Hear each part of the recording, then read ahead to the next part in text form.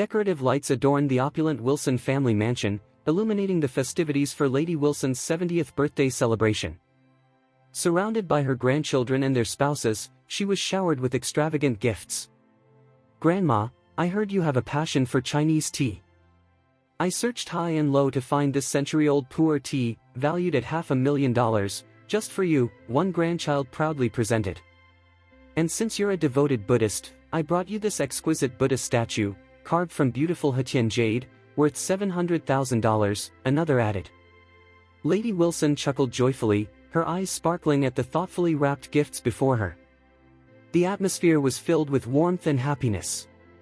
Suddenly, Charlie Wade, Lady Wilson's eldest grandson-in-law, broke the cheerful mood with a bold request.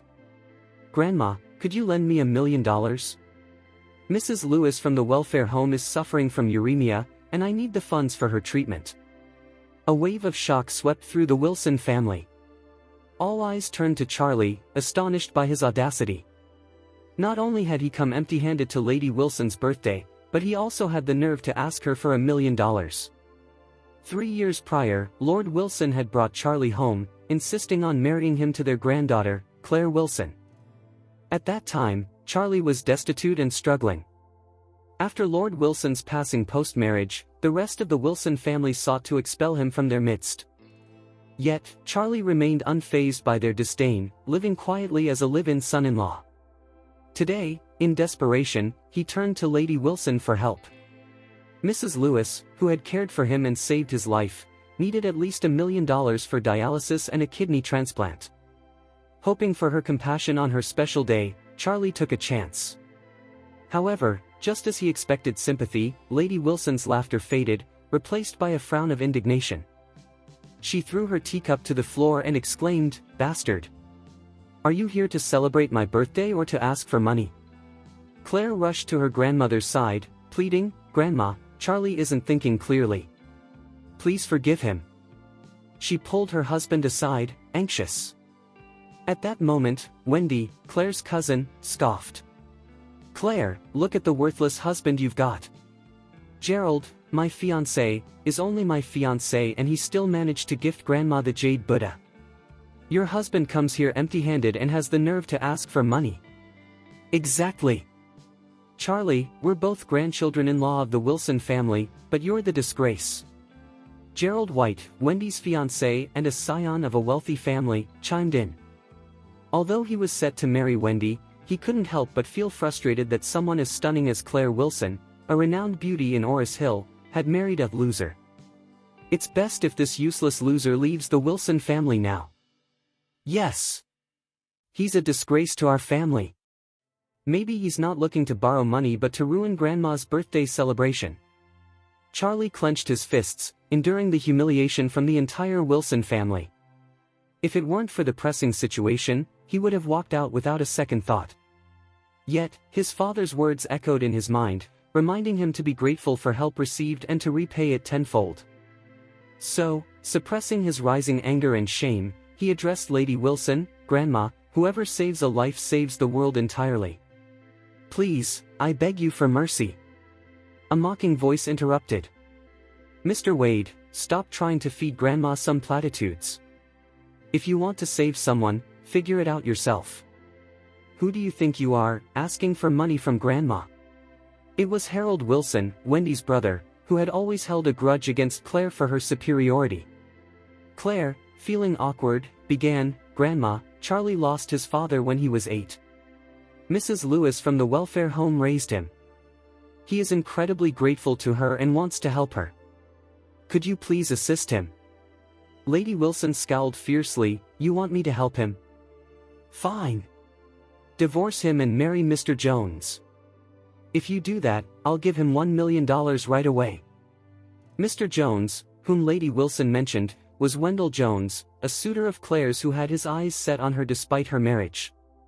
The Jones family was influential in Orris Hill, far more so than the Wilsons, and Lady Wilson had long desired to ally with them. Just then, the butler rushed in with exciting news. Mr. Jones sent a birthday gift for Lady Wilson. It's a Buddha talisman carved from jadeite, worth $3 million. Lady Wilson's face lit up with joy. Bring it to me. Let me see. The butler presented the stunning emerald green talisman, which drew gasps of admiration from the guests. It was flawless, a masterpiece of the finest jade quality. Gerald frowned, feeling overshadowed by Wendell's unexpected generosity. Lady Wilson lovingly admired the talisman. "Oh, Mr. Jones is so thoughtful. It would be a dream come true if he were my grandson-in-law." She then turned to Claire, asking, "So, how about it? Will you consider my proposition?" Claire shook her head firmly. "No, Grandma. I will never divorce Charlie." Anger flashed in Lady Wilson's eyes. "You ungrateful girl. What is that loser good for? Why waste your time with him? Kick him out of my house. I don't want to see his face at my birthday banquet." Charlie sighed, filled with disappointment. He no longer wanted to be part of the Wilson family. Turning to Claire, he said, "Claire, I'm going to visit Mrs. Lewis in the hospital." "I'll go with you," Claire replied quickly. Lady Wilson erupted once more, "If you leave now, you're no longer my granddaughter. You can take your mom, your dad, and that loser and leave the Wilson family." Claire stared at her grandmother, shocked by her harshness. Charlie interjected, "Stay here, don't worry about me." Before Claire could gather her thoughts, he turned and walked away. Harold laughed mockingly. "Hey, dear Charlie, if you leave with nothing, will you beg for food on the streets? If you do, you'll embarrass our family name. Here, I have $1, maybe you can buy a bun." He tossed a dollar bill at Charlie's feet, and the room erupted in laughter. Charlie gritted his teeth in frustration but left without looking back. Upon arriving at the hospital, Charlie headed straight to the cashier's office, hoping to negotiate a 2-day extension for payment. However, he learned that Mrs. Lewis had been transferred overnight to Fairview Hospital, the top medical facility in Eastcliff, for treatment.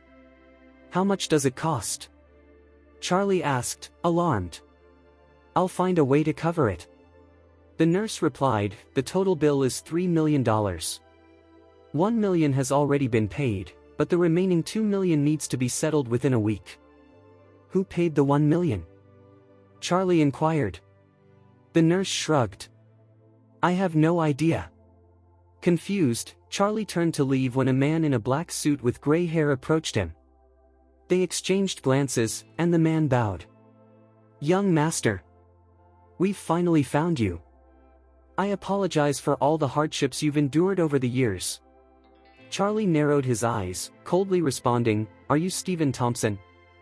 Stephen looked surprised. "Young master, you remember me?" Charlie replied, "Of course. I remember all of you. You drove my parents and me out of Eastcliff, leading to their deaths and leaving me an orphan. What do you want from me now?" Stephen's face fell. "Young master, Lord Wade was heartbroken to learn of your father's death. He has been searching for you. Come, let's go home and see him." Charlie retorted coldly, "No thanks. I don't want to see him."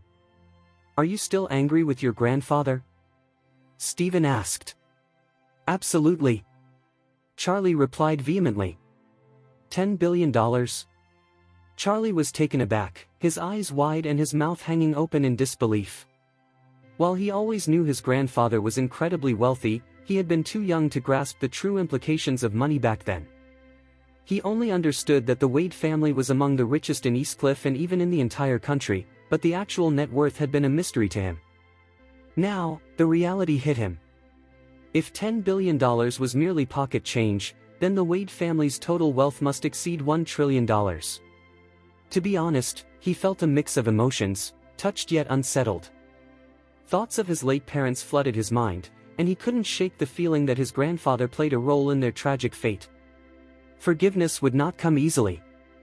Noticing Charlie's turmoil, Stephen quickly interjected, "Young master, as a member of the Wade family, this money is rightfully yours.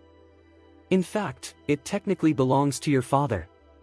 The master mentioned that if you choose to return home, he will allow you to inherit the family's vast empire worth $1 trillion. If you prefer to stay away for now, you can use this money for your living expenses. Oh, and there's more. The Emgrand Group, Oris Hill's largest and most profitable company with a market value of $100 billion, was fully acquired by the Wade family yesterday. All the shares are now under your name, and you can claim your rights at the company tomorrow. Charlie listened in a daze, struggling to comprehend the enormity of it all. Wasn't this an overwhelming investment by the Wade family on his behalf? A premium black card loaded with $10 billion and ownership of the Emgrand Group, valued at $100 billion. Oris Hill was known for its talent, but the Emgrand Group was its shining star. It dominated the local business scene, commanding respect from all influential families, including those who had belittled him today, the Wilson family, the White family, and even the Jones family, who were still trying to win over his wife. To think they were mere subordinates compared to the Emgrand Group. And now, it belonged to him. Stephen handed Charlie a business card. "Young master, you may need some time to process all this, so I'll take my leave. Here's my card with my contact information. Don't hesitate to reach out if you need anything." With that, Stephen turned and exited. Charlie remained in a stupor long after he had left. He was torn about whether to accept the Wade family's compensation.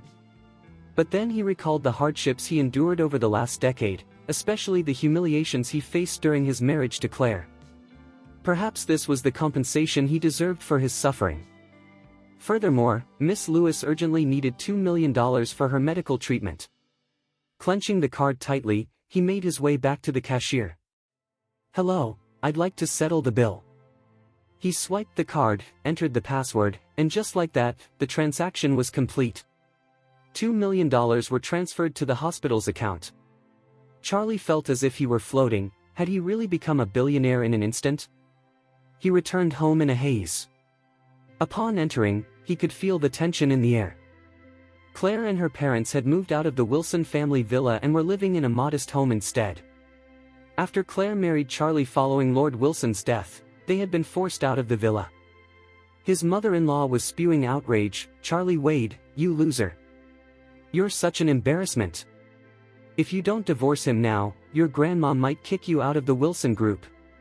Claire, remaining calm, replied, "If that happens, I'll just find another job." "You," her mother snapped back, "what's so great about that loser? Why don't you just divorce him and marry Wendell? If you marry Wendell Jones, our family can hold our heads high."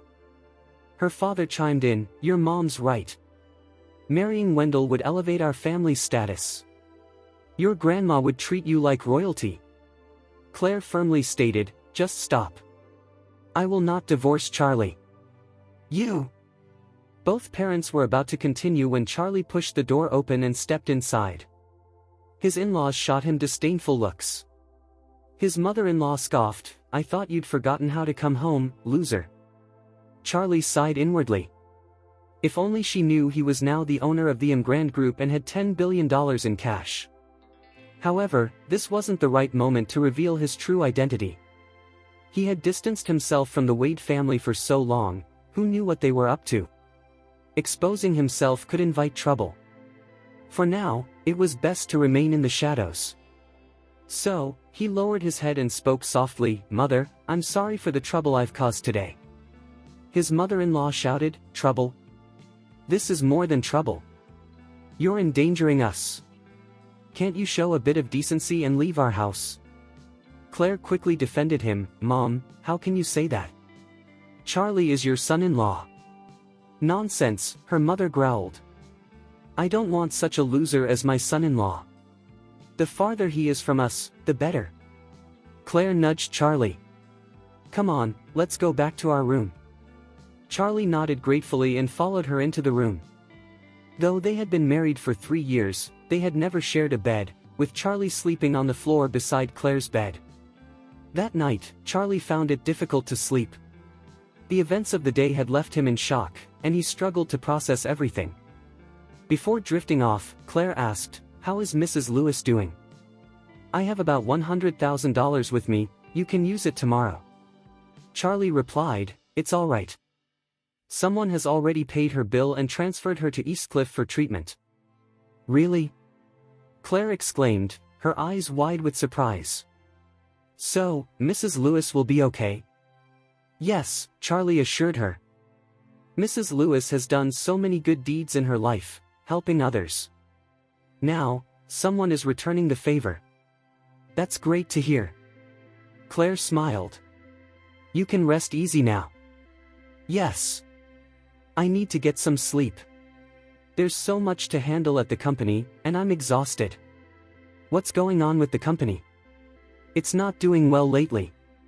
Grandma wants to collaborate with Grant, but the Wilson Group is too insignificant compared to them. They wouldn't even notice us. Oh? Haven't there been collaborations between the Wilson Group and Grant in the past? Claire laughed sarcastically. Of course not. What do we mean to Grant? We're probably just a speck of dust to them. Even Gerald's family, Wendy's fiancé's family, could barely scratch the surface of Grant's business empire. That's why Grandma is so eager for them to marry soon. She thinks the White family can help us build connections with Grant. Charlie nodded, understanding the situation. The Wilson family had exhausted every option to collaborate with Grant Group. However, Lady Wilson would never realize that he was now the owner of Grant. With this in mind, Charlie resolved to take charge of Grant Group and support Claire in her business endeavors. The Wilson family had treated her unfairly, and he could no longer stand by while they bullied her. As her husband, he felt it was his duty to elevate her standing within the family. He silently vowed, Claire, your husband has changed. I won't let anyone disrespect you again. I will make the entire Wilson family bow before you. The following morning, after whipping up breakfast, Charlie hopped on his scooter and made his way to the Grant Group's office. He parked his scooter at the edge of the parking lot. Just as he secured it, a sleek black Bentley glided into a space across from him. Curiously, he glanced up and saw a young couple emerging from the vehicle. The man was dressed in a sharp, branded suit, exuding charm and sophistication. The woman, on the other hand, had a flamboyant style that, while a bit over the top, showcased her beauty. This lady was none other than Wendy Wilson, Claire's cousin, and the man by her side was her fiancé, Gerald White. Charlie was puzzled by their presence but knew that avoiding them was the best strategy to prevent any unwanted trouble. Ironically, the more he tried to stay out of sight, the more likely they were to notice him. Wendy spotted him from the corner of her eye and exclaimed, "Hey, Charlie." Although Wendy called out to him in a friendly tone, Charlie felt an unsettling chill run down his spine. Out of politeness, he halted in his tracks and awaited their approach. With a forced smile, he asked, "Wendy, what brings you here?" Wendy laughed lightly. "Oh, Gerald is here to meet Doris Young, the vice chairman of Grant Group. I'm just here to keep him company." She then glanced at Gerald with affection and added, "The White family has numerous projects with Grant Group. This will not only benefit the White family but also our Wilson family in the long run." Charlie was unaware that the Whites were business partners with Grant Group. After all, he had just taken over the company and hadn't yet delved into the specifics. Maintaining his composure, he replied with a polite smile, "Mr. White is quite talented, you two make a wonderful couple." Gerald shot Charlie a contemptuous glare, his anger simmering beneath the surface. How could this loser, who had been publicly humiliated by Lady Wilson just the day before, act as if nothing was wrong? Why on earth would Claire, a stunning woman, choose to marry someone like him? If Charlie hadn't existed, Gerald would have certainly pursued Claire with zeal. Who would want to be engaged to Wendy, who fell short in every possible way? Gerald let out a frustrated huff and asked, "What are you doing here?" "I'm here to apply for a job," Charlie replied. "Apply for a job?" Gerald scoffed derisively. "You? The guy who can't accomplish anything wants to apply at Grant Group? Are you serious?" Charlie frowned. "What's it to you?" Wendy had initially called out to Charlie to humiliate him. Now, seizing the opportunity, she mocked, "Why? Gerald's right, isn't he? Do you have any educational background or achievements to show? Honestly, they wouldn't even consider a loser like you, even if you were applying for a security position. You'd be better off scavenging for trash on the streets, at least you might earn a few thousand a month." With that, she tossed a water bottle at Charlie's feet and sneered, "There you go, pick it up and sell it for some cash. Don't say I never cared about you." Gerald laughed maliciously. You're nothing but trash, but since we're family, I'll give you a break. I happen to know the vice chairman of Emgrand Group personally, maybe I could put in a good word for you and see if she can find a toilet cleaning job for you? Charlie smirked and retorted, what job I'm applying for is none of your business. You should focus on your own issues instead. Emgrand Group is a big company, and I doubt they'd want to collaborate with someone as lowly as you. Gerald's face flushed with rage. Who are you calling lowly? Charlie replied with disdain, you, lowly. He then turned and strode toward the building, ignoring Gerald's angry shouts behind him. Damn you! Stop!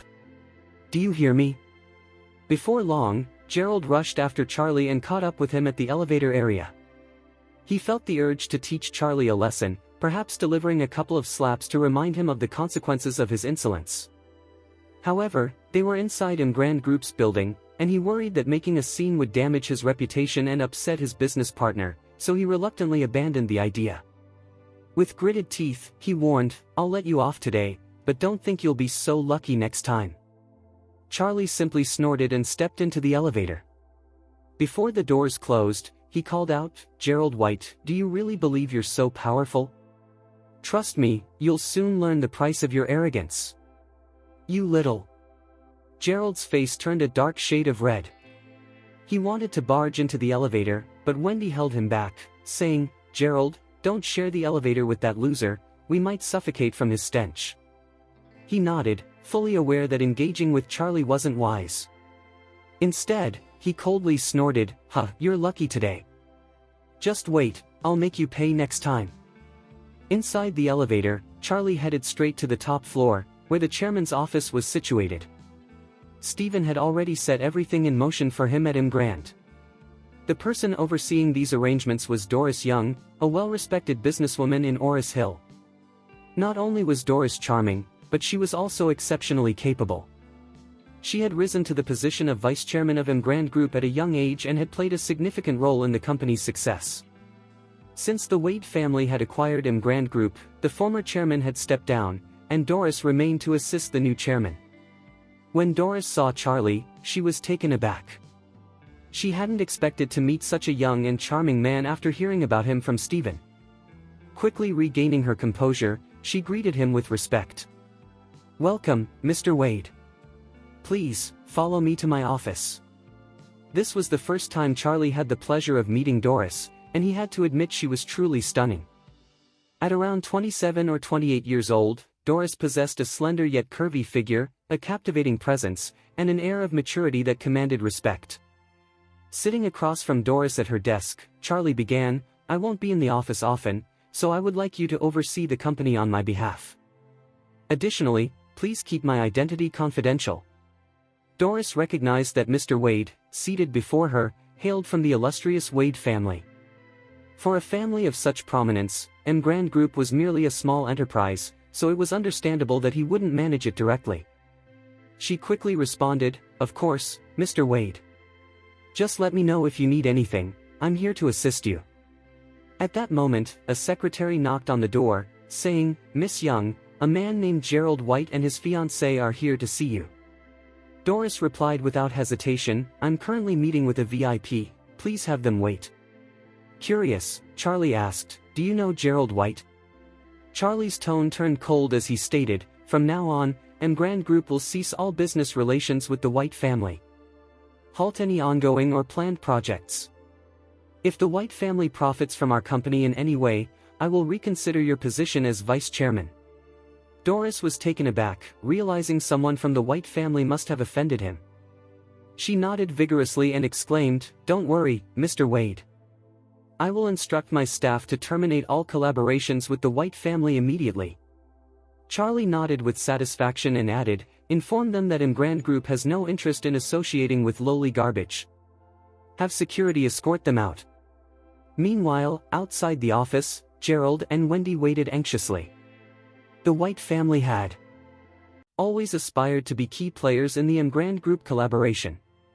Gerald hoped to build a strong rapport with Doris Young to strengthen their family's ties with the company.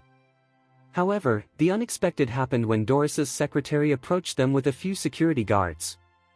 "Excuse me, may I know if Miss Young is available to meet with us now?" Gerald asked, confusion etched on his face. Coldly, the secretary replied, "I'm sorry, but our vice chairman has stated that Emgrand Group has no interest in collaborating with lowly garbage like you. All partnerships with your family are cancelled effective immediately." "What did you just say?" Gerald gasped in shock, his jaw nearly hitting the floor. Why did that remark sound so familiar? Oh right. Charlie Wade had said the same thing in the parking lot. What did Doris Young mean by that? Did she truly intend to end all collaborations with the White family? Anger surged within him, clouding his thoughts. What was happening? All projects cancelled. A significant portion of the White family's income relied on their work with Emgrand. If they terminated ties, it would severely impact their wealth. He couldn't accept this harsh reality. He shouted, "I demand to see Miss Young. I want to ask her personally."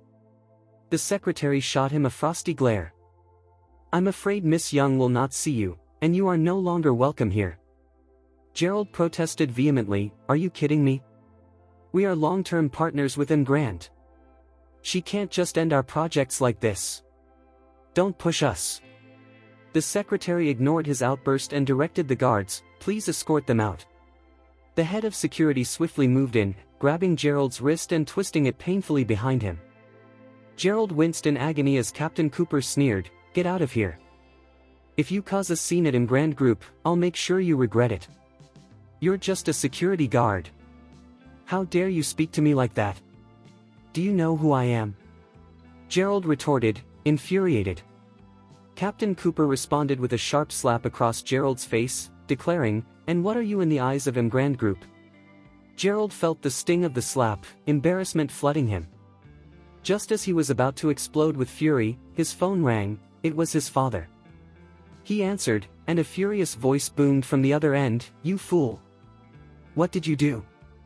Emgrand Group wants to terminate all projects with us. Who did you offend?"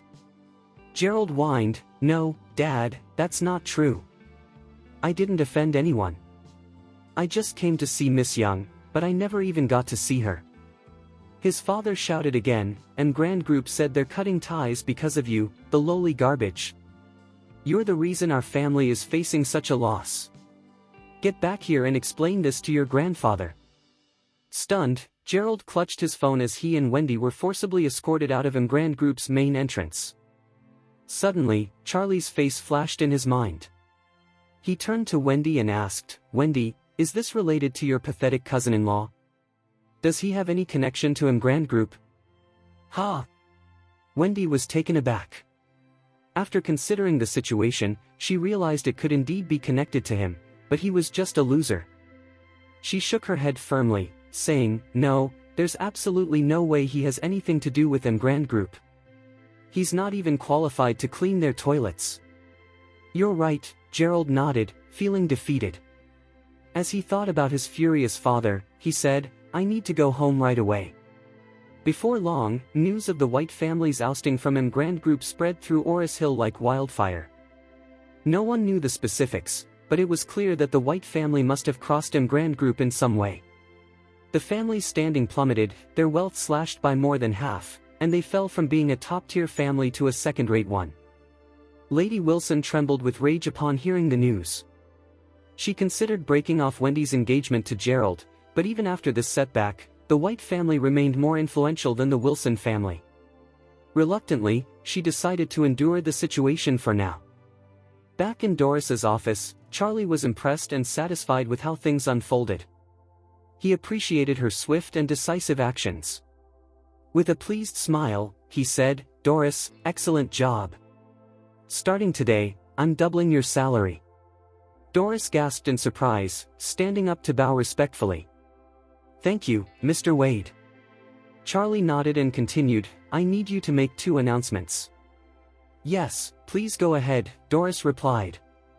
"First, announce the change in Emgrand Group's ownership and the appointment of a new chairman, but keep my identity under wraps. Just refer to him as Mr. Wade. The second announcement will be about Emgrand Group investing $2 billion to construct a 6-star hotel in Oris Hill and inviting tender bids for partners. All construction and interior design companies in the city are welcome to participate. The main business of Wilson Group revolved around interior design and construction. The old lady would jump at the chance to work with Emgrand. Winning the bid with Emgrand Group would make anyone the most sought-after professional in the industry. Now that he owned Emgrand Group, Charlie could offer his wife some lucrative opportunities. The recent announcements from Emgrand Group sent shockwaves through Oris Hill, akin to a powerful earthquake. Upon discovering the ownership change at Emgrand Group, the Wilson family quickly understood the reason behind the termination of their collaboration with the White family. It appeared that the new owner of Emgrand held little regard for the Whites. This brings us to the enigmatic Mr. Wade. He effortlessly purchased Emgrand Group, a company valued at hundreds of billions of dollars. Such power is quite astonishing. After all, even the wealthiest individual in Oris Hill wouldn't possess such capabilities. In the aftermath of this news, numerous affluent families were poised to act. They were eager to forge connections with the mysterious Mr. Wade, and many even contemplated marrying their daughters to him. Additionally, Emgrand Group's announcement of a $2 billion investment in a hotel construction project sent ripples through both the construction and interior design industries in Oris Hill. $2 billion. Just the opportunity to bid on scraps of the project could yield substantial profits. Numerous companies, including Lady Wilson, who had a penchant for wealth, were keen to get involved. Overjoyed, Lady Wilson realized that this $2 billion project could be the golden ticket for the Wilson family to secure a contract, elevating their status significantly. Consequently, she called for an urgent family meeting at the villa that evening to strategize on how to seize this monumental opportunity with Emgrand Group. Attendance was mandatory. Later that evening at the Wilson family mansion, Charlie attended the meeting at Lady Wilson's request. Aware of her true intentions, he planned to use this occasion to support Claire. When Harold, Claire's cousin, spotted Charlie in the mansion, he scoffed mockingly, "Wow. Charlie Wade, how shameless can you be? What gives you the nerve to face Grandma now?" With an unbothered demeanor, Claire replied, "Enough of your nonsense. Grandma invited everyone in the Wilson family. Charlie is my husband, which makes him a part of the family too." Harold let out a sarcastic laugh. "A part of the Wilson family? Ha! He's just a live-in son-in-law." Charlie simply rubbed his nose and said to Claire, "Let's not engage with him. We should head in quickly, Grandma is waiting for everyone." Claire nodded and walked into the house, ignoring Harold completely. His expression twisted with irritation as he anticipated their upcoming embarrassment. Once inside the meeting room, Claire and Charlie settled into a corner. Soon after, Lady Wilson made a grand entrance, and the family meeting officially commenced. Sitting at the head of the table, Lady Wilson rapped her knuckles on the surface and began enthusiastically, "The Wilson family has been waiting for an opportunity like this for years, a chance to elevate ourselves to the pinnacle of Oris Hill's social hierarchy. That opportunity is finally upon us." She continued with fervor, "Emgrand Group has unveiled a $2 billion mega-project. If anyone can secure a contract from it, the rewards will be immense. Moreover, this is Emgrand's first major project following its change in ownership, a golden opportunity for us. If we make a favorable impression on the new chairman, our family could achieve significant power and prominence in the future." Despite her enthusiasm, the attendees remained relatively indifferent and unresponsive. It wasn't the first time the Wilson family sought collaboration with Emgrand Group, but for years, they had been met with silence. What made Lady Wilson think they could finally secure a deal now? It seemed unlikely. Seeing the lack of enthusiasm, Lady Wilson's face flushed with fury, and she shouted, "Why is everyone so quiet? Does no one believe we can secure even a small part of this $2 billion project?" Everyone exchanged nervous glances, but nobody dared to speak up. Growing increasingly frustrated, Lady Wilson gritted her teeth and declared, "Listen carefully. Whoever can secure a $30 million contract from Emgrand Group will be appointed as the director of our company." The room fell silent, jaws dropping as if a bomb had detonated. Lady Wilson ruled the family and the company with an iron fist and had never before appointed a director. Such a position wielded significant power, typically reserved for the company's future successor. By offering this position as a reward, it was clear that she was desperate to land the project. However, despite the allure of the reward, the task itself was daunting.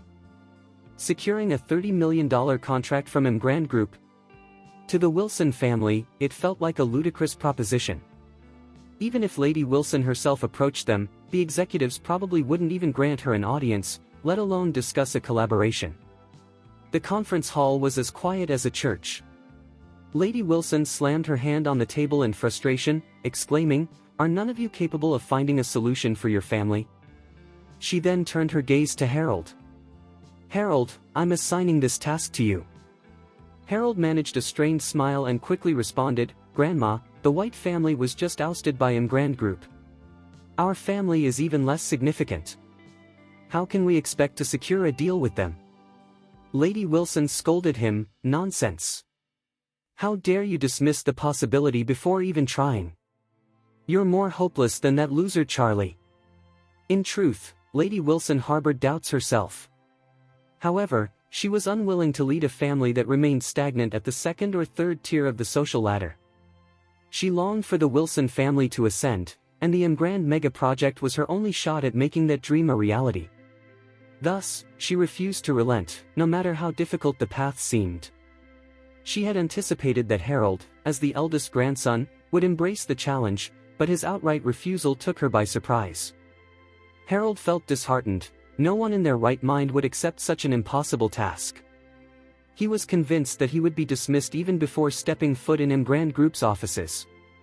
Not only would he fail, but he would also face ridicule for his inability to accomplish the task. That's why he could never agree to his grandmother's request. Lady Wilson glared at the rest of the family and shouted, "What about the rest of you? Is there no one willing to take on this challenge?" At that moment, Charlie nudged Claire with his elbow and whispered, "Darling, you should accept the mission." Claire gasped in disbelief, "Are you out of your mind? There's no way Emgrand Group would partner with a small company like ours." Charlie smiled reassuringly and said, "Don't worry, you'll definitely secure the deal." Claire's eyes widened in shock.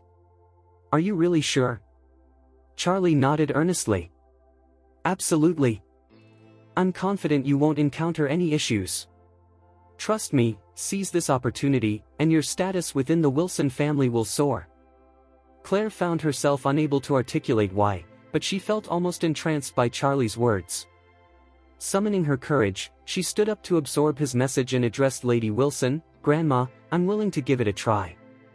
Claire's announcement sent a ripple of shock through the room, leaving everyone gasping in disbelief.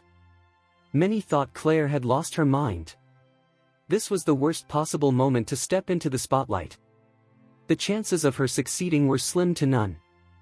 Emgrand Group was the largest company in Oris Hill, and the Wilson family was merely a tiny blip on their radar.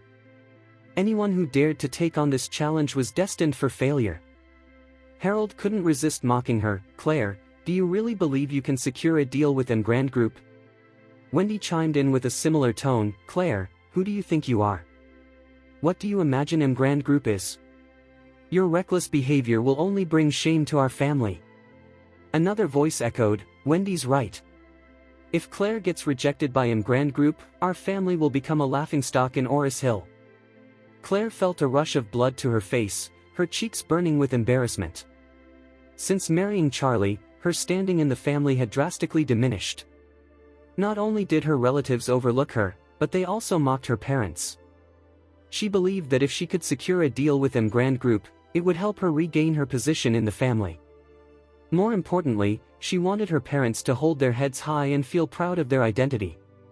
However, under the weight of their sarcastic remarks and scorn, she began to doubt her ambitious idea. She shot an annoyed glance at Charlie. How had he convinced her to entertain such a ridiculous notion? She regretted suggesting it at all.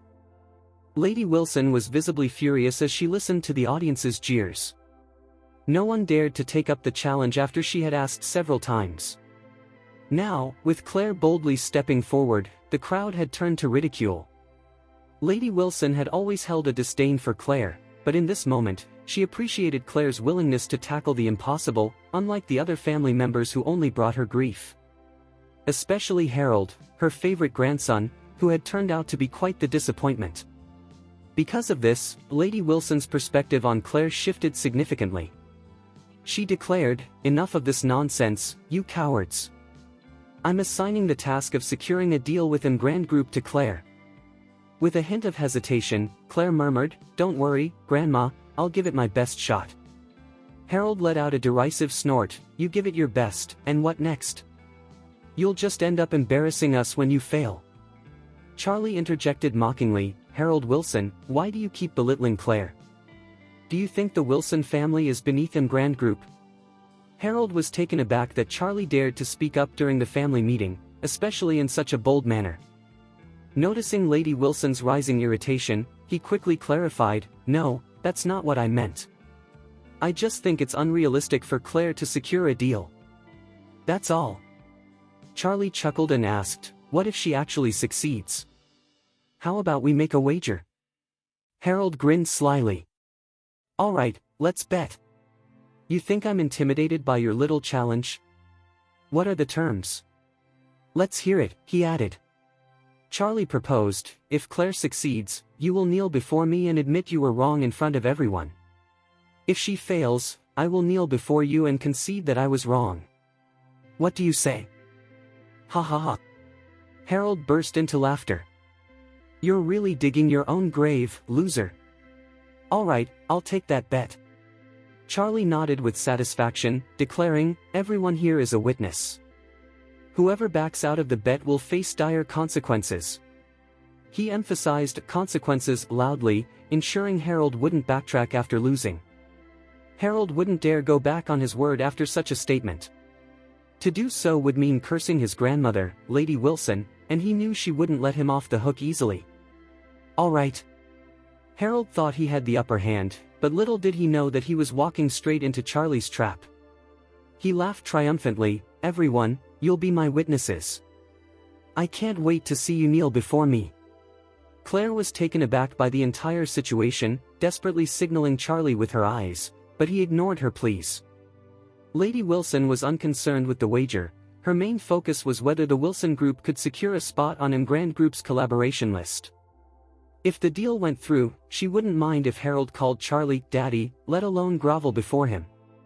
Thus, she concluded calmly, "That's enough for today. Claire, you have 3 days to negotiate and finalize the deal."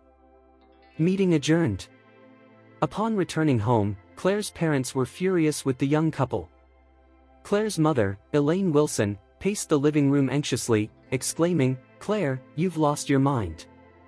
How could you listen to that loser and take on this task without thinking it through?"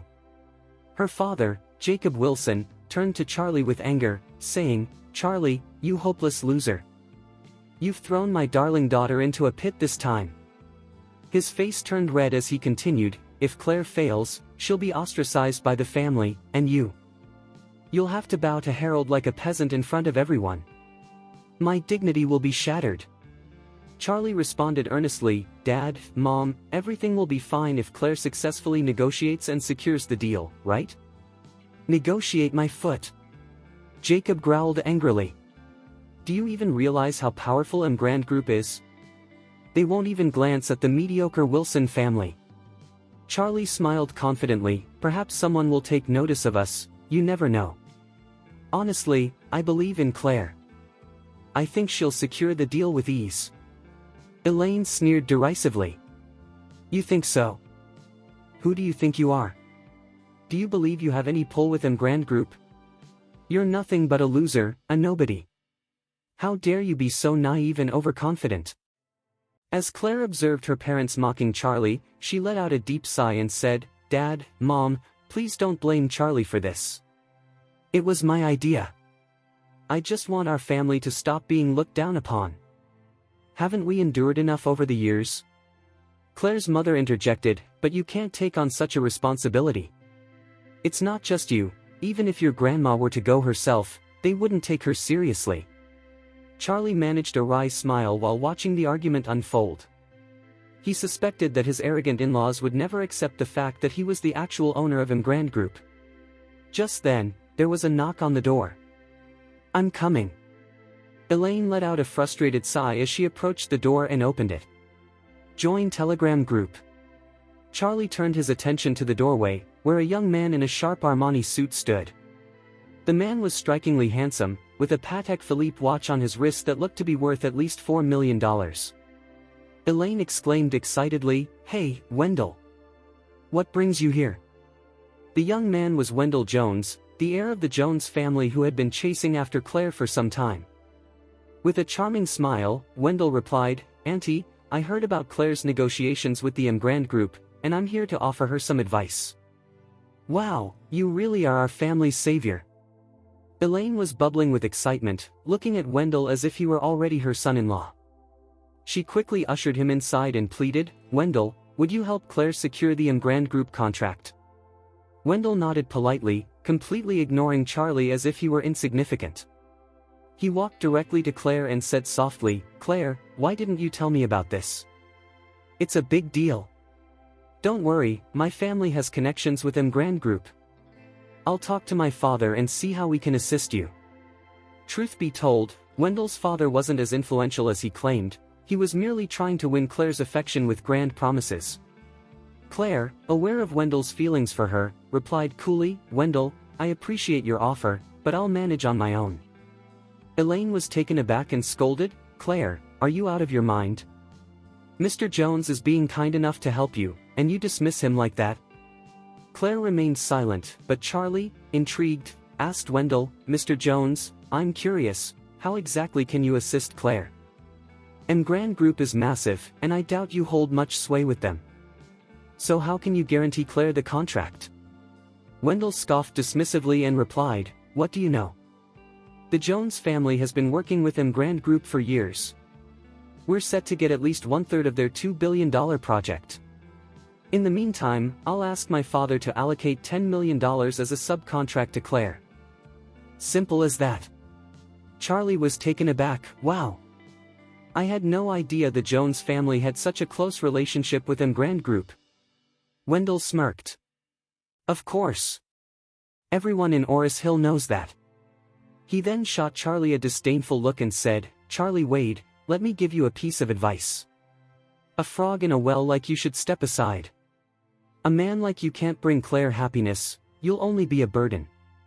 Claire interjected coldly, "I'm sorry, Mr. Jones, but I don't need your help, and I'd appreciate it if you watched your words." Wendell, flabbergasted, replied, "Claire, I'm here to help you. Why are you siding with this loser? Why are you defending him?" Claire responded firmly, "He's not a loser, he's my husband." A dark cloud crossed Wendell's face as he growled, "Fine. You've made your choice. I'll be waiting to see how you solve this problem. Don't come crying to me later when you realize you missed an opportunity." With that, Wendell turned, slammed the door behind him, and left. Elaine rushed after Wendell, but he was already gone. She slapped her thighs in frustration, pointed at Charlie's face, and shouted, "You! How dare you? What can you do besides being a burden to Claire? Mr. Jones was genuinely trying to help, and you chased him away." Charlie replied flatly, "Mom, he's all talk. If he can't secure a contract with Emgrand, how can he possibly help Claire?" "Nonsense!" Elaine retorted, "What do you know, you ignorant fool? The Jones family can secure 1/3 of that $2 billion contract." Charlie remained stoic, but inwardly he was amused, thinking, "I may not know the full extent of the Jones family's power, but I am certain that my Emgrand Group will no longer have any dealings with them. Even if they have collaborated before, that's all over now." Meanwhile, Claire couldn't read her husband's thoughts. She turned to her mother and said, "Mom, please don't blame Charlie. Just wait until I return from Emgrand Group." "Ha!" Elaine sighed heavily, feeling that fate had dealt her an unfair hand. She had married a useless husband, and now her daughter had married someone even more hopeless. What had she done to deserve this fate? The following morning, Claire arrived at the Emgrand Group office alongside Charlie, carrying the file filled with proposals she had diligently prepared overnight. As they stood before the towering 100-story building, Claire felt a wave of doubt wash over her. How could a prestigious company like Emgrand consider collaborating with the Wilson family, especially for a hefty $30 million deal? It felt akin to a beggar approaching a wealthy individual and requesting a $30 million handout, utterly absurd.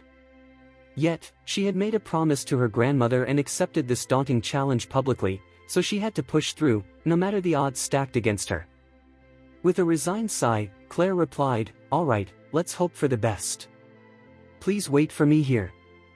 Taking a deep breath, she steeled herself and stepped through the entrance. Meanwhile, Charlie pulled out his phone and dialed Miss Young. "Miss Young, my wife is on her way to see you right now. Please ensure everything goes smoothly." "Yes, Mr. Wade. You can count on me, I'll meet all your expectations. By the way, I heard that Emgrand Group has a close relationship with the Jones family. Is that true?" "Indeed, we have collaborated on numerous projects with them, both completed and ongoing. They have expressed interest in partnering with us again on this new megaproject and have submitted their proposals for my evaluation. However, the final decision rests with you, Mr. Wade."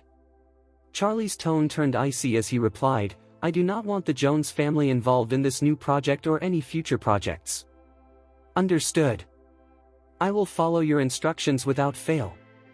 Meanwhile, Claire entered the Emgrand Group office and checked in at the front desk, uncertain if Doris Young, the vice chairman, would even see her. Before long, a poised female assistant approached her. "Hello, are you Miss Claire Wilson? Miss Young is expecting you in her office, please follow me." Claire nodded, momentarily dazed. How could Miss Young know she was there? Was it possible that Doris was aware of her impending visit? It seemed unlikely for someone of Doris Young's stature to know about her, but this was a rare chance she couldn't afford to miss. She quickly followed the assistant to Miss Young's office. Doris rose from her chair and greeted Claire warmly. "Hello, Miss Wilson. I'm Doris Young, the vice chairman of Emgrand Group. It's a pleasure to meet you." Feeling a bit nervous in the presence of such a renowned business figure, Claire managed to speak, albeit with a trembling voice. "Hello, Miss Young. Thank you for meeting with me. I'm here to discuss the hotel project. While the Wilson Group may not be as powerful as some of the other companies, I assure you that we work diligently and have built a solid reputation in the interior design and decoration sector." She handed over her document file and added, "Here's our portfolio for your review." Doris smiled kindly as she examined the documents. After a quick look, she stated, "Miss Wilson, I believe you would be the ideal partner for us." "Really? Is that true?" Claire asked, astonished. This was progressing far too smoothly for her comfort. Doris continued with a smile, "While I admit that the Wilson Group does not fully meet our requirements, our chairman has a high regard for you and is willing to give this a chance." "Your chairman?" Claire echoed, surprised. "May I ask who that is?" Doris replied with a faint smile, "Our chairman is Mr. Wade from Eastcliff." "Mr. Wade?" Claire's brow furrowed in confusion. "I don't believe I know anyone by the last name of Wade, other than my husband." Doris nodded subtly. Charlie had instructed her to keep his identity under wraps, so she could only reveal so much. Claire was unaware that the Mr. Wade she referred to was actually her husband, whom she considered rather insignificant. Doris then pointed out, "In your proposal, I noticed your quoted figure for the agreement is $30 million. Claire nodded, feeling anxious. "Is that too high?" Doris shook her head with a smile. "Not at all. In fact, it's less than our budget." Claire was puzzled. "What do you mean?" "Our chairman has instructed me to adjust the quotation to $60 million. In the midst of their conversation, Doris handed Claire a contract. "Here, we've prepared a contract in advance for a total of $60 million. If it meets your approval, we can sign it right now." "Ha! This," Claire exclaimed, utterly shocked. She had never imagined that a company as formidable as Emgrand Group would have a contract ready beforehand, especially for an amount that had doubled. Her grandmother's target for this project had been $30 million, yet the contract clearly stated $60 million. Suddenly, memories of her husband's earnest expression from their family meeting the night before flooded back to her. Why had he seemed so confident? As she stood at the entrance of Emgrand Group, her own doubts had been overwhelming, while he appeared unshaken. Could he have known all along how this would turn out? Who was he, really? In a fleeting moment, a bizarre thought crossed Claire's mind. Could the Mr. Wade that Doris mentioned actually be her husband, Charlie Wade? Upon further reflection, she dismissed the idea as utterly ridiculous. After all, Charlie was an orphan who had grown up in a welfare home. But then again, who in the world had ever treated her as well as Charlie did? $30 million might have seemed like an extravagant dream, yet they had offered her $60 million. Unable to contain her curiosity, she asked, "Miss Young, is your chairman Charlie Wade?" Doris felt her heart race. The chairman had explicitly instructed her to keep his identity a closely guarded secret, only revealing his last name to the public. If Claire guessed correctly, she would be in trouble. She quickly shook her head and replied, "Miss Wilson, I urge you to drop that question. Our chairman is from a prestigious family in Eastcliff. His identity is highly confidential, and I'm not authorized to disclose any details." Claire nodded, calming herself at the mention of an Eastcliff descendant. After all, Charlie was an orphan and certainly not from a prominent family. It seemed she had been overthinking things. Still feeling dizzy and dazed, Claire stepped out of Doris's office, clutching a $60 million contract between Wilson Group and Emgrand Group. It all felt surreal, like a dream come true. As soon as she spotted Charlie at the entrance, she rushed over, excitement bubbling inside her. "Charlie, I did it! I did it!" Charlie felt a grin tug at his heart. "Of course, your husband is the owner of Emgrand Group, securing the deal was a given." But he feigned surprise and exclaimed, "Wow! You managed to land such a challenging project. Darling, you're amazing." "Not really," Claire said modestly. "It seems they just handed the project to me." "Ha!" Charlie looked confused. "What do you mean?" Claire hesitated, worried that mentioning the chairman's intentions might make Charlie jealous. So, she quickly changed the subject. "It's a long story. Let's head back to the office and share the good news." Charlie chuckled. "All right. This time, that arrogant Harold must honor the bet and kneel before me." Claire agreed, "Yes. He's so snobbish and conceited, it's time he faces a reality check." In truth, Claire had her own strong personality. Harold and the rest of the family had always looked down on her and Charlie, but now that she had achieved the impossible, she was determined to humble them a bit. 10 minutes later, they arrived at the Wilson Group office. The atmosphere in the conference room was tense and peculiar. Everyone knew Claire had gone to Emgrand Group that morning, but they didn't believe she could succeed, so they were there to mock her. To their surprise, she returned much sooner than expected. As Claire and Charlie entered, they were met with sneers and disdainful looks. Harold sneered, "Hey, Claire, back so soon. Couldn't even get past their door, right?" "Ha ha ha." Wendy chimed in, "Claire, failing in less than an hour? That's a world record." A cloud of disappointment shadowed Lady Wilson's face. She was irked. She understood that tackling a project with Emgrand Group was daunting, but Claire should at least show some determination, even in failure. How could she give up so easily? Lady Wilson glared at Claire and said, "Claire Wilson, you disappoint me." Charlie frowned at their reactions. How could they be so vile? They were ridiculing Claire without knowing the outcome. Especially Harold, the insufferable brat. Who did he think he was to look down on them? He better be ready to kneel before him. Initially thrilled, Claire's excitement began to wane in the face of their mockery. Anger simmered inside her as she replied, "I'm sorry to disappoint, but I've secured a deal with Doris Young from Emgrand Group." "What? You actually did it?" "No way. That's impossible. You couldn't even meet Doris Young." Everyone gasped in disbelief. "Claire Wilson, do you think we'll fall for that?" Harold regained his composure and slammed his hand on the table, shouting, "Miss Young from Emgrand Group is a well-known elite in the city. Why would she want to meet you? Are you even aware of your status?" Faced with the crowd's doubts, Claire retrieved the contract and handed it to Lady Wilson. "Here's the contract. Please, take a look." The contract landed in the conference room like a bombshell, sending shockwaves through everyone present.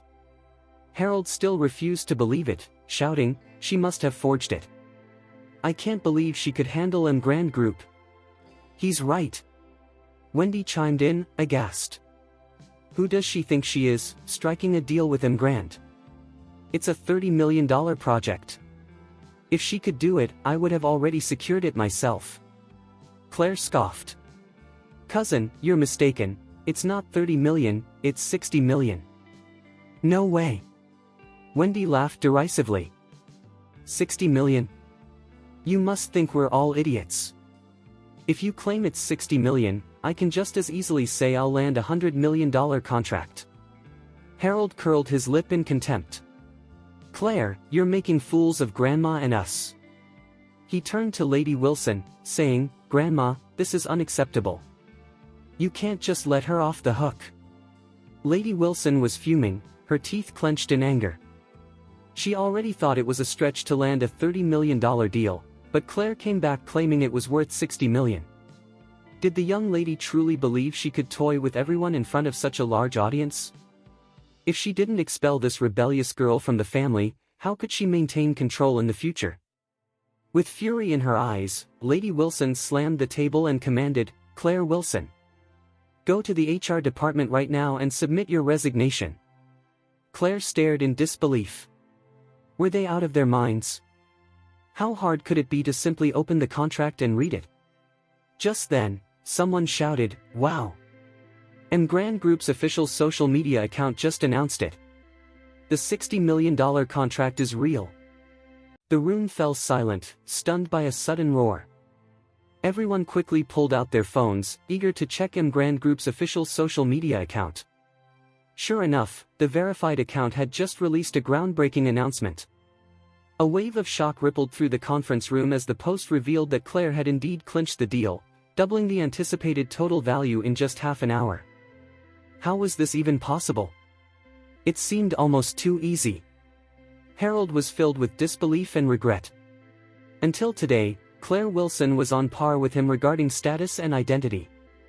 If he had only accepted the task yesterday, he could have prevented Claire from shining, no matter the outcome. Instead, he backed out because of his fear of failure. Now, Claire had triumphed, leaving him feeling as though he had received a resounding slap to the face. In that moment, Lady Wilson eagerly grabbed the contract and began to read it. Her laughter filled the room as she exclaimed, Excellent! Truly excellent! Claire, you've outdone yourself. She then inquired, What was your secret?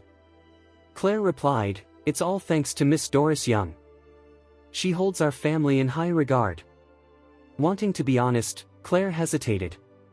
She realized she had no idea who the chairman of Grand Group was. If she revealed the truth, no one would believe her.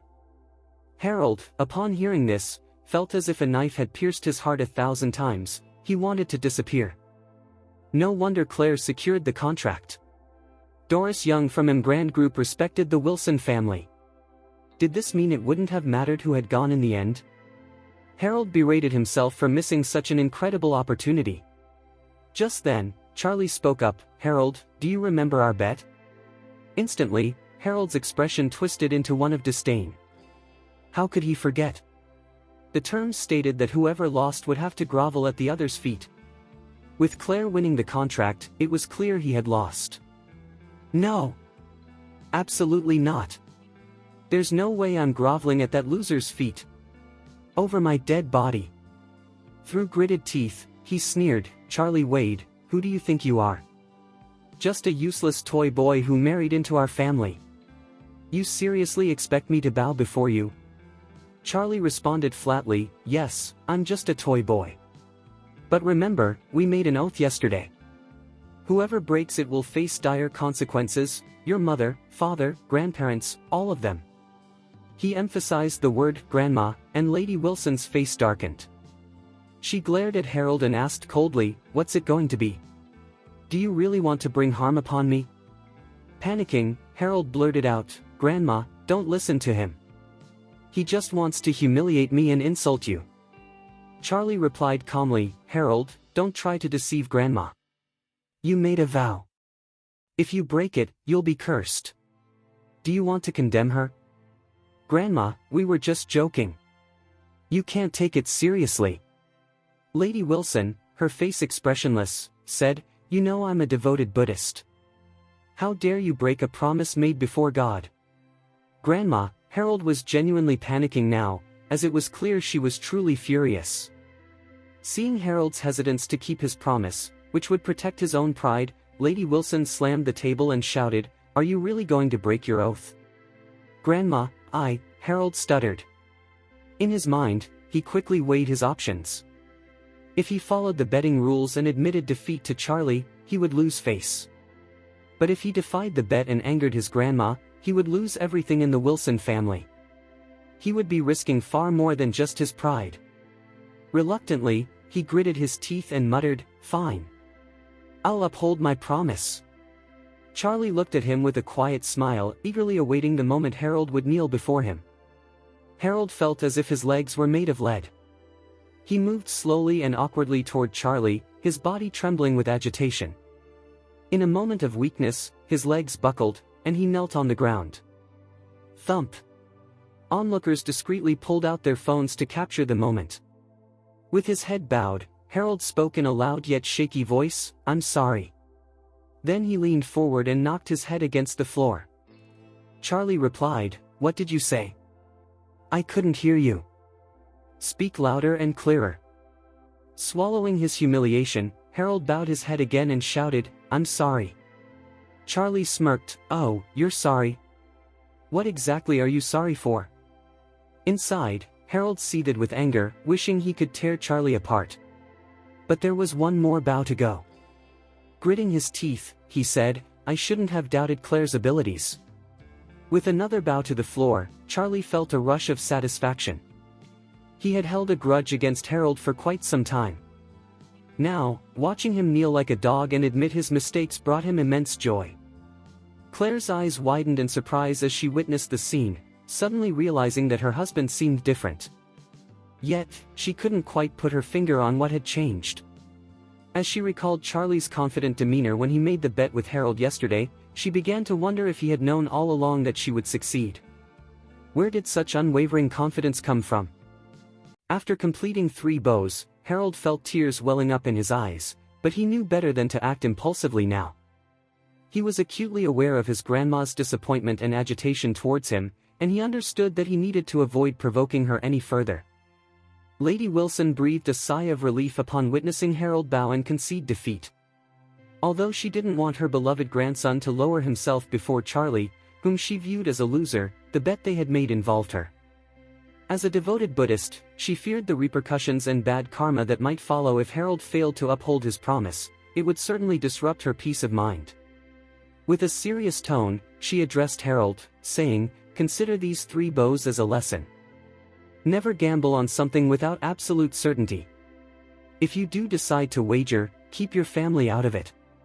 Harold, with a sulky expression, replied, "All right, Grandma, I get it now. I won't make that mistake again."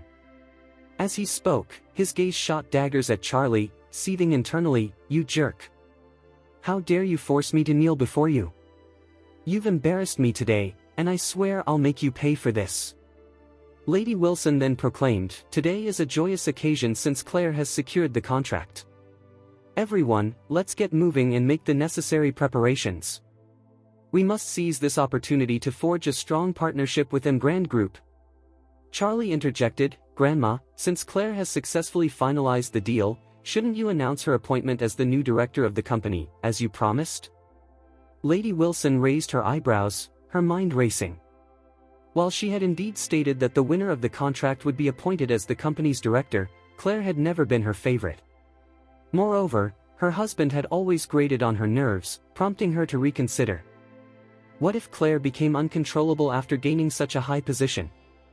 In that moment, she felt the urge to retract her promise. After all, she hadn't sworn an oath, so she wouldn't feel guilty about taking it back.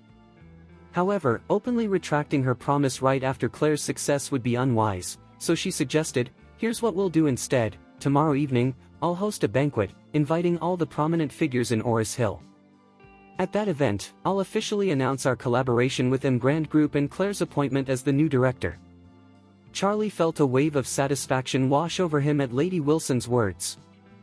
Claire, too, smiled with relief. At last, the position of director was hers. She would no longer be sidelined, and her parents could finally hold their heads high with pride. Turning to Claire, Lady Wilson said, "Claire, I need a favor from you." "Of course, Grandma, what do you need?" Claire replied. "I want you to reach out to the chairman of Emgrand Group and invite him to our banquet tomorrow." After a brief pause, she added with eagerness, "If he attends, it will be a tremendous boost for our family, elevating our status and reputation." Claire hesitated, "But I've only met Miss Young, the vice chairman. I haven't interacted with the chairman himself. Also, doesn't it seem a bit too calculated to hold the banquet right after securing the contract?" "So what? I want everyone in Oris Hill to know that we're now partnered with Emgrand Group. We're on our way to success and prosperity." Lady Wilson continued, "Even if the chairman declines, you can still invite Doris Young. She's the second in command at Emgrand Group and would be a valuable guest at our banquet." She felt a rush of excitement just thinking about it. The thought of those who had once looked down on the Wilson family now having to humble themselves filled her with anticipation. Under her guidance, the Wilson family would flourish and shine. After a moment of contemplation, Claire replied hesitantly, "Okay, I'll give it my best shot." "Not just a shot. You must do it," Lady Wilson insisted. Claire nodded reluctantly and then turned to Charlie, whispering, "What if the chairman doesn't show up? What if Doris Young declines the invitation as well?" Charlie chuckled and reassured her, "Just give it a try. You have Miss Young's number, don't you? She might agree as soon as you call her, who knows?" The purpose of the banquet was not only to showcase the strength of the Wilson family but also to announce Claire's promotion to director. As her husband, Charlie was excited to support his wife and celebrate her achievement. At that moment, Claire was unaware that her husband was the chairman of Emgrand Group. She nervously fidgeted with her fingers and sighed, "I heard that the chairman of Emgrand is a young master from a highly affluent family in Eastcliff. A person like that must be incredibly busy. Surely, he wouldn't have time to attend some trivial banquet." Charlie laughed and replied, "I doubt it. Maybe he's someone who spends his days at home, cooking and doing laundry with his wife. Who knows?"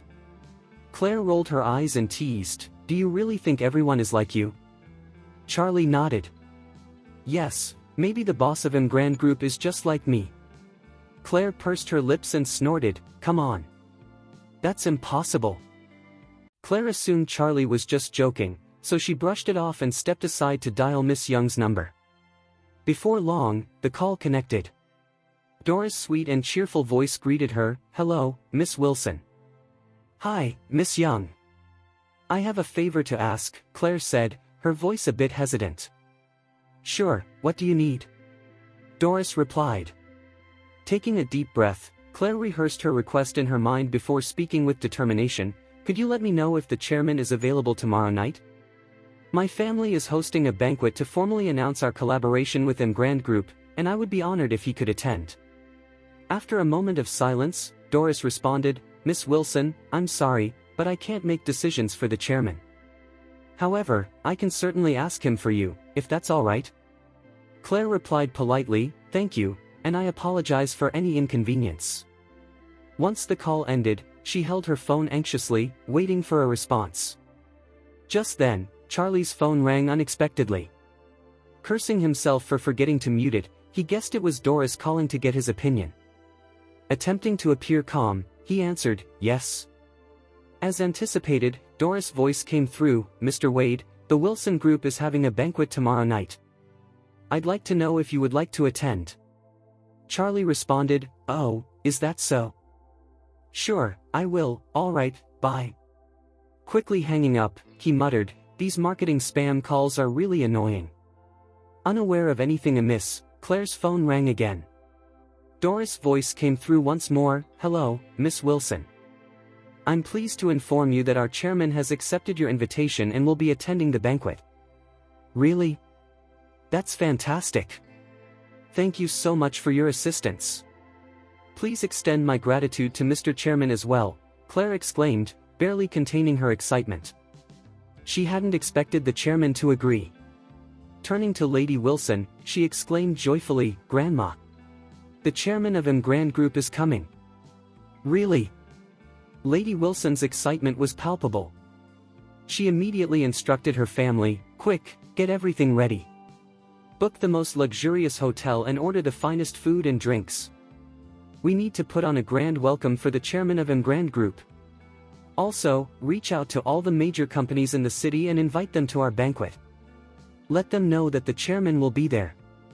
As the office buzzed with activity, everyone scrambled to make phone calls. The news spread like wildfire throughout Oris Hill, with everyone learning about Wilson Group's banquet and the mysterious chairman's attendance. Lady Wilson answered numerous inquiries with a beaming smile, delighted by the attention. She felt certain that after tomorrow's event, the Wilson family would become the most sought-after family in Oris Hill.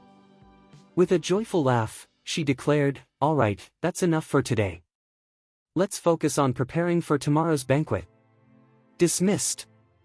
After the meeting, Lady Wilson returned to her office, and Harold, looking sheepish, followed closely behind. "Grandma, are you really planning to appoint Claire as the director?"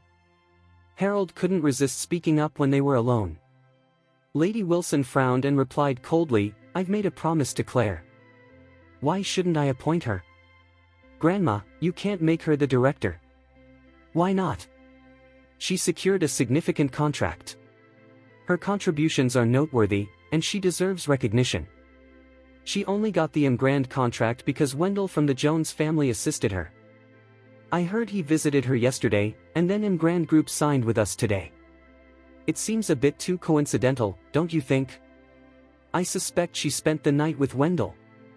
Lady Wilson's expression darkened with brewing anger. "Is that true?" "Absolutely," Harold asserted confidently. "Wendell was definitely at Claire's place last night. Just look into it, and you'll see. Grandma, Claire is a married woman. If word gets out about this contract and how it was won, what will people think of the Wilson family? What will they say about you?" Lady Wilson's frown deepened as she considered Harold's claims.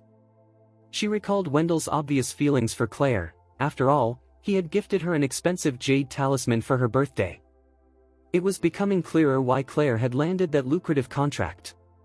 Noticing her change in demeanor, Harold pressed on, "If you appoint a woman like Claire as director, our reputation will suffer.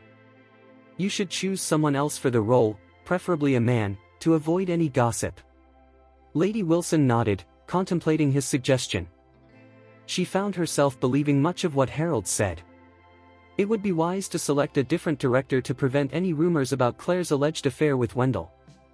If people thought the new director was responsible for winning the project, it could shield the family's reputation. Moreover, she had her biases. She was not fond of Claire and had traditional views that clashed with Claire's rising influence in the family. She resolved to keep Claire's power in check. Looking at Harold, she said coldly, "Harold, from now on, you must heed my instructions. Follow my guidance and avoid going against my wishes. Do you understand?" Harold stood tall, pledging his loyalty. "Don't worry, Grandma. I'll follow your orders as a loyal servant.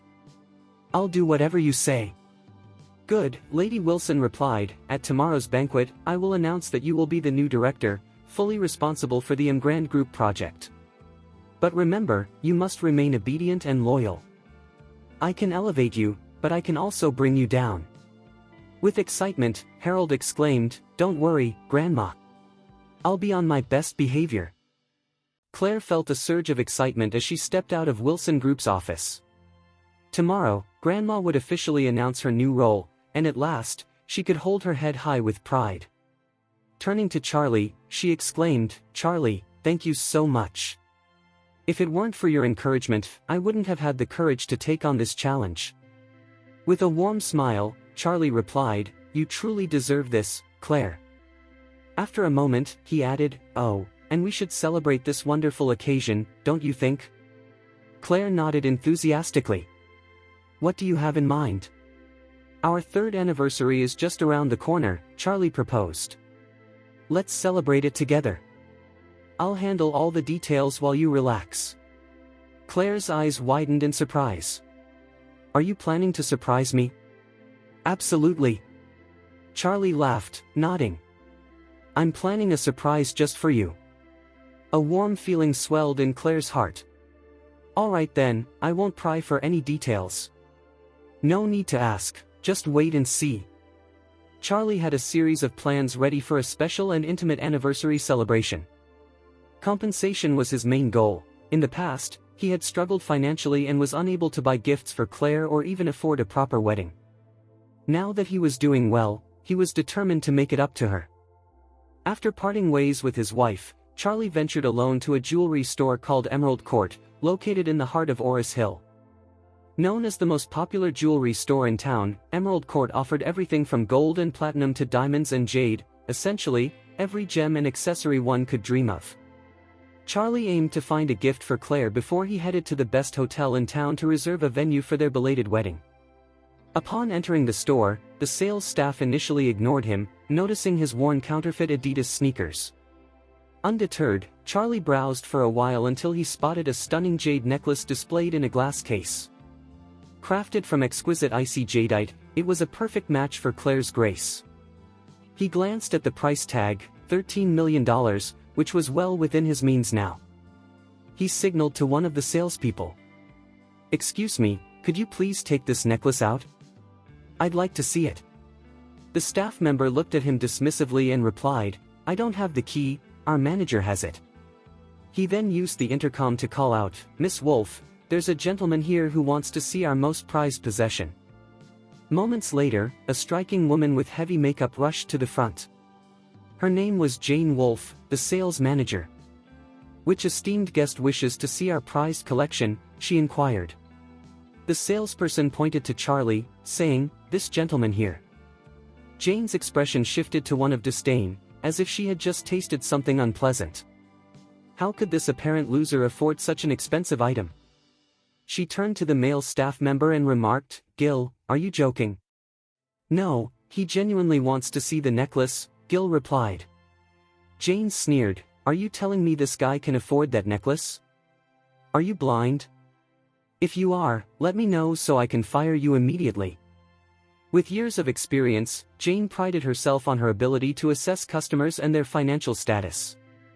From her observation, Charlie appeared to be just another poor man who couldn't even afford a $1,300 necklace, let alone one worth $13 million. He was simply wasting her time. Though the male employee fell silent after her outburst, Charlie frowned and challenged her, "You opened your doors for business, right? I want to see the necklace. What's the issue?" Jane laughed derisively.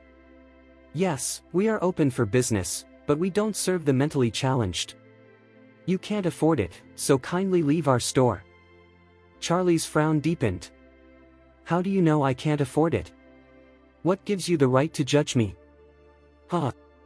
Jane mocked, "This jade necklace is worth tens of millions. How exactly do you plan to pay for it? I know what you're up to, you want to see it just to take a picture and show off on Instagram, right?"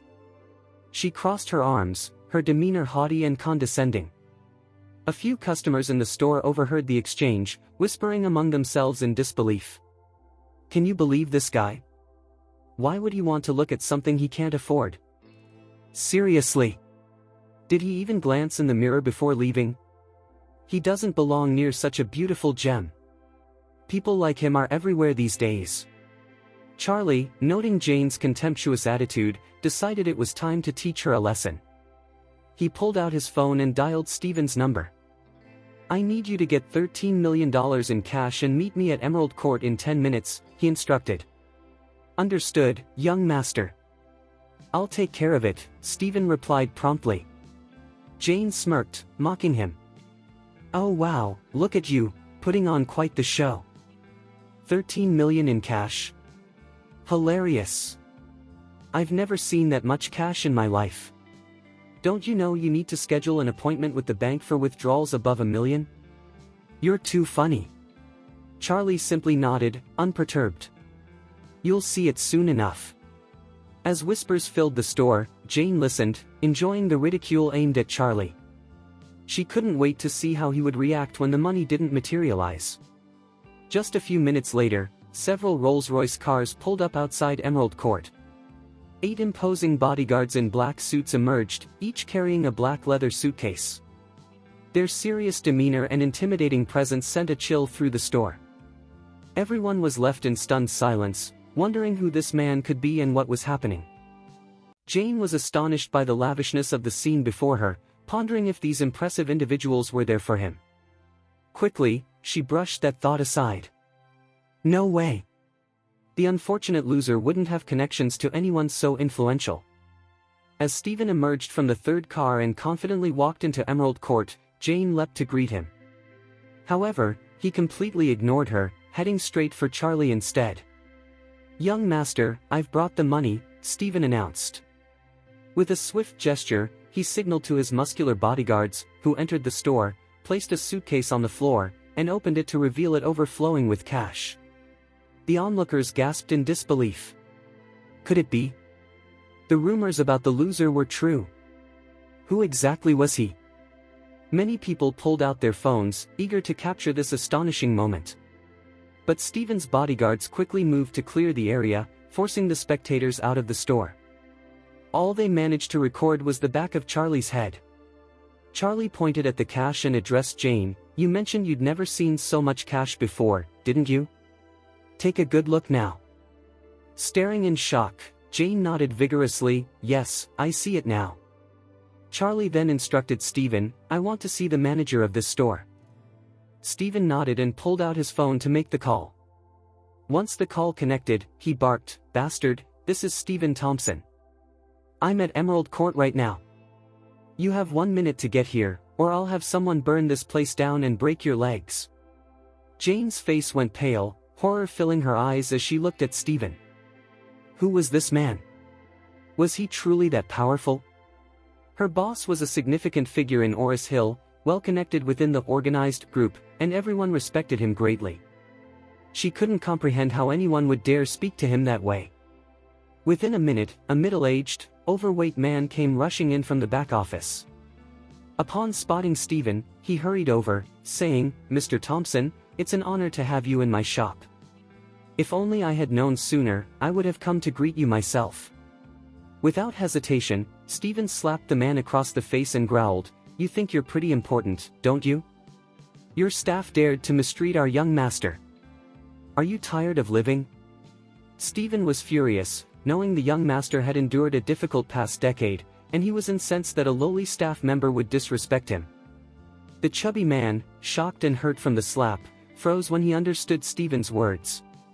The young master was someone of immense power, and if Stephen was a dragon in the mortal realm, then Charlie was a god. Trembling in fear, he turned to Charlie, who appeared ordinary but was, in fact, Stephen Thompson's young master. The chubby man dropped to his knees and stammered, Young master, I'm truly sorry. Please forgive me." He then turned his wrath toward his staff, shouting, "Which ignorant fool offended the young master? Show yourself." All eyes shifted to Jane in an instant. Jane wanted to back away, but the chubby man lunged at her, seized her collar, and slapped her while cursing, "You ignorant *tch. How dare you offend our young master? Are you blind and foolish?" Reeling from the slap, Jane fell to the floor, crying out, "Boss, I'm so sorry. Yes, I'm blind and stupid. Please forgive me." "Forgive you?" The chubby man grabbed her hair, yanked her face up, and began to punch her repeatedly. Blood began to flow from her face. "Damn you, *tch. You want to drag me down with you? Before you take me down, I'll take you with me." Jane's teeth were knocked out, her recently enhanced nose was broken, and her face was a bloody mess. Finally managing to break free, she crawled toward Charlie, clutching his leg as she sobbed, "Young master, I'm so sorry. I won't judge others like I did before. Please, forgive me." Charlie looked at her with cold contempt and replied, "You brought this upon yourself." The chubby man was taken aback when he saw her clinging to Charlie's leg. He rushed over, stomping on her head and yelling, "How dare you touch the young master? I'll kill you." With that, Jane fainted. The man called for the guards, "Get rid of this *tch and throw her in the garbage dump out back." "Yes, "Boss!" The guard swiftly hoisted the bloodied Jane and carried her out of the store. Charlie turned to the chubby man and said, "My wife likes this jade necklace. Please wrap it up." The chubby man nodded enthusiastically, "Of course. I'll take care of that immediately." Charlie presented his black card and insisted, "Please charge this to my card." Then he turned to Stephen, "You can take back the cash now." "Young master," the chubby man interjected quickly, "since you like the jade necklace, just take it. It's on the house." Charlie replied, "I don't need it for free." "Please, young master, accept it as a gesture of my gratitude," the chubby man pleaded. Stephen advised Charlie, "Sir, since he wants to make amends with this gift, please accept it. Otherwise, I'm afraid he won't be able to sleep tonight." After a moment of contemplation, Charlie nodded slightly. "All right, thank you for your generous gift." The chubby man sighed in relief. He knew if Charlie had refused, Stephen would have made his life a nightmare. With his influence, he could make anyone disappear without a trace. "Sir, do you need a ride?" Stephen asked.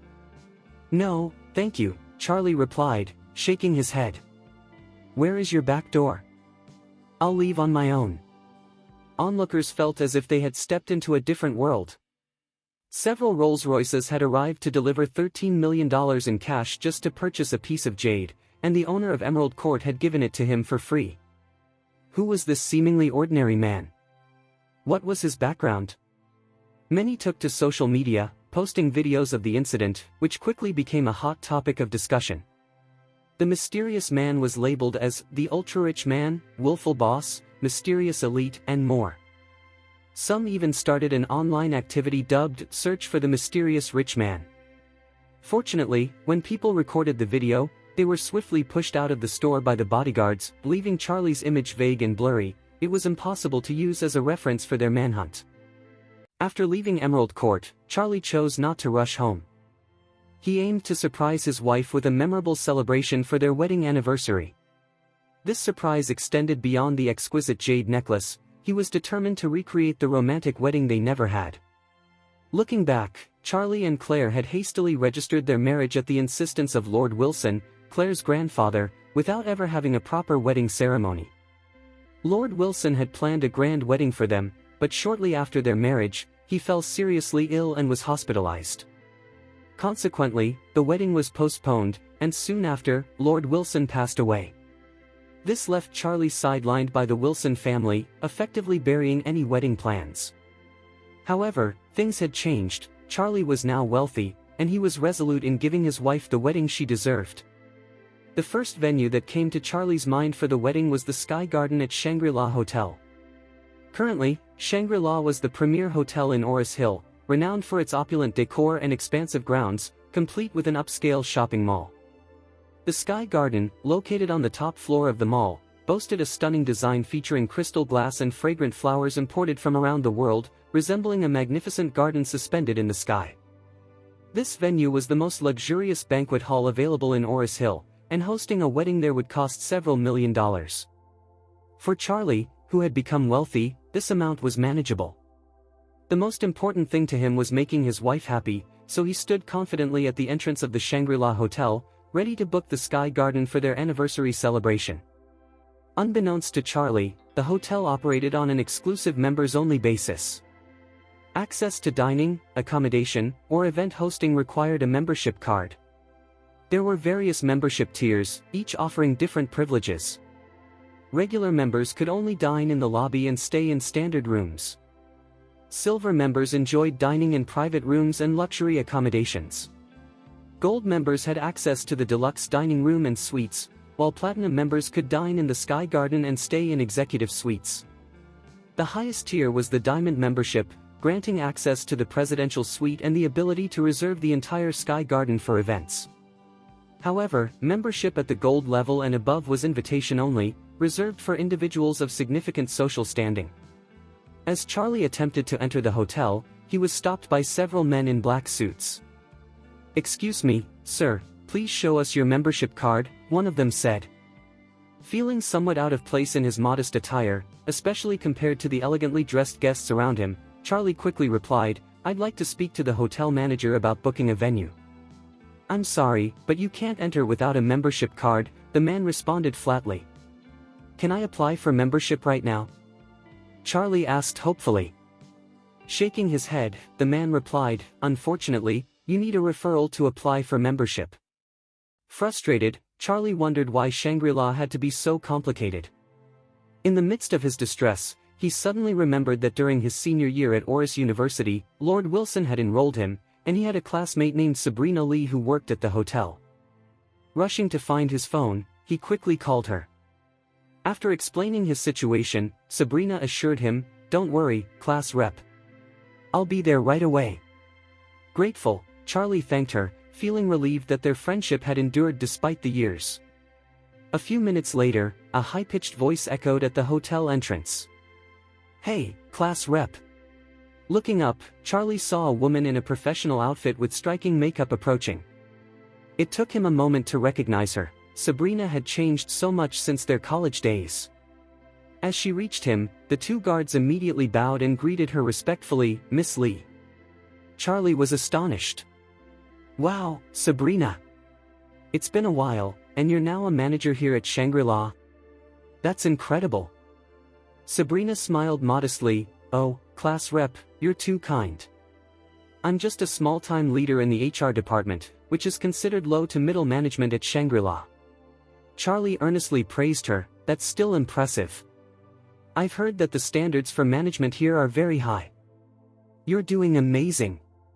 Sabrina chuckled and then turned to the guards, her tone icy. "Did you block my college class rep from entering?" The guards exchanged nervous looks. One of them quickly replied, "I'm sorry, Miss Lee. We didn't know he was your classmate. We were just following protocol." Sabrina scoffed, "Protocol is one thing, but understanding people is another. Don't you see that?" Thinking she might reprimand them, Charlie quickly interjected, "Sabrina, don't blame them, they're just doing their jobs." Sabrina shifted her gaze to him, bursting into laughter. "Oh, class rep, you really think you're someone special, don't you? Did you expect me to punish my staff just for you?" Confused, Charlie frowned. "What do you mean by that?" "What do I mean?" Sabrina replied with a smirk. "Is it not clear? A pathetic loser like you, thinking you can waltz into Shangri-La? Don't even dream about it." Charlie clenched his fists, bewildered. "What exactly are you trying to say?" "I'm just having a little fun." Sabrina grinned, her expression playful. "I always thought it was ridiculous that a nerd like you could be class rep when you couldn't even afford a proper meal in the cafeteria. Did you ever look in the mirror?" With a cold stare, Charlie responded, "Sabrina Lee, I don't recall ever offending you. Why do you persist in ridiculing me?" Sabrina crossed her arms defiantly, her voice dripping with arrogance as she declared, "Oh, I absolutely loathe you. What's the matter? Can't handle a little criticism, loser? Everyone at college knows you married Claire and are just a live-in son-in-law after graduation. You were a pathetic failure who couldn't even afford a decent meal back then, and now you're just a toy boy. How dare you come to me for help, you ridiculous loser? Who do you think you are?" Inside Charlie, a simmering rage began to ignite. People typically don't lash out unless provoked first, and Sabrina had crossed a line this time. Just then, he received a text from Stephen that read, "Young master, the Wade family owns Shangri-La Hotels and Resorts. The Shangri-La in Oris Hill is just one of our many establishments worldwide." Charlie's eyes widened in disbelief. Did Stephen just say that the Wade family owned Shangri-La Hotels? He quickly replied, "You're not joking, are you?" "Not at all. The person in charge of the Oris Hill Shangri-La is Isaac Cameron. His number is 155. Give him a call, and he'll take care of everything for you." "All right." Sabrina was growing increasingly annoyed by Charlie's nonchalant demeanor, watching him text while she insulted him. It felt to her like bullying a dog, and she wanted nothing more than to hear him whimper. But to her surprise, Charlie remained silent. It seemed that, no matter the time that passed, he was still the same loser from college, unshaken by her taunts. Encouraged, she raised the stakes, sneering, "Hey, Mr. Class Rep, you sure are good at taking insults. By the way, I heard that you and Claire haven't been intimate in 3 years. Is she actually someone else's mistress, and you're just her cover?" Ha ha ha. Charlie's expression darkened with indignation. "Not only are you insulting me, but you're also disrespecting my wife. Sabrina Lee, you're making a grave mistake." Fuming, he called Isaac Cameron's number. Staring intently at Sabrina, he said flatly, waiting for the call to connect, "I'm going to ask your person in charge how Shangri-La hires staff when someone like you can work here." Just then, the call connected. "Hello, who is this?" a charismatic male voice inquired from the other end. Charlie replied coldly, "Is this Isaac Cameron? I'm Charlie Wade, and I'm at the entrance of Shangri-La. You have 1 minute to get here, or you can leave Shangri-La." On the other end, the man's confident tone instantly faltered as he panicked, Young master. Are you really at the Shangri-La now? 50 seconds. Frantically, the man exclaimed, "Please hold on, I'll be right there." Sabrina smirked, listening to Charlie's conversation, and mockingly retorted, "Wow, Charlie. I didn't know you were so good at bragging. Do you even know who Mr. Cameron is? Even the most elite members of Shangri-La wouldn't dare to act so arrogantly in front of him. Do you really think I'm falling for your act?" Charlie shot her a glare and replied coolly, "You'll find out in 30 seconds if I'm just pretending." Sabrina laughed scornfully. "All right, beloved class rep. I'll wait 30 seconds. No, let's make it 3 minutes. If Mr. Cameron doesn't show up in 3 minutes, I'll have the guards silence your lying mouth." Ha ha ha. This is too amusing. 20 seconds later, a middle-aged man in a sharp, tailored suit rushed toward them, clearly flustered. He was an underling of the Wade family, but one with significant power. As the general manager of Shangri-La in Oris Hill, he was a well-respected figure in the city. It had been ages since he had been this anxious. Yet, his panic was understandable. He never thought he would encounter the young master of the Wade family at Shangri-La. As Sabrina prepared to continue her insults, she noticed the guards' faces turn pale as they looked behind her. Following their stunned gazes, she turned to see Mr. Cameron approaching. Her eyes widened in shock, as if struck by lightning. Turning back to Charlie, her expression was filled with horror. How can this be? Who is Mr. Charlie Wade?" Isaac's voice trembled with fear and disbelief. Everyone stood there, astonished, as the man who could shake Oris Hill with a mere stomp of his foot appeared terrified, his voice quaking. Charlie announced loudly, "That's me." Isaac hurried towards him, bowing deeply. "Young." Charlie swiftly interrupted, "Mr. Cameron, some matters are best not discussed aloud in public." Isaac shook with nervousness at the reminder. "Oh, I'm such a fool. Young master's identity must be kept secret, and I almost revealed it. If I offend him, it would be the end for me." He quickly adjusted his tone, still respectful, "Mr. Wade, welcome to Shangri-La. Please follow me to my office for further discussion." Sabrina stood there, utterly speechless.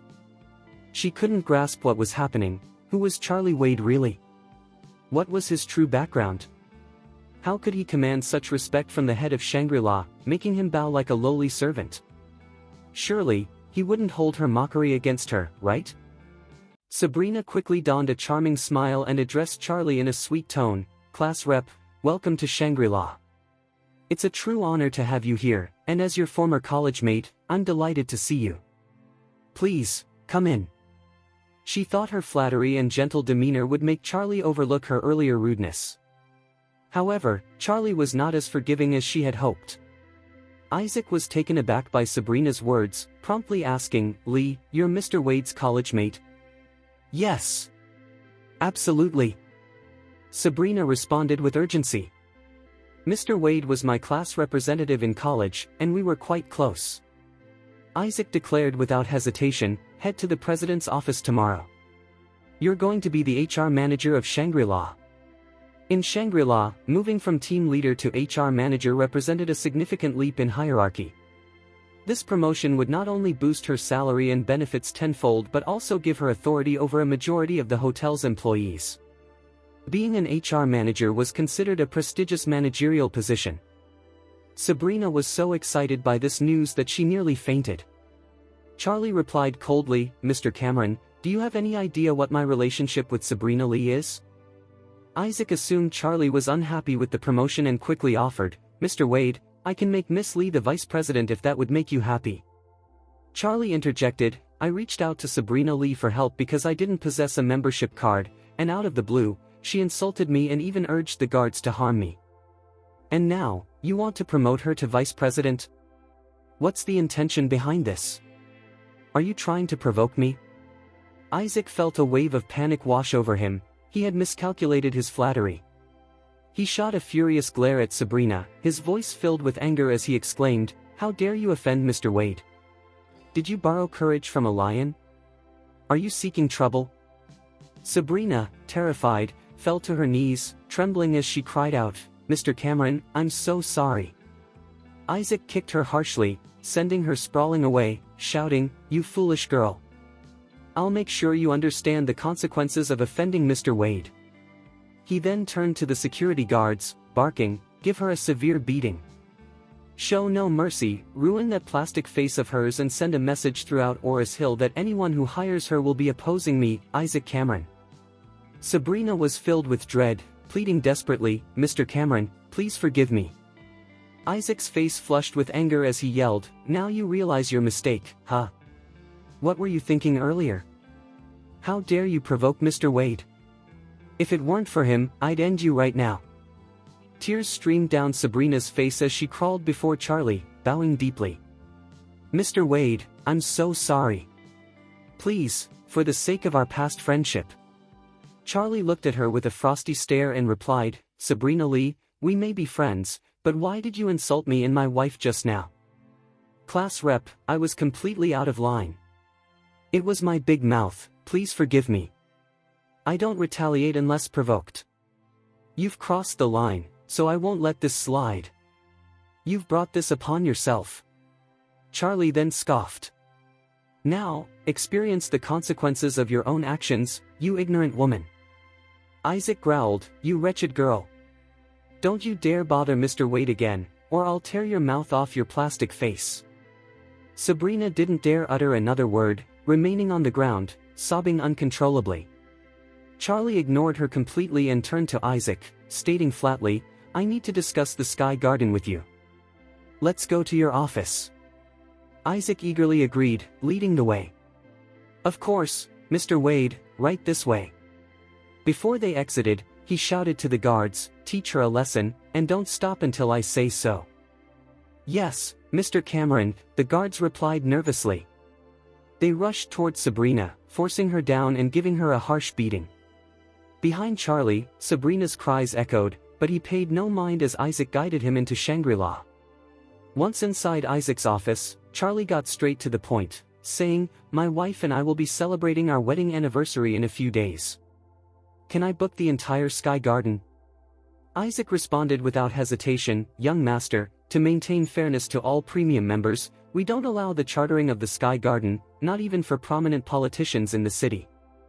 However, I assure you, it will be reserved exclusively for you in the future." Charlie replied coolly, "That's not necessary. I just need it for my anniversary, and I would appreciate your help in arranging a surprise for my wife." "Absolutely. You can count on all of us at Shangri-La to fulfill your requests." After taking care of the arrangements at Shangri-La, Charlie boarded the bus home. He noticed that nearly all the passengers were engrossed in videos on their phones. To his astonishment, everyone was watching the same clip. It was the video of him flaunting $13 million in cash at Emerald Court just days prior. The video began with Steven and the security team stepping out of their black Rolls-Royces.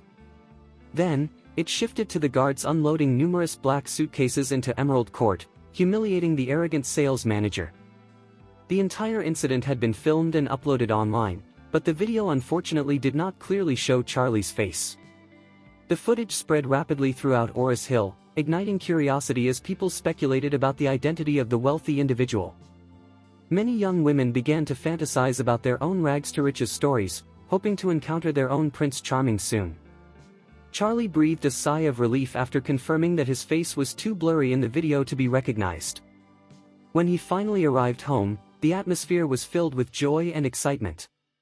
Claire had secured the Imgrand Group contract and was on the verge of being appointed as the director of the Wilson Group. Her parents were overwhelmed with tears of happiness. After years of being mocked and belittled, they could finally bask in the glory of their daughter's success. With his in-laws in such a good mood, they no longer viewed him as despicable or bothersome. Elaine exclaimed joyfully, "I'm just so thrilled today. My daughter is amazing." Turning to Charlie, she smiled, a rare sight indeed, and said, "Charlie, despite your shortcomings, I must give credit where it's due. Claire's success is thanks to your encouragement. You won't need to cook dinner tonight. We'll celebrate out." Claire giggled. "Let's go to Kempinski." "That's too pricey." Elaine gasped. "Isn't it at least $1,000 per person?" Claire laughed. "Mom, the director's salary is substantial, with an annual income of $1 million. "Wow!" Elaine clapped her hands in delight. "That's incredible. My dear Claire has finally achieved something remarkable." After a moment of thought, she added, "But you'll need to give me 70% of your salary. You young people don't know how to handle money. Hand it over, and I'll manage it for you. I promise I'll handle it better than you ever could." Claire agreed, "All right, Mom. I'll give you that every month, but let's set some boundaries. Please don't insult Charlie again, he's your son-in-law." "Okay, okay. For your sake, I promise to ease up on my criticisms of him." Claire and her family enjoyed a delightful dinner at Kempinski while Wendell sulked at home, feeling deeply dejected. He had just seen a post on the official Imgrand Group page that left him feeling even worse. To his shock, Claire had managed to secure a $60 million contract in just half an hour. The harsh and scornful comments he had made about her yesterday now echoed in his mind, leaving him utterly embarrassed. What a slap in the face it was. At that moment, Wendell received a call from Harold, who was venting about his own frustrations. "Hey, Wendell. What the hell is going on? I set you up to pursue my cousin, but you turned your back on me and helped her land the Imgrand contract. How could you do this to me?" he complained as soon as Wendell answered. Wendell shook his head in disbelief. "What are you talking about? I didn't do anything." Harold pressed on, "Wendell, be honest with me. Did you sleep with my cousin?" Wendell felt a surge of embarrassment wash over him. Denying it would mean admitting his own incompetence, which he couldn't bear. Instead, he mumbled sheepishly, "Yeah. Harold, I'm sorry, I'll make it up to you whenever I can." "I knew it." Harold sighed, then quickly asked, "Wendell, my cousin was a virgin, right? I can't imagine she'd ever slept with that loser." "You really hit the jackpot, you lucky dog." Wendell gasped, excitement bubbling up inside him. So, Claire Wilson was still a virgin. This was an opportunity. He could spread the word that he had been with Claire, which might drive a wedge between her and her husband.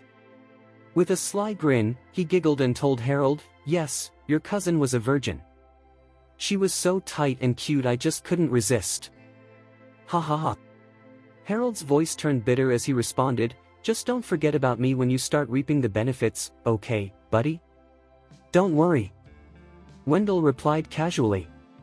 Just as he hung up, his father called, sounding frantic. "Wendell, we have a serious problem. The Imgrand Group has cancelled all their projects with us. Did you offend anyone recently?" Wendell fell into stunned silence. Was this really happening? Did it mean his family was about to face a significant loss? He hurriedly asked, "Dad, what's going on?" "No, I didn't offend anyone." "Did you?" His father sounded equally bewildered. "Neither did I. I've been stuck in the office and haven't met anyone, let alone offend someone." "Hey, Dad, could it be that Imgrand's new chairman is shaking things up after taking over?" "Yes. That's it," Mr. Jones exclaimed, suddenly realizing. "I haven't had a chance to meet the new chairman since his appointment. I've talked to Doris Young a few times, but she mentioned that the chairman doesn't see visitors. What should we do now? Wendell asked. Mr. Jones fell silent as he contemplated the situation, then said, "Oh, wait. The Wilson family is hosting a banquet tomorrow night, and they said they've invited the chairman. We need to find a way to meet him." "All right." Wendell agreed eagerly. "Let's go together tomorrow." The following day, the entire Wilson family was ecstatic, celebrating what they considered a momentous occasion. The news of their victory with the Emgrand Group contract and the chairman's invitation to their banquet had spread like wildfire throughout Oris Hill. For the banquet, Charlie chose his finest suit and arrived at the hotel where the event was being held. Stepping out of the car at the entrance, he was halted when a Porsche screeched to a stop right in front of him. Wendell Jones emerged from the vehicle, looking sharp in an expensive suit and sporting a slick hairstyle. A waiter promptly approached to greet him. Wendell noticed Charlie and a look of disdain crossed his face as he scanned him. With a sly smile, he remarked, "Where did you find that counterfeit suit?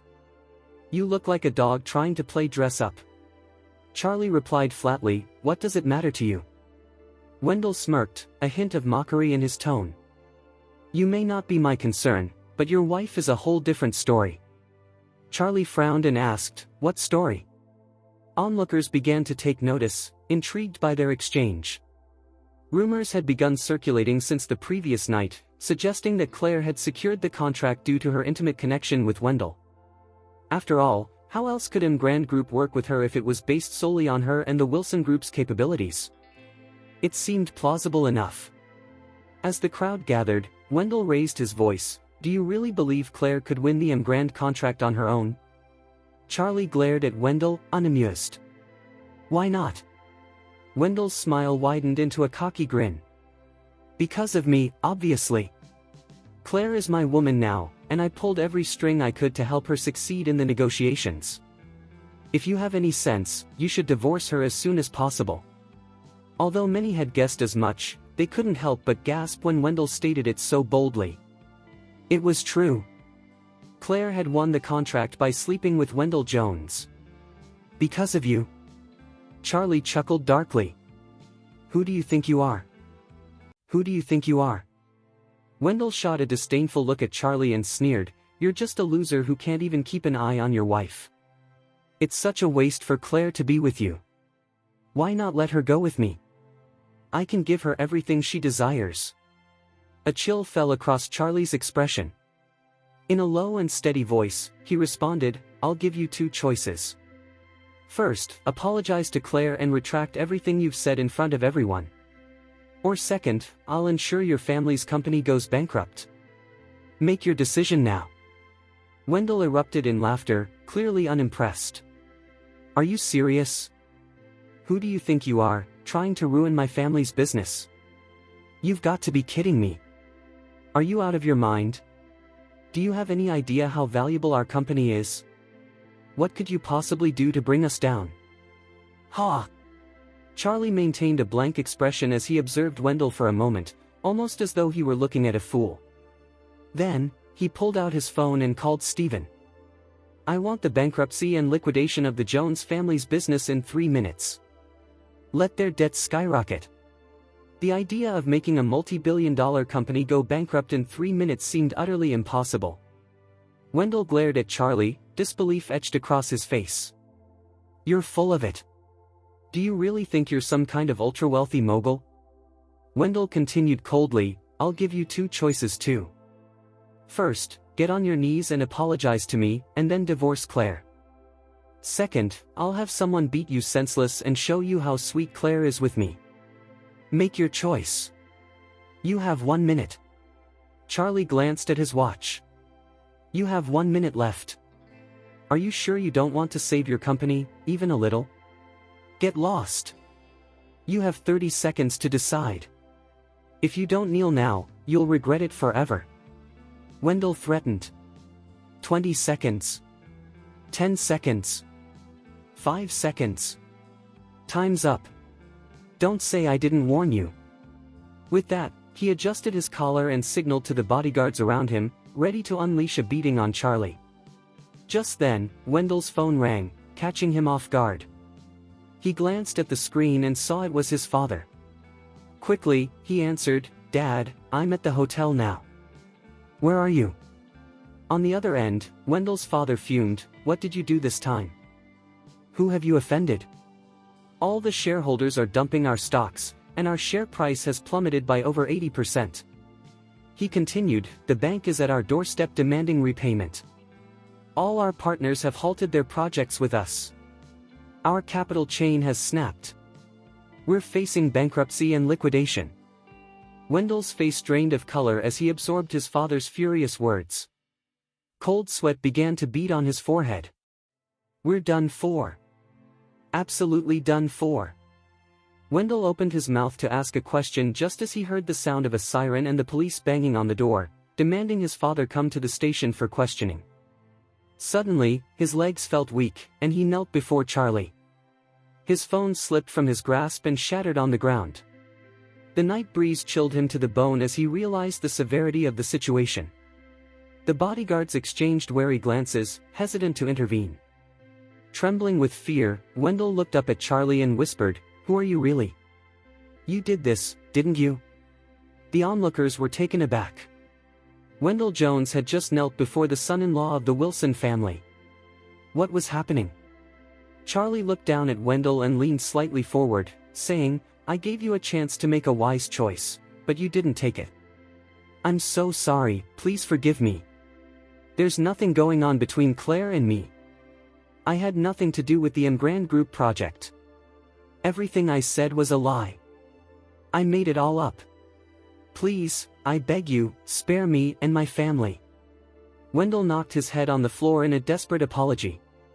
He never imagined that the seemingly unimportant son-in-law of the Wilson family held such tremendous power. A single phone call was all it took to bring his family to the brink of ruin. When he dared to look up at Charlie again, he saw a face devoid of emotion, a visage more terrifying than any devil. This was someone capable of destroying his family in mere moments, and he knew he could never afford to offend him again. Charlie shook his head, replying, "You should be thankful, I at least spared your life. Otherwise, your entire family would be facing dire consequences right now." Wendell's complexion turned ghostly pale, his body shaking uncontrollably. Charlie continued in a cold tone, "To be honest, yes, I am the ultra-rich man you've seen online. If you value your life, don't disclose my identity, or I can't guarantee you or your father will see tomorrow." With a final pat on Wendell's face, Charlie straightened up and walked into the hall, leaving Wendell in a state of shock. He didn't dare resist the humiliation Charlie had inflicted upon him. Instead, he crawled after Charlie into the hall. Frantically searching the crowd, Wendell finally spotted Claire. He rushed toward her, kneeling at her feet and sobbing, "Claire, I'm so sorry. I shouldn't have spread those ridiculous rumors about you. I had nothing to do with the Emgrand Group project. Please, spare me." Claire was taken aback by his sudden outburst and instinctively stepped back, stumbling into a warm embrace. Turning around, she saw it was Charlie. The moment he stepped into the room, he noticed Claire, looking stunning and radiant in her elegant outfit. She was like a bright star amidst the crowd. Seeing Wendell rushing toward her, Charlie quickly wrapped his arms around her to prevent her from falling, his glare directed at Wendell. Wendell, realizing he had provoked Charlie again, hurriedly crawled away. Claire looked puzzled. "What's wrong with him?" Charlie whispered softly, still holding her close, "He must be out of his mind. Just ignore him." Though they were married, they had never shared such intimate contact before. Claire felt her cheeks flush as she sensed Charlie's warmth enveloping her. Awkwardly, she extricated herself from his embrace and said, Mr. Wade from the Emgrand Group should have arrived by now. I'll go check." As Wendell hurriedly made his exit, Harold was just entering the hall alongside his sister Wendy and her fiancé, Gerald. Accompanying Gerald was a well-dressed young man who bore a slight resemblance to him. Upon encountering Wendell, Harold rushed over and asked, "Hey, Wendell. I just heard something troubling about your family. Is it true?" Wendell quickly pushed him away, muttering, "I'm done, it's over, I'm done." Concerned, Harold pressed, "Mr. Jones, what's wrong? Wendell shook his head in a panic, too afraid to speak. He feared that if he revealed too much, he might not make it through the night. With that thought in mind, he shoved Harold's hands aside and bolted from the hall as if his life depended on it. Harold watched him flee inside. It really seems like it's the end for the Jones family. Isn't it all happening a bit too quickly?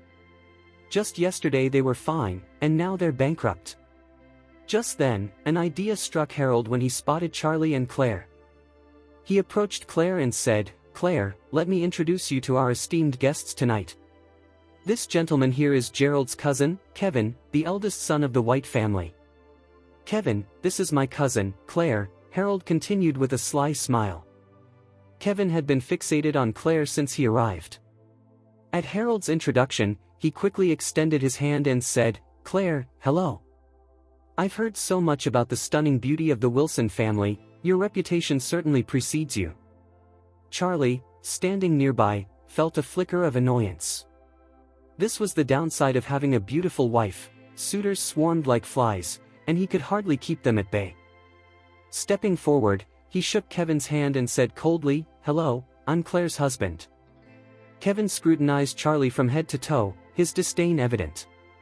He retracted his hand and replied flatly, "I didn't realize Claire was married. It's quite a waste for a beauty like her to be with someone like you." Wendy quickly jumped in, "Kevin, the loser is our family's live-in son-in-law. He has no job or skills." She then winked at Kevin and added, "Once Gerald and I are married, we'll all be one big family. Let's make sure to spend more time together." Kevin understood her implication and smiled, "Miss Claire is truly beautiful and graceful. I'd love to get together more often." At that moment, Charlie spotted his in-laws, Elaine and Jacob, approaching them. Elaine hurried over and exclaimed, "Claire, have you heard? The Jones family has gone bankrupt." Claire stared in shock. "What? When did that happen?" "Just now." Elaine sighed. "I thought that after your divorce from Charlie, you might end up with Wendell. But it seems that plan has gone out the window." Charlie felt a surge of frustration. Did his mother-in-law really not see that her current son-in-law was the better catch? Kevin stepped forward to introduce himself to Elaine, saying, "Hi, you must be Claire's mother. I'm Gerald's cousin, Kevin. You're stunning. It's no wonder your daughter is just as beautiful and captivating." Upon learning that Kevin was Gerald's cousin, Elaine's mind raced, eldest son of the White family, a wealthy Prince Charming. Her excitement was palpable as she replied, "Yes, I'm Claire's mother." "Are you friends with Claire?" Kevin smiled and said, "Yes, we are, but we just met today." Joy radiated from Elaine as she nodded enthusiastically, "Come, let's sit together. Mr. White, my Claire is beautiful, and she's as pure and honest as an angel. You youngsters should stay in touch more often." "Mom!" Claire protested, irritation creeping into her voice as she interrupted her mother. Elaine was about to argue when Claire gently pulled her attention to the stage, where Lady Wilson was now standing in the spotlight. Lady Wilson surveyed the room before addressing the crowd, saying with a smile, "On behalf of the Wilson family, I'd like to welcome all our friends, partners, and esteemed guests to our banquet tonight. Now, let's give a warm welcome to Doris Young, the vice chairman of Emgrand Group, with a big round of applause." The spotlight shifted to focus on Doris, who dazzled in a black evening gown that accentuated her figure. A captivating presence, she drew the attention of every man in the room. Doris stood up, nodding graciously to the crowd, her gaze briefly landing on Charlie before moving on. Lady Wilson continued, "First, I'd like to thank Emgrand Group for trusting us with such an important project. We will do our utmost to meet their expectations. Next, we'd like to introduce an outstanding junior of our Wilson family." Elaine shouted excitedly, "Hey, Claire! It's your time to shine." Although Claire had mentally prepared for this moment, nerves overtook her. Charlie offered her an encouraging glance, while Harold shot a sneering look at the thrilled Claire. Lady Wilson smiled at their table before speaking again. "Without him, we wouldn't have been able to collaborate with Emgrand Group. After careful consideration, our board has decided to appoint him as the director of Wilson Group, responsible for the project with Emgrand Group. Let's welcome the new director of Wilson Group, Harold Wilson." Claire stood frozen in disbelief, her eyes wide as she watched Harold strut onto the stage, a smug smile plastered on his face. Charlie felt a surge of anger. How could they betray Claire like this? After benefiting from her, the Wilson family seemed to have cast her aside without a second thought. Claire's eyes welled with tears as she swiftly got to her feet and fled the hall, leaving everything behind. The fall from happiness to despair was crushing for her. Meanwhile, Charlie seethed inwardly, thinking, how dare you hurt my wife? I swear, I'll make you pay. On stage, Harold declared proudly, thank you for this honor. I will give my all as the new director and ensure the project with Grand Group is a success. Lady Wilson nodded approvingly, taking back the microphone to announce, there's one more significant matter for tonight's banquet. We are honored to welcome the new chairman of Grand Group, Mr. Wade. Please give him a warm round of applause. Thunderous applause erupted in the hall. Everyone was eager to see the new chairman of Grand Group, their anticipation palpable as they scanned the crowd for his appearance. Someone speculated, I suspect the mysterious chairman is the same wealthy figure from Emerald Court. I think you're right. He doesn't seem to belong to Oris Hill's upper-class social circle. Wow! Does that mean the chairman of Grand Group is the most powerful billionaire in Oris Hill? I can't wait to see what he looks like. Amidst the enthusiastic applause and eager anticipation, Charlie, with a steely expression, slowly rose to his feet. Charlie rose slowly to his feet, causing gasps of disbelief to ripple through the crowd. In that very moment, every eye in the banquet hall was fixed on him. Charlie, what on earth are you doing? Sit down. Elaine cried out, her voice laced with horror. Didn't he realize the gravity of the situation? None of the powerful figures present dared to stand up at such a moment. What was this so-called loser trying to achieve by grabbing the spotlight now? Gerald and Kevin exchanged worried glances, whispering to one another, is he really the chairman of Grand Group? They quickly shook their heads in disbelief. There was no way he could be the chairman if he was being reprimanded by his mother-in-law right at that moment. Loser, what do you think you're doing? Sit down. Harold bellowed from the stage, clearly irritated. Charlie shot him a cold glare. Ignoring the bewildered stares all around him, he walked directly over to Doris and leaned in to whisper something in her ear. Doris nodded slightly in response, and the scene made everyone's hearts race. Doris Young, the vice-chairman of Grand Group, known throughout Oris Hill for her beauty. How could Charlie, the supposed outcast of the Wilson family, have a connection with her?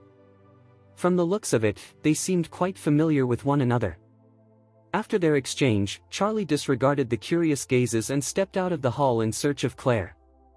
Doris then stood up, took to the stage, and grasped the microphone as the crowd watched in stunned silence. Hello, I'm Doris Young. Earlier, Mr. Charlie Wade encountered our chairman outside the hall, and our chairman asked him to relay a message to me. A collective sigh of relief swept through the audience upon realizing that Charlie was not the chairman after all. Kevin murmured derisively, it was just a chance encounter. How shameless can he be to try and cozy up to his assistant? He really is hopeless. Gerald shrugged nonchalantly, a smile on his face. That's just something nobody would ever think to do. Meanwhile, on stage, Doris cast a cold glance at Lady Wilson. The chairman has instructed me to inform you that Grand Group is terminating its collaboration with Wilson Group effective immediately.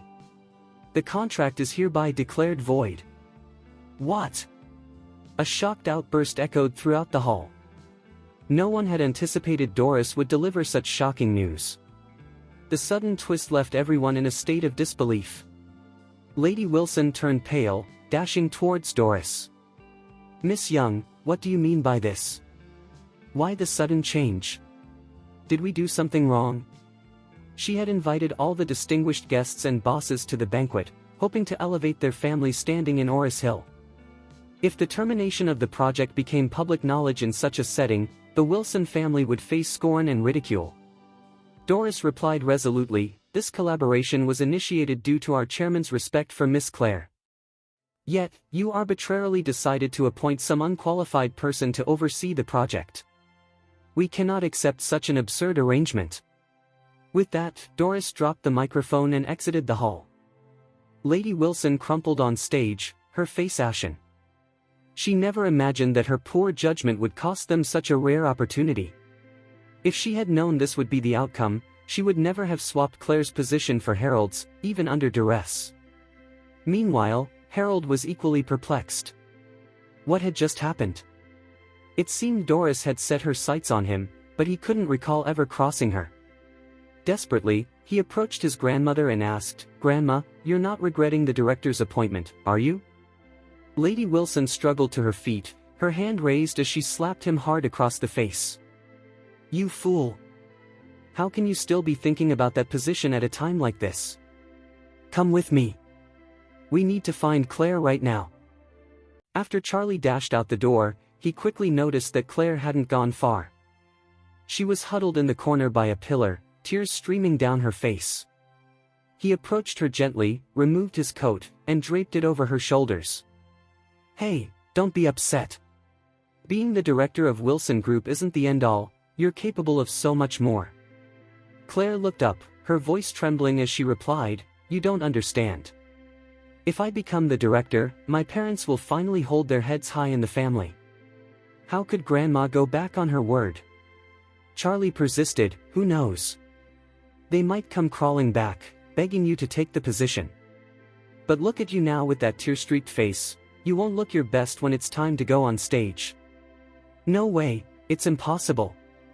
Grandma has already announced it, there's no turning back now. You should go inside and leave me alone." At that moment, Lady Wilson and Harold burst out of the hall. The elderly lady was out of breath from running, followed by a throng of onlookers eager to witness the unfolding drama.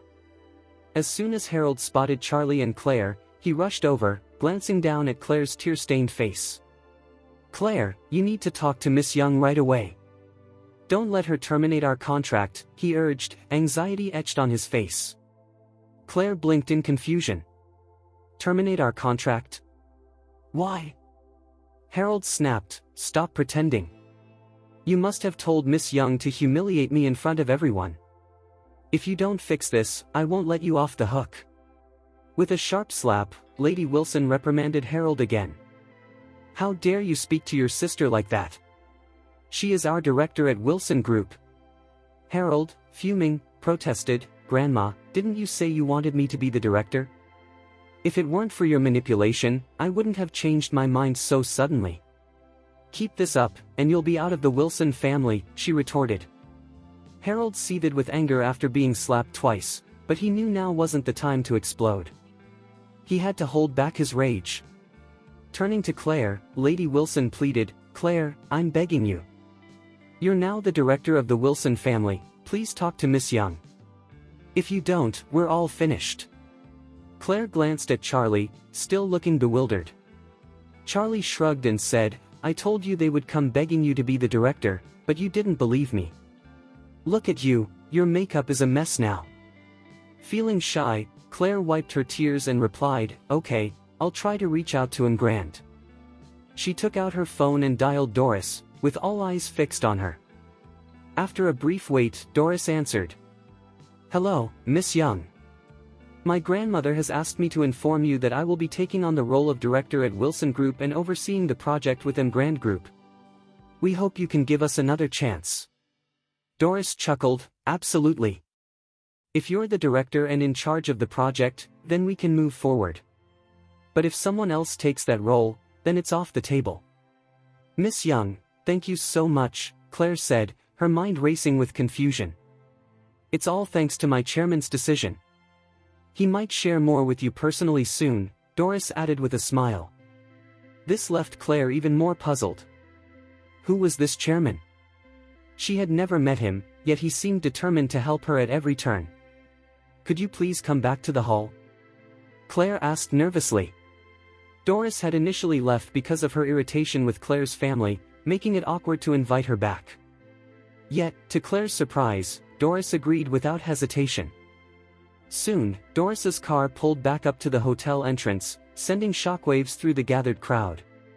Gasps of awe and fear rippled across the onlookers as they turned their attention to Claire. As everyone settled back into their seats, Lady Wilson gracefully walked onto the stage, hand in hand with Claire.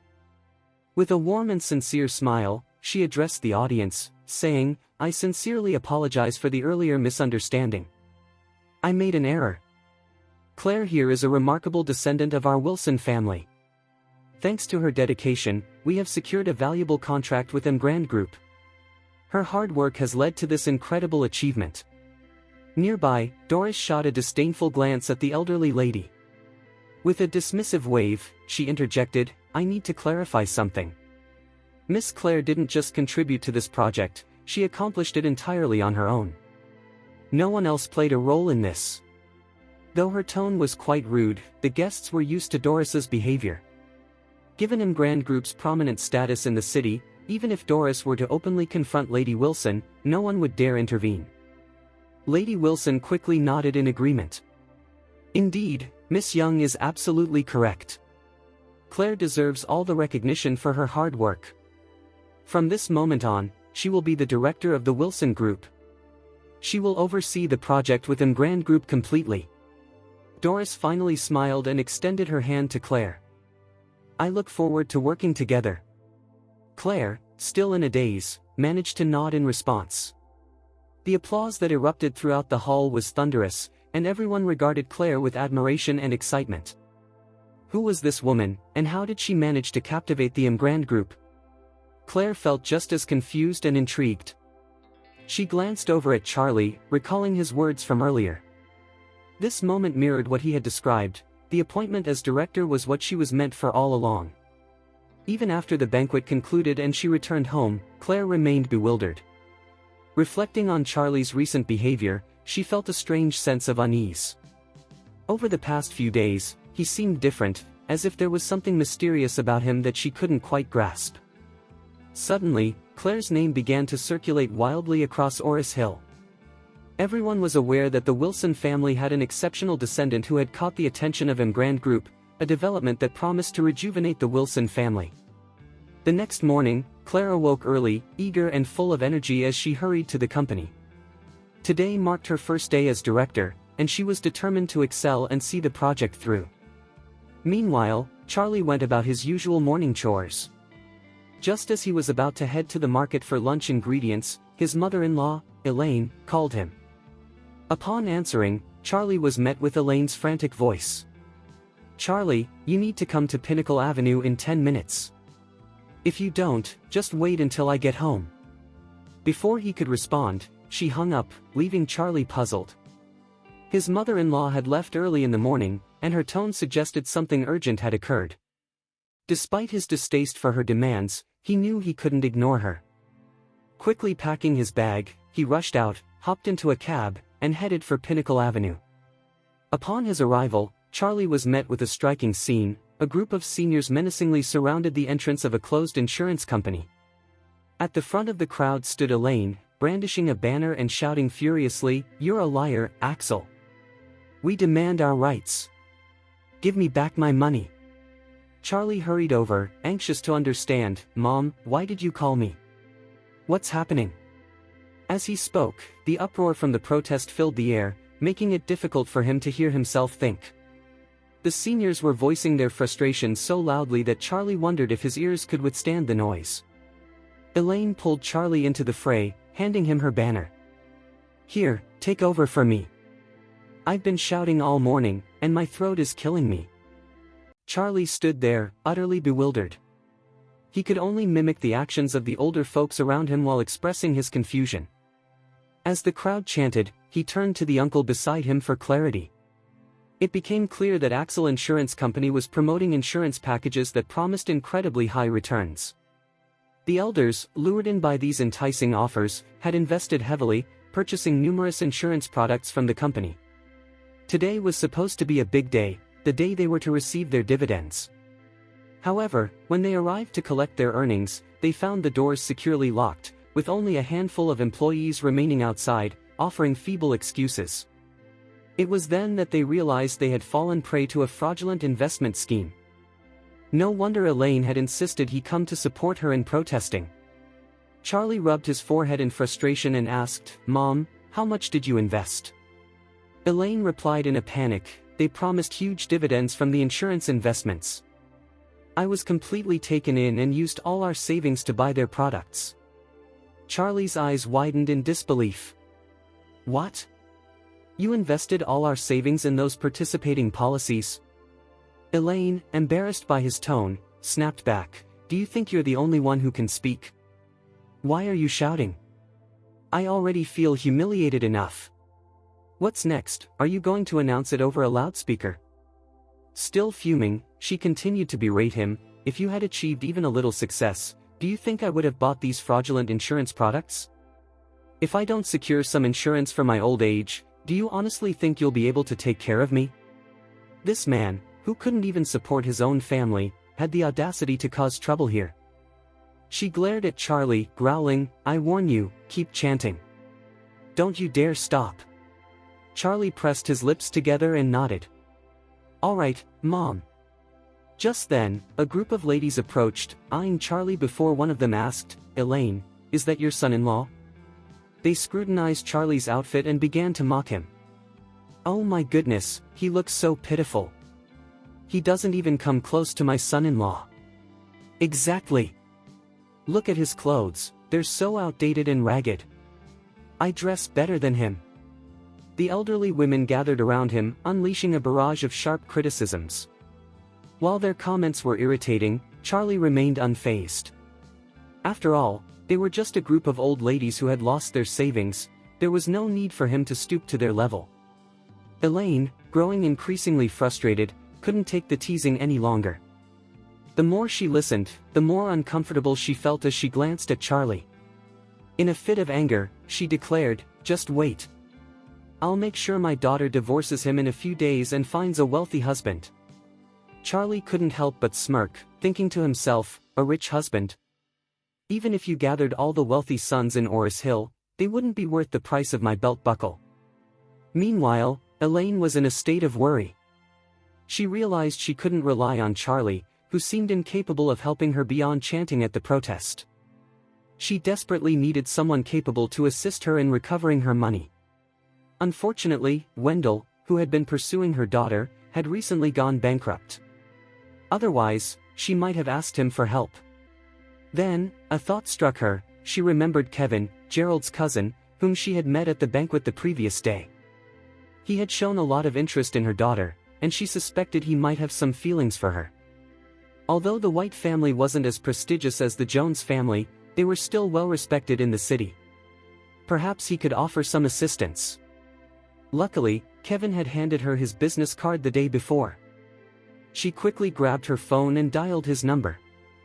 The call was answered almost immediately. Elaine quickly said, Hello, is this Kevin? Hi, I'm Claire's mother. Ever since he met Claire at the banquet, her stunning beauty had captivated him. She lingered in his thoughts, and he found himself frustrated about how to approach her. Just when he least expected it, her mother called him. He suspected Elaine might be in some sort of trouble, and of course, he was eager to impress her. With a sincere tone, he replied, Auntie, are you in any trouble?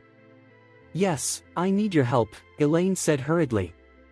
Kevin, some old friends and I purchased participating policies from an insurance company called Axel, and we invested all our money into it. However, the company is refusing to pay us our dividends and they won't even return our money. Can you help me get it back, please? Kevin felt a surge of excitement at the challenge. It was his moment to shine. Auntie, don't worry. I'll come right over to help you solve this problem. Elaine was ecstatic. Oh my goodness. Thank you so much. After hanging up, she shot another glare at Charlie, exhaling in frustration. Some people are as useless as a pile of trash. We can't rely on him. What can he do besides mumble? Charlie smirked. His mother-in-law was indeed pretentious and oblivious. She had turned to Kevin for help. The company had likely swindled them out of tens of millions, if not more. It was clear they had some sort of powerful backing to act so boldly. There might even be a mafia boss pulling strings behind the scenes. How could Kevin, an inexperienced young man, hope to confront these ruthless scammers? The White family's influence was merely average. After the Emgrand Group severed ties with them, their power had further diminished. It was practically impossible for the White family to tackle such large-scale financial fraud. Honestly, Charlie could just call Isaac from Shangri-La, and the issue would be resolved in no time. After all, Isaac was the Wade family's representative in Oris Hill, and everyone, businessmen and underworld figures alike, had to respect his authority. However, his mother-in-law's blind faith in Kevin was infuriating. If she believed in him, then let him take the spotlight and handle things his way. Some onlookers were eagerly watching Elaine, hoping she had found someone powerful to assist them. Elaine couldn't help but smile proudly and announced, "Don't worry, everyone. I've asked Mr. White for help. He's very influential and capable, I'm sure he can retrieve our money effortlessly." Someone exclaimed in astonishment, "Wow, Mr. White. Elaine, you're amazing for finding such a powerful ally." Exactly. Mr. White must have a vast network. It should be a piece of cake for him to resolve our issue, right? Elaine, since you know such an impressive young man, why not marry your daughter to him instead of this loser? Elaine shot Charlie a disdainful look and retorted coldly, "This loser will be kicked out of our family soon enough." Charlie remained silent, anticipating how poorly Kevin would perform. Soon, a sleek black Porsche pulled up in front of them. A handsome young man in a suit stepped out of the vehicle. Here came Kevin White. The onlookers gasped in admiration, "Wow, look at him. Handsome and sharp. I wonder which family is lucky enough to have him as their son-in-law." "Absolutely. If my daughter can wed him, I can rest easy. Come on, stop daydreaming. Even if you were gone, he wouldn't be interested in your daughter."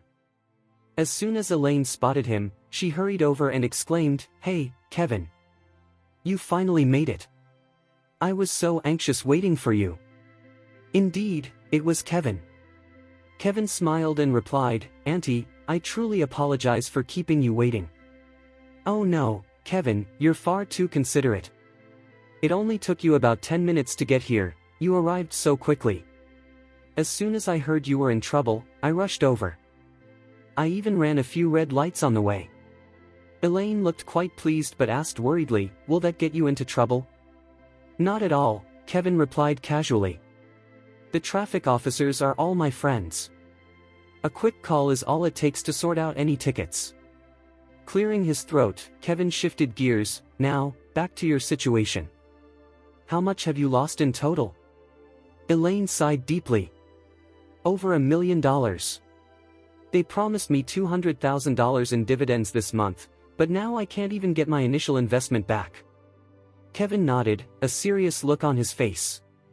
"Don't worry, I'll help you recover your money."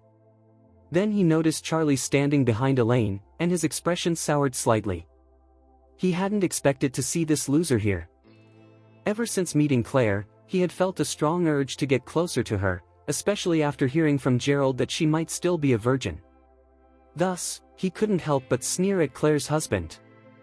Feigning a smirk, he said, "Hey, Charlie, didn't see you there. Do you have any ideas on how to help Aunt get her money back? Want to give it a shot first? I wouldn't want you to think I'm stealing your moment." Elaine quickly interrupted, "Oh, stop with the nonsense. What can he do? The most he can manage is to open his mouth and chant slogans. Kevin, just ignore him." Kevin nodded and retorted, "Since Charlie can't assist you, let me take a crack at it." Charlie offered a slight smile, responding half-heartedly, "Good luck, Mr. White." Kevin chuckled derisively. At that moment, several elders gathered around Elaine, saying, "Elaine, we're all your friends. Can you please ask this handsome man to help us too? We really need to recover our hard-earned money." Elaine arrogantly replied, "Oh, that's not for me to decide. Kevin is here to assist me, he doesn't know any of you." The crowd turned to Kevin, pleading, "Mr. White, please have mercy and help us." Although Kevin found the crowd bothersome, he realized Elaine was a greedy person, so he smiled casually, "Since you're Auntie Elaine's friends, I can certainly help you." Everyone rejoiced at his words. However, Kevin continued in a haughty tone, "But remember, I'm only helping because of Auntie Elaine. So, for any money I recover for you, a 10% commission goes to Auntie Elaine." Is that acceptable? The crowd cheered, absolutely. It's much better to get back 90% of our money than to recover nothing at all. Elaine was ecstatic upon hearing this. The total amount her friends had lost added up to tens of millions. If Kevin could recover their money, she would pocket $1 million in commission alone. Elaine was absolutely ecstatic when Kevin declared loudly, "Uncles and aunties, relax. I'll go talk to them now. Please wait for my good news." Feeling empowered by Kevin's presence, Elaine couldn't contain her excitement and exclaimed, "Kevin, I want to come with you." Charlie quickly jumped in, cautioning, "Mom, I really think you should stay out of this. If Kevin can't resolve the issue, you might end up in trouble." "Bah!"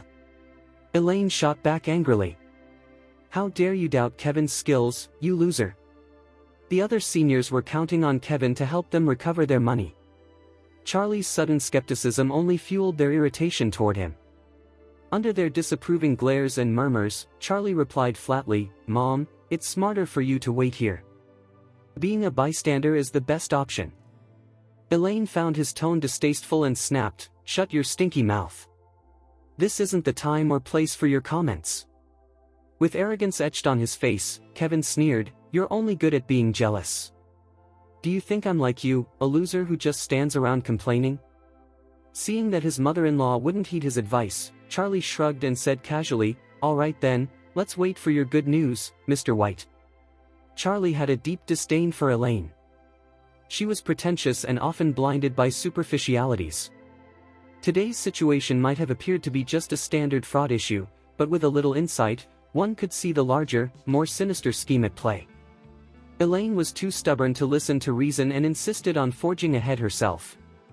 It might be best for her to learn a lesson the hard way. Unbeknownst to Elaine, Charlie was genuinely worried about her. She shot him a fierce glare before turning back to Kevin, saying apologetically, "Kevin, please don't pay any attention to that loser. I trust you." Kevin chuckled triumphantly, responding, "No worries, Auntie. I won't lower myself to his level." He then turned toward the building, speaking confidently, "Auntie, let's go." "All right." Kevin led Elaine through the crowd, striding toward the entrance of Axel Insurance. As they reached the door, he shouted at the employees blocking the entrance, "Listen up. Tell your boss to refund their money immediately. If not, I'll be back with my team of lawyers and security guards, and I'll come crashing through that door to apprehend you and your boss." Elaine chimed in, "Did you hear that, you bunch of nitwits? We have backup now. If you refuse to pay us back, Mr. White will make sure you all end up in prison." The young employee at the front looked anxious and quickly replied, "I'm sorry, I'm just a security guard. I'm not responsible for the business." Kevin responded coldly, "Then call your boss. Let him know I'm Kevin White from the White family in Oris Hill. Tell him he needs to come deal with me personally, and don't say I didn't warn him." Kevin spoke with an air of arrogance. While the White family wasn't the top family in Oris Hill, they were considered middle class in the local social hierarchy. In contrast, the person he was confronting was merely the head of a mediocre fraudulent company. It was unlikely that this boss would remain calm upon hearing Kevin's name. The young employee, despite being unfamiliar with Kevin's true background, felt a sense of urgency and quickly called his boss. In the office of Axel Insurance, Axel Jordan, the owner, greeted a man in his 40s with a warm and respectful demeanor. His face beamed with a broad smile as he reached into his drawer, retrieving a bank card. He handed it to the man, saying, "Don Albert, this card holds $30 million, and the PIN is your birthday. This is your bonus, please verify it." The middle-aged man, dressed in a sharp suit, had a rugged and worn face, yet his eyes were sharp and predatory, resembling those of a lion. Anyone who saw him would instantly recognize him as Don Albert Rhodes, the notorious mafia boss of Oris Hill. His reputation was such that no one dared to cross him. Don Albert glanced at Axel with a satisfied smile and remarked, "Axie, not bad at all. I'm impressed with your tact." Axel, feeling a bit anxious, replied, "Don Albert, what should we do about the elderly folks protesting outside?" Albert dismissed the concern with a flat tone, saying, "They're just a bunch of old fools. Don't pay them any mind." If they don't leave, I'll have some of my men teach them a lesson. Relieved, Axel quickly expressed his gratitude. Thank you, Don Albert. Albert chuckled, next time, go all in with ventures that can yield big profits.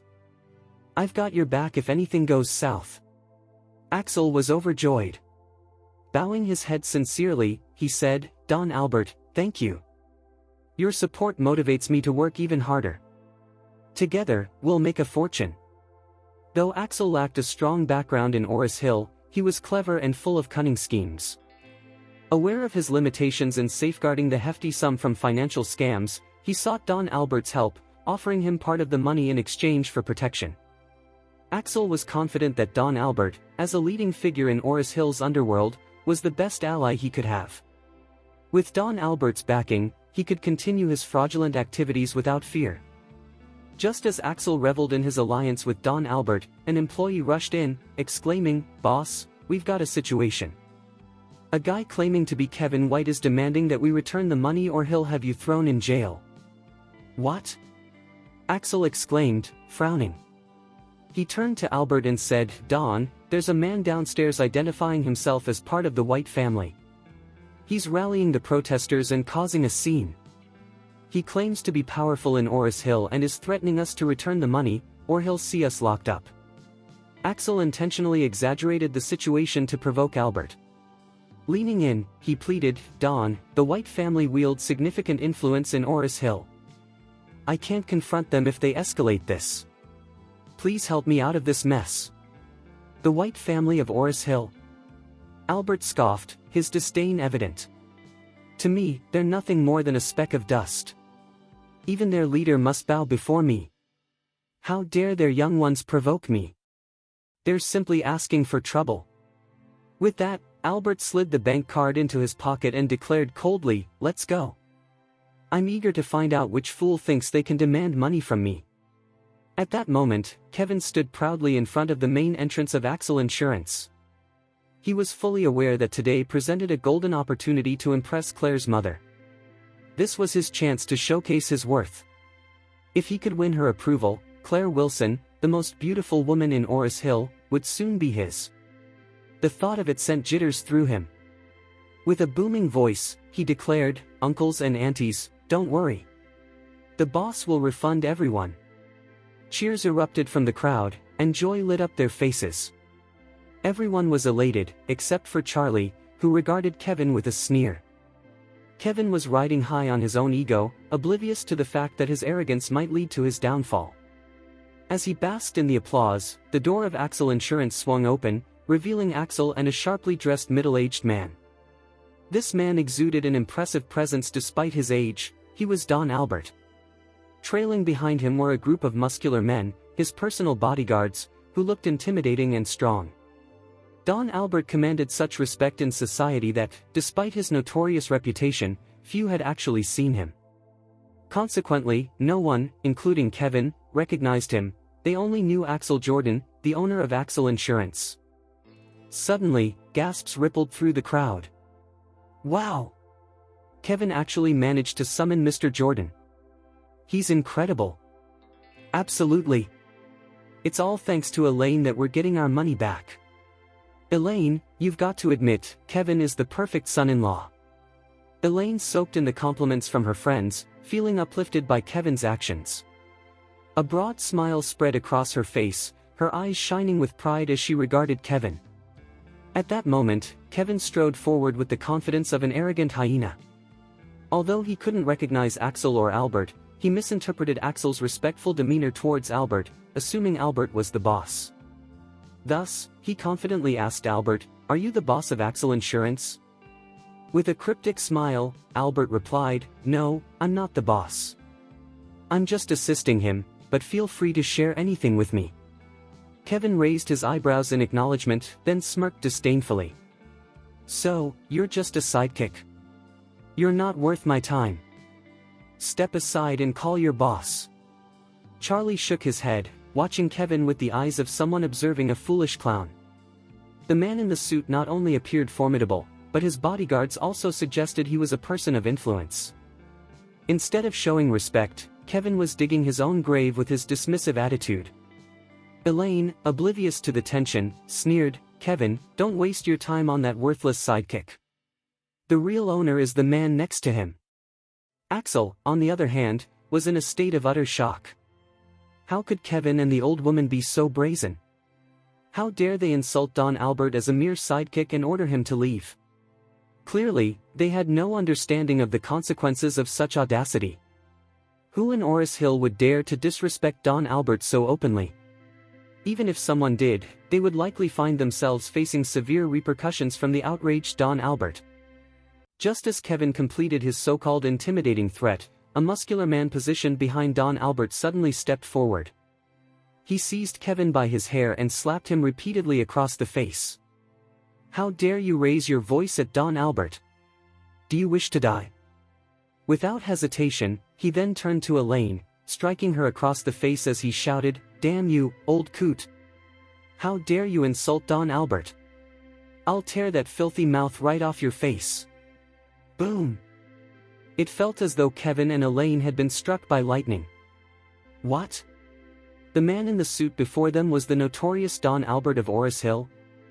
They had just ridiculed him without a second thought. Soon, the color drained from their faces, leaving them as pale as sheets of paper. Cold sweat trickled down their foreheads, and their bodies trembled uncontrollably in fear. Reacting quickly, Kevin threw himself onto the floor, kneeling before Don Albert, crying out, "Don, I'm so sorry. It's my fault. I didn't recognize you. I didn't mean to insult you. I have nothing to do with these old folks and their money. Please, spare my life." He knelt there, slapping himself and banging his head against the ground, wailing and begging loudly. He never imagined that the one backing Axel Insurance was actually the infamous Don Albert. Not even his family would dare to cross such a powerful figure, let alone him. He deeply regretted his earlier actions. His intention was merely to win favor with Claire's mother to get closer to Claire. Who would have thought he'd offend the fearsome Don Albert before he even had a chance to fulfill his wish? If his father learned of this, he would surely beat him to a pulp. The elderly individuals were stunned as they witnessed this unbelievable scene. They had pinned their hopes on Kevin to recover their money, yet no one expected to see him kneeling and begging before the man in the suit like a lowly peasant. Meanwhile, Elaine, who had been so arrogant earlier, stood frozen like a statue after receiving multiple slaps. Don Albert scoffed in disdain and ordered his men, "Since they have such filthy mouths, take turns slapping him 10,000 times. Don't stop until you've finished." Fear gripped Kevin at the command. Those slaps would surely kill him. One of Don Albert's men pointed at the trembling Elaine and asked, "Boss, what about her?" Albert glanced at her with disgust and replied flatly, "Same." Elaine's legs turned to jelly as she collapsed onto the floor, her body shaking uncontrollably. Would she survive after offending Don Albert? The muscular men stood ready, some grabbing Kevin while others clutched Elaine, all poised to begin the brutal punishment. Meanwhile, Charlie watched the unfolding scene with cold detachment, standing among the terrified crowd. Initially, he didn't want to intervene as his mother-in-law was being beaten. She had always been arrogant and stubborn, and perhaps a lesson was in order to knock some sense into her. However, if he allowed Don Albert's men to slap her 10,000 times, she would certainly sustain serious injuries, if she survived at all. How would his wife react? If Elaine were gravely harmed, Claire would be utterly devastated. Realizing he couldn't just stand by, Charlie moved swiftly just as a strong man raised his arm, preparing to strike Elaine's wrinkled face. He stepped forward and seized the man's wrist. Elaine sat on the floor, her body shaking uncontrollably. She squeezed her eyes shut, bracing herself for the blow she expected from the muscular man looming over her. But when the slap didn't come, she opened her eyes in bewilderment. To her astonishment, Charlie, her seemingly worthless son-in-law, had stepped in and was gripping the man's wrist. At that moment, Elaine felt utterly disoriented. She couldn't wrap her head around what was happening. Why was Charlie suddenly showing such courage? Don Albert was equally taken aback. Who dared to defend this old woman in such a tense situation? He snarled, "Who are you? Do you have a death wish?" Charlie responded with a faint smile, "You're Don Albert, right?" You can beat up anyone you want, but please, don't lay a finger on my mother-in-law. A shadow of anger crossed Albert's face. This old woman is your mother-in-law? And who do you think you are, asking me for favors? Fury bubbled within Albert as he spoke. He was a figure of high regard in Oris Hill, yet today he faced immense humiliation. First, an impertinent man named Kevin White had shouted at him, then an old geezer joined in. And now, this young man appeared out of nowhere, making absurd demands.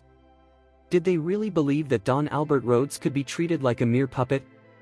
His face reddened with rage, and he bellowed to his men, "Beat this arrogant fool to a pulp." Charlie maintained his calm demeanor, replying, "Not so fast. Let me make a quick call first, I want him to hear what I have to say."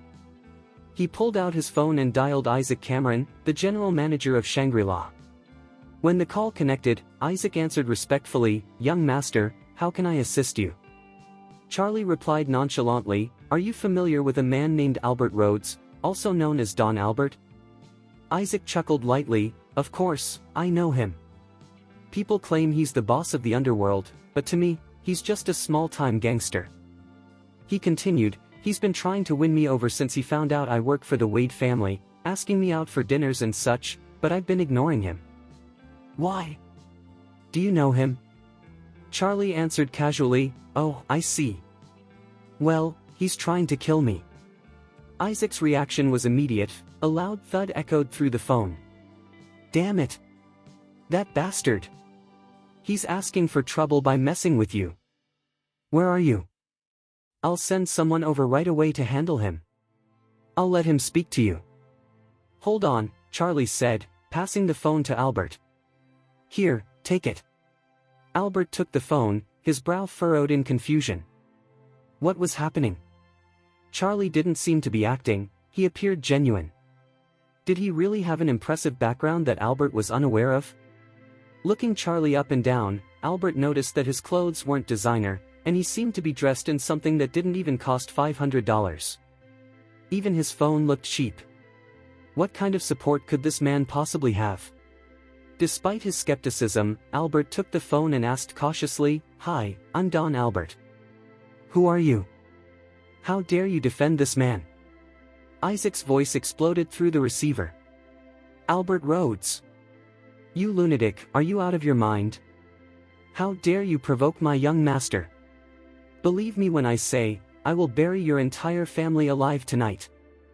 As soon as the voice reached Don Albert's ears, his mind raced to identify it. It was Isaac Cameron, the very man he had been trying to impress. Had he just claimed that Albert had offended his young master? Could it be the individual standing before him? To make matters worse, Isaac was well aware that there were 25 members in Albert's family. Had he conducted an in-depth investigation into his background? Isaac Cameron was not just anyone, he represented the Wade family in Oris Hill. The Wade family's reach and power were so vast that eliminating Albert would be as effortless as squashing an ant. Albert felt his legs turn to jelly as he absorbed Isaac's furious tone. Stammering, he pleaded, "Mr. Cameron, please, calm down. I didn't realize, it was just a misunderstanding. The young master and I." "Silence!" Isaac bellowed, "The identity of our young master is of the utmost secrecy. If you even hint at it, I will ensure that you and your entire family are erased from existence." Albert trembled uncontrollably, shaking more violently than someone with Parkinson's disease. He quickly responded, "I'm sorry, Mr. Cameron, I sincerely apologize. I'll take care of this immediately." The mere mention of Mr. Cameron sent him into a panic, and the thought of the Wade family in Eastcliff made him feel insignificant. They were a godlike presence that he could only admire from a distance. Yet here he was, audaciously offending the young master of the Wade family. Realizing the gravity of his actions, Albert turned to Charlie, his voice quaking as he stuttered, "Mr. Wade, I'm so sorry. I had no idea she was your mother-in-law. It was a mistake, truly. Please forgive me." Without hesitation, his legs buckled, and he knelt before Charlie. The onlookers were left in utter disbelief as they watched Don Albert kneel and apologize to Charlie. Even Mr. White paled in comparison to Albert's stature, Yet this young man had the power to make the formidable Don Albert bow before him. Who was he, really? Albert's men shared the same shock. Don Albert was a kingpin in the underworld, and yet here was a young man causing him to submit. Charlie had no intention of punishing Albert, as his men were the ones who had harmed his mother-in-law. In fact, he found it quite amusing to see his mother-in-law get a taste of retribution. Thus, Charlie addressed Albert, "I can let this go, but you must return every single penny you scammed from her, with interest." Albert gasped, astonished at Charlie's willingness to forgive him. He quickly bowed his head and stammered, "Don't worry, I'll take care of it right away." He then turned to Axel and shouted, "What are you waiting for? Get moving! Hurry up! I'll break your legs if you don't start moving." Elaine stood frozen, watching the entire scene unfold in disbelief. Was this really her once helpless son-in-law? Did he truly just make the infamous Don Albert kneel before him? In that moment, Elaine felt that Charlie had transformed into a figure of strength and unpredictability. Kevin, who had recently suffered multiple slaps, was equally perplexed. Wasn't Charlie the family's well-known loser? How had he instilled such fear in Don Albert? At that moment, Axel dashed towards them, carrying a black suitcase, his face as pale as a ghost. He approached Elaine and nervously said, "Auntie, your capital fund is 1.3 million, and the promised dividend is $200,000, totaling $1.5 million. Here's 2 million, the additional 500,000 is an apology from us. Please accept it." Elaine was left utterly speechless, her mind racing. When had her once useless son-in-law gained such significant influence? Not only was she receiving her money back along with the dividends, but they were also offering her an extra 500,000. Elaine was ecstatic and slightly in disbelief upon hearing Axel's announcement. Her funds had skyrocketed from 1.3 million to a staggering 2 million. She gasped, "Are you certain? Are you genuinely giving me 2 million? Axel nodded vigorously. "Absolutely. It's all yours." "That's incredible!" Elaine exclaimed, bursting with joy. As Elaine celebrated not only the return of her money but also an additional $500,000, the other elders grew increasingly anxious. They felt that if Elaine was getting her money back, they deserved the same treatment. One of them began to voice their concerns, "Mr. Jordan, what about our funds?" Axel turned to Albert, visibly frustrated. Albert was reluctant to return all the money he had accumulated, but he was in no position to confront the Wade family, doing so could cost him dearly. Reluctantly, he said, "Just refund them all. For Mr. Wade's sake, they'll receive their principal and the dividends." The crowd erupted in cheers. Suddenly, Charlie's icy voice cut through the excitement. "Don Albert, what do you mean by, 'for my sake'? I have no involvement with these people. Are you trying to intimidate me?" Albert was taken aback. "Mr. Wade, what are you implying? I'm confused. What I'm saying is that these individuals' money has nothing to do with me. It's entirely your choice if you want to return their money, but if you dare to say it's for my sake, don't blame me for turning against you right now." These elders had just mocked him, so why would he lend them a hand now?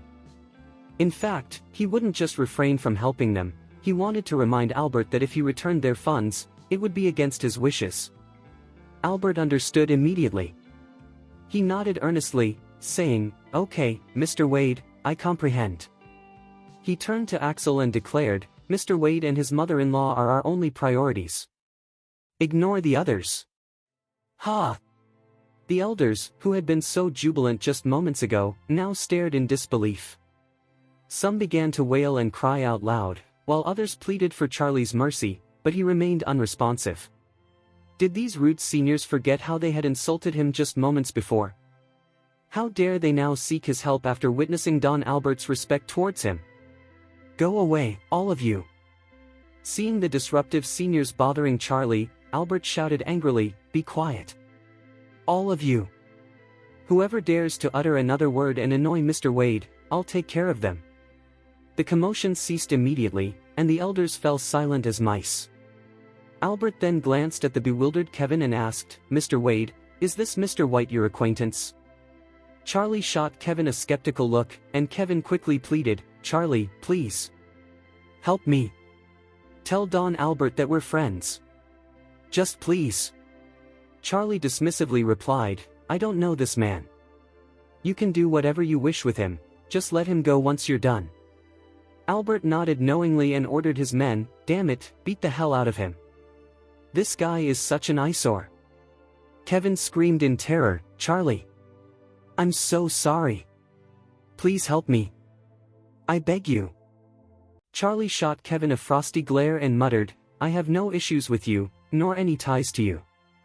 Yet, you've spent all this time mocking and provoking me, and now you expect my help? Not a chance." Kevin fell to the ground, sobbing, "Charlie, I'm genuinely sorry. Please, you have to help me."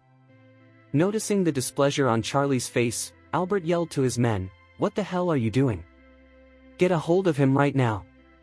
Startled, Albert's bodyguards quickly seized Kevin by the neck and hair, launching a brutal assault on him. Blood soon poured from Kevin's mouth, and a few of his teeth were knocked out, but Albert's men showed no signs of stopping. Each slap aimed at Kevin's face was swift and merciless. Turning to Charlie with a sycophantic grin, Albert asked, "Mr. Wade, are you pleased with our efforts?" Charlie nodded indifferently, "Very good. Now, I need to be on my way." Albert respectfully handed Charlie his business card, saying, "Mr. Wade, here's my number. Don't hesitate to call if you need anything, I'll always be available." Charlie gave a slight nod and tucked the card into his pocket. He then turned to Elaine, saying, "Mom, it's getting late. Let's head home." Even though Elaine's cheeks still stung from earlier slaps, she couldn't help but smile as she looked at the suitcase, thinking about the $700,000 she had just earned. Her pride swelled as she glanced at her son-in-law. He was truly remarkable.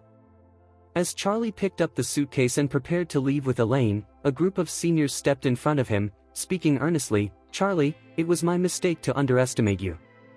I had no idea how powerful you are, you're such an impressive young man." "Exactly. Charlie, you're so smart and handsome, you're the role model for the youth today. My son-in-law can't even compare to you. If it's not too much trouble, could you assist us in negotiating with Mr. Jordan to get our money back? It's our hard-earned cash." Charlie frowned, irritation evident in his voice as he replied coldly, "Why would I help you? You were all so arrogant just a moment ago. If you can't retrieve your money today, why not ask your own son-in-law for assistance?" With that, he turned away and left, leaving the seniors sighing in disappointment, regretting their earlier behavior towards Charlie. Great, their only chance of recovering their money had just vanished. As they contemplated this, some slapped themselves in frustration, others crouched in disbelief, and a few rolled on the ground, wailing in despair. All their money was gone. Yet, they had only their own foolishness to blame, along with their lack of an exceptional son-in-law like Charlie. On the drive home, Elaine, with a coy smile, asked Charlie, "Charlie, how do you know Don Albert? Why does he treat you so respectfully?" Charlie responded casually, "I don't know him at all. Who am I to be acquainted with someone like him? I simply called a friend who had enough influence to make Axel return the money." Elaine felt a twinge of disappointment upon hearing this. She had imagined that Charlie wielded some extraordinary power she was unaware of, but it turned out he had just called someone for help. This revelation dimmed the excitement she had felt earlier. However, she was relieved to have her money back, along with an extra $700,000, which somewhat improved her perception of Charlie. She added, "Charlie, I hope you can keep today's events a secret and not tell anyone. I may be older, but I still have my dignity, okay?" Charlie offered a weak smile and nodded in agreement. "All right, Mom, I understand." After resolving Elaine's issue, she and Charlie said their goodbyes. With a suitcase hugged tightly to her chest, reminiscent of a child with a lollipop, Elaine headed to the bank to make a deposit, while Charlie returned home. Upon entering the house, Charlie noticed Claire's shoes in the hallway, indicating that she was back, so he made his way straight to their bedroom. As he stepped inside, he found Claire hanging up the phone, her face lit up with surprise and excitement. Curiously, he asked, "Dear, who were you talking to?" Claire exclaimed with enthusiasm, "It was my best friend, Laureen. Do you remember her?" "Of course," Charlie replied with a nod. "She studied in Oris Hill and was very close to you. If I'm not mistaken, she's the daughter of the wealthy Thomas family from Eastcliff, right?" "Yes," Claire confirmed. "Laureen's family is quite well known in Eastcliff." Charlie smiled and inquired, "So, what's the news? Is she coming to Oris Hill for a visit?" "It's more than just a visit, she's coming to work here," Claire said, her eyes sparkling with excitement. Charlie frowned, puzzled. "But she's from a prominent family in Eastcliff. Why wouldn't she work for her family's company instead of coming here?" Claire shrugged. "I'm not sure either. She mentioned that she's going to start working for Emgrand Group. As for why she chose Emgrand, I have no clue." Charlie acknowledged her response, but a thought lingered in his mind. While the Thomas family may not compare to the Wades, they have a strong presence in Eastcliff. There's no reason for Laureen to abandon her family business and come to Oris Hill to join Emgrand. Does she have an ulterior motive? Skepticism filled Charlie's mind, and without any clear answers, he decided to wait until Laureen started at Emgrand Group so he could have Doris investigate her background and intentions. In the meantime, Claire suddenly patted her forehead, as if struck by a realization. "Oh yes, Charlie. I have a meeting with Emgrand Group tomorrow, so I won't be able to pick up Laureen from the airport. Could you do that for me? And find a nice place for lunch too?" Charlie nodded in agreement. "Sure, I'll make the arrangements tomorrow. Make sure it's a nice place, and don't worry about the cost. Here, take my card," Claire said, reaching for her purse. Charlie quickly stopped her. "No need for that. I have a friend with a great restaurant. Let me take care of it." He pulled out his phone, intending to text Isaac at Shangri-La to book a table. However, realizing that Shangri-La was meant to be a special surprise for Claire, he decided to reach out to someone else, Don Albert. "I would like to host a dinner for a friend. Please arrange it at a high-end hotel, excluding Shangri-La." Before long, he received a response from Albert. "Mr. Wade, I own a restaurant called Heaven Springs, one of the most exclusive spots in Oris Hill, comparable to Shangri-La. I'll reserve the best diamond suite for you and your guest, along with a fantastic feast. It's an honor to have you dine with us." Charlie replied simply with an "okay." The following day, Claire spent the entire time at the Emgrand Group headquarters, working on project details and collaboration arrangements. Meanwhile, Charlie contacted Doris to inquire about Laureen's job appointment. Doris was pleasantly surprised that he knew about it. She informed him that Laureen had applied for the position of administrative director, which is a mid-level management role. After reviewing her resume, they deemed her an exceptional candidate and decided to hire her. Laureen's first day of work would begin in just a few days. Charlie instructed her to keep a close watch on Laureen after she started her job and to report any unusual behavior back to him. After his conversation with Doris, Charlie hailed a taxi to the airport to pick up Laureen. Upon arriving, he stepped out of the taxi and was about to enter the arrival hall when a Mercedes-Benz G-Class suddenly screeched to a halt in front of him.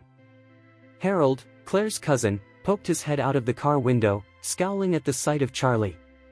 "What are you doing here?" "I'm here to pick up Claire's friend." "What about you?" Charlie replied, returning Harold's frown as he noticed the familiar faces of Gerald and Wendy seated in the car. Harold smirked. "Are you referring to Miss Thomas? We're here to entertain her, so you're just in the way. Why don't you just leave?" Charlie scoffed dismissively, saying, "You're the one who should get lost." Ignoring them, he strode into the airport's arrival hall. Harold's face flushed with anger, and he was ready to hurl insults at Charlie when Wendy quickly pulled on his arm. "Hey, Miss Thomas will be here any minute. Remember Grandma's advice? You need to make a good impression. If you win her over, your standing in the family will be unbeatable. Just let the loser be for now." Harold blinked in surprise as he processed his sister's urgency. He had nearly forgotten the main reason for his presence today. Welcoming Laureen to the city was indeed a secondary task. His primary goal was to impress her and win her heart. The Thomas family held significant influence in Eastcliff, and a relationship with Lorene would elevate his own status and bolster the Wilson family's reputation. Thus, he swallowed his irritation with Charlie and hurriedly exited the car, rushing toward the arrival hall. At that moment, a striking young woman caught everyone's attention as she stood out in the crowd. Her long maroon hair flowed down her back like a waterfall, and she wore a white dress that highlighted her graceful figure. Although she had sunglasses on, they couldn't hide her captivating beauty. Her skin was smooth and porcelain-like, complemented by fiery red lips. Upon closer inspection, her features and figure rivaled Claire's, each possessing their own unique allure. All eyes in front of the arrival hall were momentarily fixed on her. Harold was equally taken aback by her presence, and even Gerald, who had come along as a +1, was struck by her beauty. He couldn't help but exclaim, "She truly embodies the reputation of a daughter from Eastcliff's elite. Her beauty and grace are remarkable." Just then, Lorene spotted them in the crowd and quickly made her way over while waving enthusiastically. "Harold, Wendy, and Charlie. Hey, it's been a while." Harold felt a surge of excitement welling up inside him. He quickly replied, "Hey, Lorene. It's great to see you again. You look more beautiful than ever." Charlie offered a polite smile and added, "Hi, it's been some time." Harold jumped in, "Lorene, I've booked a suite at the best hotel in Orris Hill just for your arrival. Come on, let's go." Lorene glanced at Charlie before turning to Harold with an apologetic smile. "Harold, I'm really sorry, but I've already accepted Claire and Charlie's invitation. Let's postpone our plans for drinks, okay? I'll be in Orris Hill for a while, so we'll have plenty of opportunities to meet." Frustration began to boil within Harold, replacing the earlier excitement. Charlie, the loser, had come to spoil his chance to impress Lorene on such an important day. With a sarcastic edge, he remarked, "Lorene, I reserved a suite at Heaven Springs, the most renowned restaurant in Orris Hill, just for you. By the way, it's the Golden Suite, which has a minimum spend of $300,000. He shot a contemptuous glare at Charlie and added with a malicious grin, "I can only imagine where my lowly cousin-in-law decided to take you. It would be quite disrespectful if he booked some mediocre place." Charlie was taken aback when he discovered that Harold had also booked a suite at Heaven Springs. What a strange coincidence. Didn't Don Albert mention owning Heaven Springs? Hadn't he arranged a suite for Charlie at the restaurant as well? Meanwhile, Gerald stared in disbelief. "Wow, Harold, did you really manage to secure a reservation for the Golden Suite at Heaven Springs? That's not something everyone can do." Harold chuckled with pride. "Honestly, aside from the Diamond Suite, which is definitely out of my reach, the other suites are easy to book." However, beneath his boastful tone, Harold was merely showing off. In reality, Lady Wilson had pulled strings and asked for numerous favors to get the Golden Suite reserved. Lorene, who had heard of Heaven Springs even while in Eastcliff, quickly chimed in, "We're all friends here, you don't need to go to such lengths just for me." With a sly grin, Harold replied, "Oh no, you're our esteemed guest. How could I treat you as just another friend?" He then turned to Charlie and inquired, "By the way, which restaurant did you book?" Charlie responded with a hint of indifference, "What a coincidence, I also made a reservation at Heaven Springs." "Ha ha ha." Harold laughed heartily. "Charlie, are you seriously not embarrassed by your ridiculous bragging? I doubt you could even secure the most basic suite at Heaven Springs with your status. You really should stop with the nonsense." Charlie simply smiled and replied, "Even if I am bragging, what does it matter to you? I'm not inviting you to dinner, so why are you so concerned?" Harold sneered, "Humph. I doubt you could even make it through the door." Lorene, witnessing the exchange, felt pity for Charlie. She knew about his position within the Wilson family, where he faced both financial and emotional discrimination. It seemed unrealistic for him to book a suite at such a prestigious restaurant for her. She sensed that Charlie was likely fabricating this claim to preserve his dignity, and she didn't want him to feel embarrassed. So, she quickly suggested, "Hey, let's put an end to this argument, okay? Since both of you have reservations at the same place, why don't we go there together?" Harold shot a glare at Charlie and huffed, "Fine, for Lorraine's sake, I'll treat you to a meal today and let you experience what a high-end restaurant is like." Charlie merely smirked and brushed off the insult. The notorious Don Albert would kneel in front of him. What kind of impact could his restaurant possibly have? It was a shame that Harold was too blinded by his arrogance to see the truth. Heaven Springs was a charming, elegant European-style restaurant. The interior boasted exquisite classical decor, with an air of exclusivity and elegance. Even the sign outside was crafted from high-quality yellow rosewood. Charlie couldn't help but marvel at the lavishness of the restaurant. He hadn't anticipated such opulence at Albert's establishment and thought about bringing Claire there someday. Lorraine looked around in awe and exclaimed, "I've heard so much about Heaven Springs back in Eastcliff, and it certainly lives up to its reputation." With a smile, Harold replied, "Lorraine, I had to take you to the best place during your visit, of course." Then, he shot a mocking glance at Charlie. "Unlike someone here. If it weren't for you, he'd probably never get the chance to visit such a fancy restaurant in his life." With a playful smile, Wendy asked, "Charlie, didn't you make a reservation here too? Which suite did you pick? Let's go check it out." Charlie replied flatly, "To be honest, I didn't really think about which suite to reserve. I just sent a text to their boss and asked him to arrange it for me. Let me check the message now, give me a moment." Harold scoffed with disdain, "Keep quiet. Do you have any idea who the boss is here?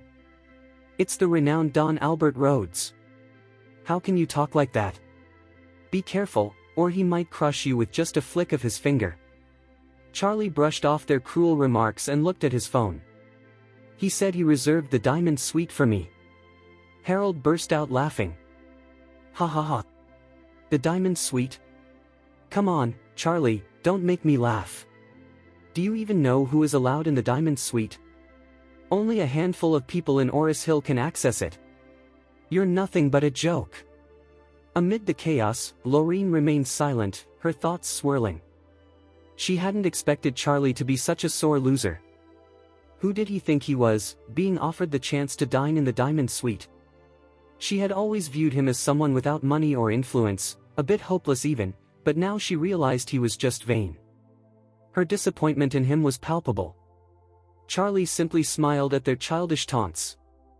In his eyes, they were nothing more than pretentious fools, and he didn't feel the need to stoop to their level. Gerald chimed in, "Charlie, even my dad isn't worthy of dining in the diamond suite. You're just full of nonsense."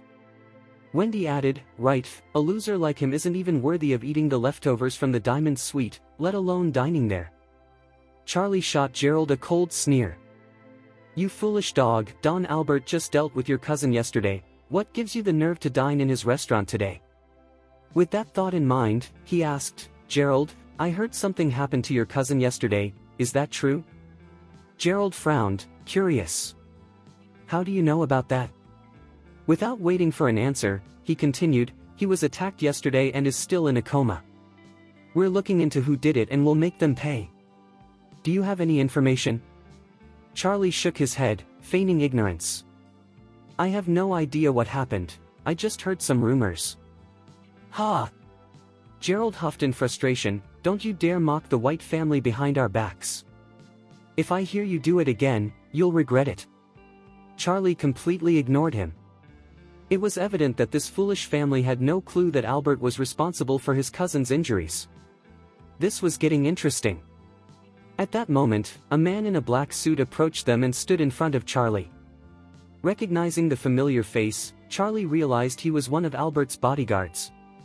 The man recognized Charlie right away, greeting him with an eager smile and nearly bowing, but Charlie quickly shook his head. The bodyguard paused for a moment, then said, "Hi, your suite is ready, please follow me." Harold was taken aback. He hadn't even mentioned his arrival to the ringmaster yet, and here someone was coming to greet him personally. When did diners in the Golden Suite at Heaven Springs start receiving such attentive service? Gerald stared in disbelief. "Harold, you're amazing. That guy seems to work directly for Don Albert. It looks like the Don really appreciates you. Do you know him personally? I've never heard you mention it, you humble guy." Harold laughed with delight and replied smugly, "No need to flaunt my connections, it's better to keep a low profile." Ha ha ha. Lorene sat in astonishment, her mind racing. She had no idea Harold was so well connected in Oris Hill. Compared to Charlie, he seemed far more reliable. She thought it would be easier to build a rapport with Harold for her day-to-day interactions. As they approached the Diamond Suite, a man in a black suit respectfully guided them to the door. He produced a bill, handed it directly to Charlie, and said softly, "Sir, please sign here."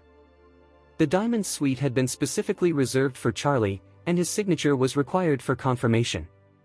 Charlie smiled, took the pen, and prepared to sign, but before he could do so, Harold's loud voice cut through the air. "Damn it! Put the pen down." With a scowl, Harold stepped forward, snatched the pen and paper from Charlie's grip, quickly signed his name, and shouted, "You shameless rat! Do you really have no idea who reserved this room? Who do you think you are to sign here?" The man in black was taken aback by Harold's rude interruption. He turned to Charlie, casting a questioning glance as if to offer assistance in dealing with Harold right then and there. Charlie, however, shook his head slightly. "Just let him sign if he's so eager." Charlie preferred to avoid any awkwardness in front of Lorene, who was his wife's best friend. They entered the room, and everyone took their seats.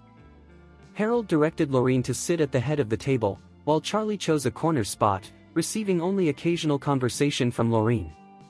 Soon, waiters began presenting exquisite dishes and wine, each course more lavish than the last. The ingredients were top-notch, even the abalone and Australian lobster were mere side dishes. The wine was a century-old vintage worth a staggering $100,000 per bottle. Lorene, coming from a wealthy background, was taken aback by the extravagance of the meal. Gerald let out an envious sigh, asking, "Harold, what's your budget for this meal?" With a puffed-up chest, Harold replied, $300,000. Gerald's eyes widened in disbelief. "Are you serious? That's beyond your usual spending range. Even the wine alone exceeds your budget." Despite Harold's casual demeanor, a flutter of nervousness stirred within him. He recalled how the man in black had treated him outside the suite and began to wonder if Don Albert was extending him special treatment, though he barely knew the man. Lorene's eyes sparkled with admiration as she looked at Harold and said, "Thank you, Harold."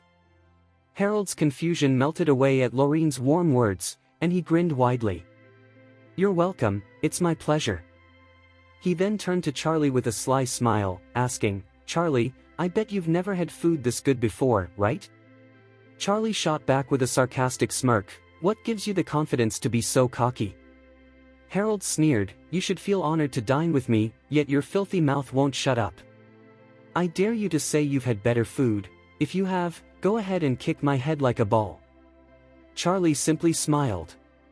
His childhood had been filled with extravagance that ordinary people couldn't even fathom. For the Wade family, these gourmet dishes were just everyday meals for the staff. Wendy glared at Charlie, indignation radiating from her. "Charlie, what's with that attitude? Believe it or not, I'll throw you out of here. We're treating you to a meal, and this is how you act. You loser." Just then, the suite door burst open with a loud bang, and a hoarse, fierce voice boomed across the room. "Where did you idiots come from? Who the hell let you in here?" At the entrance stood a pudgy man in an Armani suit, adorned with a large gold chain and a prominent scar that ran like a centipede from the corner of his eye to his chin. In one hand, he clutched the bill, and in the other, a baseball bat, his expression fierce as a lion's. Following him, a dozen burly men with tattoos and scars filed into the room, surrounding the table and leaving everyone stunned. What was happening?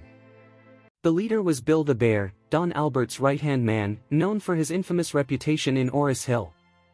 Don Albert had informed him that the Diamond Suite was reserved for the esteemed Mr. Wade and had ordered him to ensure everything was in order. However, when he checked on the guests, he was furious to see that a nobody named Harold Wilson had signed for the suite. He was enraged at finding someone like Harold occupying the space meant for such an important guest. On the flip side, he felt a surge of anxiety because there was only one lavish banquet menu prepared in the Diamond Suite, and it had already been served to the guests present. What was he going to do when the real esteemed guests arrived? Harold sprang to his feet, his voice filled with alarm. What's going on here? I reserved this suite. Who do you think you are, causing a scene? Bill directed his finger at Harold and asked, Are you Harold Wilson? Harold nodded, puffing out his chest with pride. Yes, that's me. Bill's tone turned icy as he commanded, Bring him to me. Without hesitation, two burly men seized Harold, dragging him from his chair. What are you doing? Let me go. Harold protested. Shut up, one of the men snapped, kicking Harold's knee, causing him to collapse in pain before Bill. Bill scrutinized Harold with a piercing gaze that made him quiver. With a swift motion, he hurled a bill at Harold's head and bellowed, Who allowed you to use this room? Harold cleared his throat, attempting to regain his composure. This is a misunderstanding. I reserved the golden suite in advance and even deposited $300,000. Gerald chimed in, What's going on? Harold booked this room. Don't you have any rules? Bill spat on the floor and slapped Harold across the face, growling, Golden suite? This is the Motherf * King Diamond suite. It's not for you, you bastard. The room was filled with stunned silence as his words reverberated through the air. Diamond suite? No wonder the room was so opulently decorated, with exclusive dishes and wines. Gerald broke out in a cold sweat, realizing that the Diamond Suite was so prestigious that he wouldn't even be allowed to enter, let alone dine there. Wendy urged urgently, Harold, didn't you say you know Don Albert? Hurry up and explain. Harold sighed in frustration. Shut up. How would I know Don Albert? But, didn't you just say? Lorraine shot a cold glance at the siblings during their exchange, coming to the realization that Harold was nothing but a boastful liar. Disappointment washed over her. Bill sneered maliciously, How dare you mention Don Albert's name, you pathetic fool? Are you trying to get yourself killed? He straightened up and commanded his men, Grab him. I want to teach him a lesson. Harold was pinned to the ground, unable to budge even an inch. In a flash, Bill seized a bat and swung it down with force. Arg, my hand! My hand! Harold screamed in agony, his body slick with sweat. Embarrassingly, even his pants became damp. He slumped into unconsciousness, leaving Gerald and Wendy pale as ghosts, their hearts racing. Just moments ago, Harold had been brimming with confidence, but now he had been reduced to this pitiful state. Fear of the consequences loomed over them. Lorraine was equally shaken by the scene, her body trembling uncontrollably.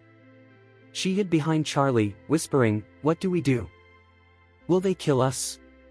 Charlie offered her reassurance, patting her shoulder. Don't worry, I'm here to protect you. Nobody will harm you. Lorraine looked at Charlie with gratitude. While she knew he might not be able to resolve the situation, his words worked wonders to soothe her anxious heart. Meanwhile, Bill kicked the unconscious Harold, who lay sprawled on the floor, and cursed, What a coward. He then turned his glare at Gerald. And you? You said we have no rules here, didn't you? Get over here, you fool. Gerald was trembling with fear, shivering uncontrollably as he struggled to hold back his panic. His voice came out in a stutter, Big Boss Bill, I'm with the White family. Bill's grin twisted into a sinister sneer. The White family? What a joke. Don't make me laugh. He spat with disdain. Without warning, he kicked Gerald to the ground, his voice dripping with contempt. Yesterday, the Don taught one of your family members a lesson, slapped him 10,000 times. And you still have the audacity to mention the White family? What? Gerald recoiled in shock. He had thought Kevin was just robbed, but it turned out that Don Albert was the one who had beaten him. Just as the realization hit him, Bill raised a bat and brought it crashing down onto Gerald's head. With a sharp bang, the world began to spin, a buzzing filled his ears, blood poured from his mouth and nose, his vision blurred, and soon darkness enveloped him. Wendy let out a horrified scream. Gerald was her fiancé, her only chance at marrying into the White family. If something happened to him, her future was bleak. Call an ambulance. Someone, please, she shrieked in panic. Her hands shook as she fumbled for her phone but was too rattled to press any buttons, her cries echoing in desperation. Bill scowled in irritation. "Shut up. Someone slap her until she can't scream anymore," he barked. "Yes, boss," his men replied with malicious grins, like a pack of hyenas ready to pounce. They thrived on tormenting a beauty, especially one as fierce as Wendy. As the men approached with wicked smiles, Wendy's heart raced with fear. She tried to back away, but soon found herself cornered against a wall, with no escape. "Get over here, B*TCH. One of the men, missing an eye, yanked Wendy's hair, pulling her towards him. He raised his hand, ready to strike her face, a vicious assault that was quickly joined by his brutal companions. These men were seasoned fighters, merciless in their cruelty. Before long, Wendy's face was swollen and bruised, blood mingling with saliva dripping from her mouth. The beating was so severe that it would leave long-lasting scars, almost disfiguring her. Lorene, witnessing the horrific scene and the extent of Bill's cruelty, trembled in fear. She pressed herself against Charlie's back, seeking comfort. At that moment, Bill spotted them hiding in the corner and shouted, "Get them too! How dare they occupy the Diamond Suite like they own the place? Today's the day they die." One of the men, ferocious and wild-eyed, stepped toward Lorene, ready to grab her. "Not so fast." Charlie intervened, a cold determination in his eyes as he kicked the brute to the ground. Bill's expression darkened as he glared at Charlie, growling, "Who the hell are you?" Charlie replied calmly, "You really don't want to talk to me like that. Trust me, you'll regret it." "That's it, you little punk." Charlie shook his head and immediately called Albert. "Albert Rhodes, I'm in the Diamond Suite right now. Get here, or you'll regret it." He hung up and shot a chilling glare at Bill. Lorene's face turned pale. Hadn't she seen what happened to Harold after he bragged about knowing Don Albert? How could Charlie be so reckless? He would surely end up dead. Wendy, her face a swollen mess, felt even more anxious after hearing Charlie's call. Was he trying to get them all killed with his foolishness? Bill sneered, "You little brat, provoking the Don in front of me? You're asking for trouble." He gestured to his men with a vicious order, "Finish him." But suddenly, a furious voice boomed from outside the room. "Damn it, Bill! Are you looking for death? How dare you lay a finger on Mr. Wade? I'll chop you up and feed you to the dogs." The room froze as Bill stood paralyzed, as if struck by lightning. Don Albert was here. Who was Mr. Wade? As Don Albert stormed into the room, he zeroed in on Bill, bringing him crashing to the floor. "You idiot! How could you not recognize Mr. Wade? I'll kill you for this." Albert raged, delivering frantic kicks to Bill, who moments earlier had been radiating arrogance and confidence but was now curled up, whimpering like a beaten dog. Lorene watched in genuine confusion. What was happening? The rest of the men were equally alarmed. Was the young man truly Mr. Wade? They had come perilously close to crossing a line they shouldn't have. Albert glared at the group and barked, "And you lot! Why are you standing there like a bunch of fools? Apologize to Mr. Wade right now." In unison, the men dropped to their knees, pleading, "Mr. Wade, we're so very sorry. We were foolish not to recognize you. Please forgive us." Bill, trembling with fear, slapped himself in the face while begging for mercy. "Mr. Wade, I apologize deeply. Spare me, please." Albert followed suit, punishing himself and nervously stating, "Mr. Wade, I'm sorry for my incompetence that led my boys to offend you and your friends." Charlie glanced at Lorene and coolly remarked, "I'm just here to treat my wife's friend to a meal." He then turned to the others and added coldly, "They are not my friends." Lorene was completely taken aback. Charlie wasn't joking after all. He had indeed made a reservation at Heaven Springs, and it was in the opulent Diamond Suite. Most importantly, this suite had been booked for him by none other than Don Albert.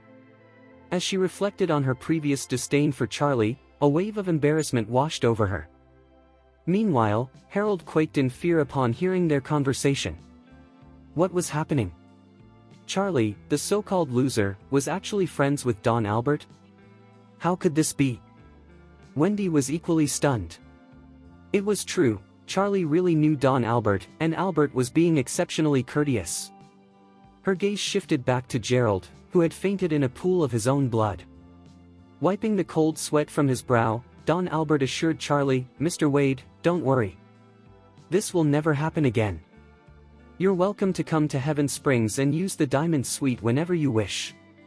If my men fail to recognize you again, I'll gouge their eyes out myself." Charlie nodded and said to Lorene, "We've finished our meal, so let's leave this chaos behind." Lorene, regaining her composure, asked anxiously, "What about them?" She glanced at Harold, Gerald, and Wendy, who were in a dire state. "Let Albert take care of them," Charlie replied calmly.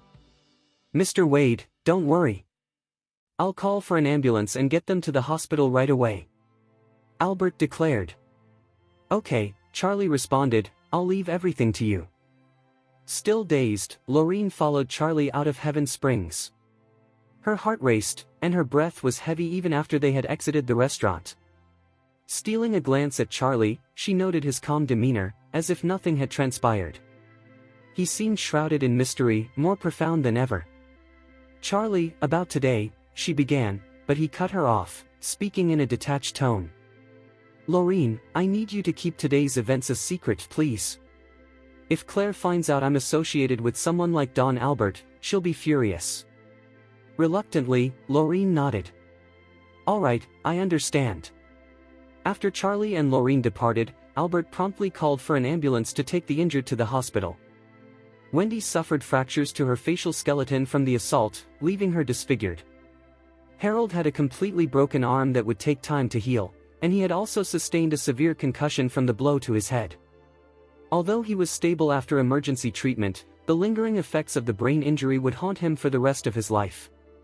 Lorene had made arrangements with Doris Young from Emgrand Group to begin her work tomorrow. After her time at Heaven Springs, Charlie took her back to her hotel before departing himself. Still reeling from the events at the restaurant earlier, Lorene found herself contemplating her future. She had a significant mission for her trip to Oris Hill this time.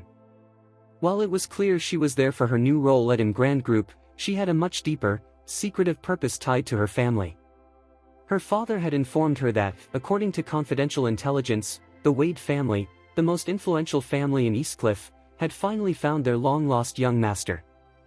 They had even acquired the entire Emgrand Group as a gift for him to hone his entrepreneurial skills.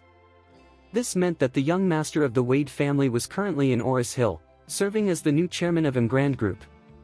In Eastcliff, a city known for its powerful and enigmatic families, the Thomas family held a prominent position, yet they were still ranked lower than the Wade family, who enjoyed greater influence and respect.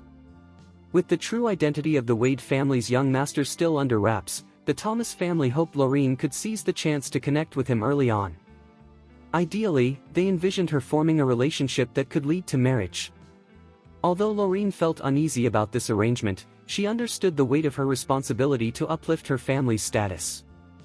The primary reason for her presence in Oris Hill and her role at Emgrand Group was to get close to the enigmatic chairman and find a way to capture his attention.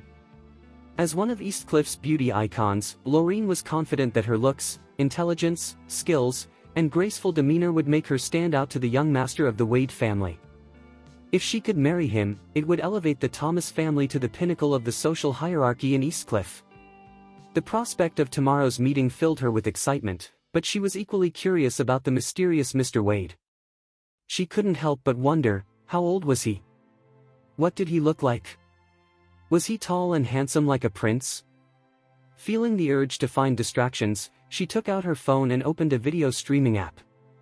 She selected a widely popular video from her collection that had garnered millions of views, the one where Charlie embarrassed the sales manager at Emerald Court with piles of cash. Lorene had scrutinized this video numerous times. The incident, which occurred in Oris Hill, coincided with the time the young master of the Wade family had been located. As a result, she theorized that the wealthy figure in the video must be the young master of the Wade family, now the chairman of Emgrand Group.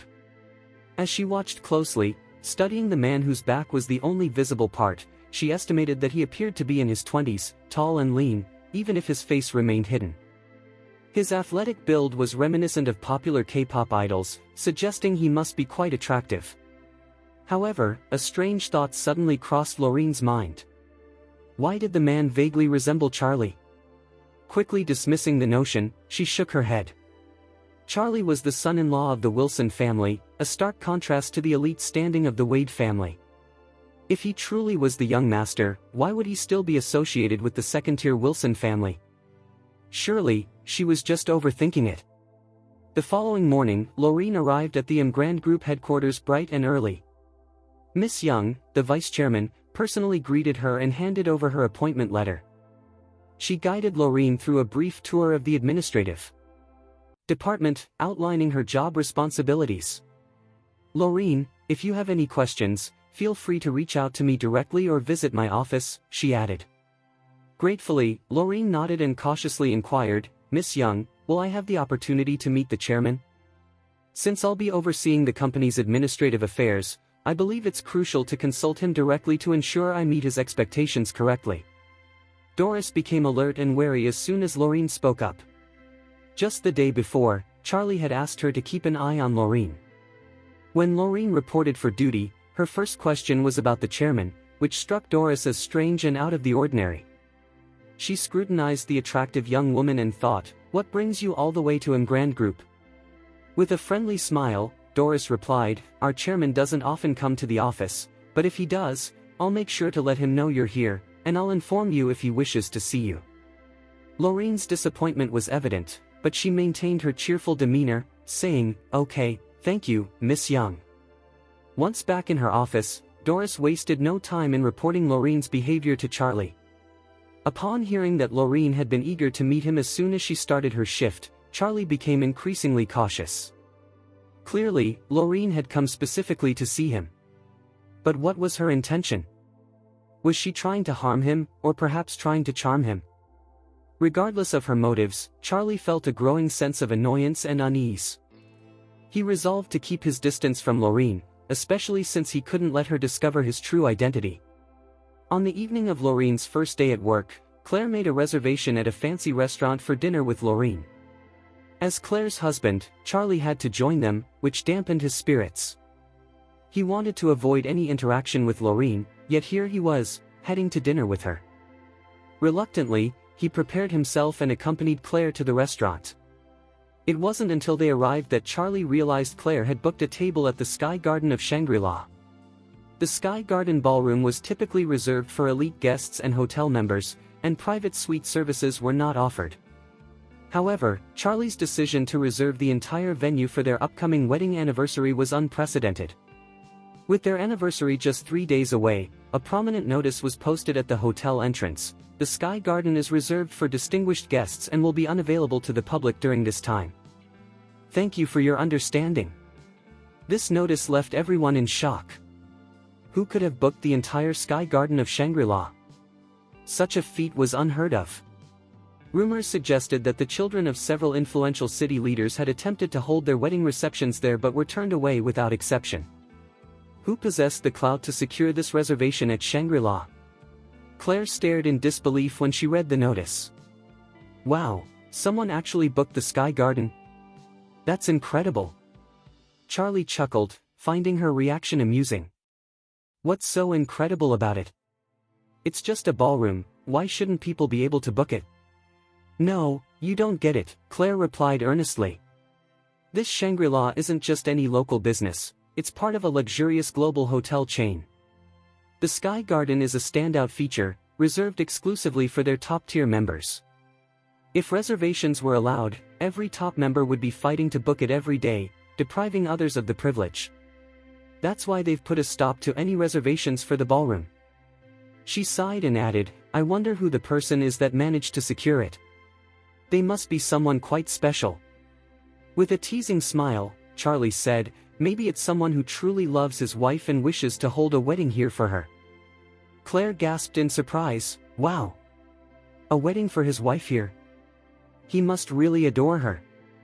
It must be wonderful to be that wife." Charlie felt a surge of happiness as he listened to his wife express her excitement. It seemed he had truly chosen the perfect venue for their wedding anniversary celebration. She must be overjoyed on this special day. They entered the Sky Garden and settled into their reserved seats. Before long, Loreen made her entrance. Claire. Loreen. The two best friends embraced, their faces lighting up with joy. They eagerly began to reminisce about their shared memories, holding hands as they shared their excitement, taking a little while to calm down. Loreen teased, "Claire, you really are a spendthrift. You actually booked the Sky Garden for dinner." Claire giggled with delight, "Well, you're here." "Of course, I had to splurge a little." Loreen beamed, "You're my best friend. Honestly, I feel a bit out of place dining here. I had to ask Miss Doris Young to make the reservation using her membership card." Loreen sighed. "The Sky Garden has some pretty strict requirements, doesn't it? I heard it's only available for their Diamond members or something like that, right?" "Yes," Claire confirmed with a nod. "To be honest, this is my first time here." Loreen smiled warmly. "Thank you so much, dear Claire." She added, "By the way, I noticed a sign at the entrance saying the Sky Garden is fully booked 3 days from now. Is that really true?" "Yes," Claire replied, a puzzled look crossing her face. "That's strange. The Sky Garden has never allowed reservations before. I wonder what's going on." Loreen nodded thoughtfully. "I remember seeing a video online about a mysterious wealthy man in Oris Hill who arrived with a convoy of Rolls-Royces, men in black suits, and suitcases full of cash to buy a necklace. Did you see that video?" Charlie shook his head, but Claire responded, "I did, and it's quite a sensation. Everyone is speculating about his identity." "What's there to speculate about?" Loreen chimed in. "It's all just gossip. People are dying to know who he is, especially since he seems so powerful and charming. Some even say he's the new chairman of Emgrand Group." Charlie felt a sudden jolt of surprise but quickly composed himself. Loreen continued, "Now someone has gone ahead and booked the Sky Garden. That's unprecedented, right? I bet the person who reserved this place is the same one who bought the necklace in that video." Claire sighed in exasperation. "We haven't seen each other in ages, and you're still just as much of a gossip." Loreen laughed heartily. "Gossip is what keeps us women going." She added, "I'm planning to come back here in 3 days to see for myself who has the power to book the Sky Garden." Charlie, who had been quietly absorbing the conversation, suddenly felt a headache coming on. All he wanted was to surprise his wife with a memorable anniversary celebration, free from any unwanted attention. However, he realized he had underestimated the allure of the Sky Garden. It seemed that many people in Oris Hill shared Loreen's curiosity about the mysterious guest who had reserved the venue.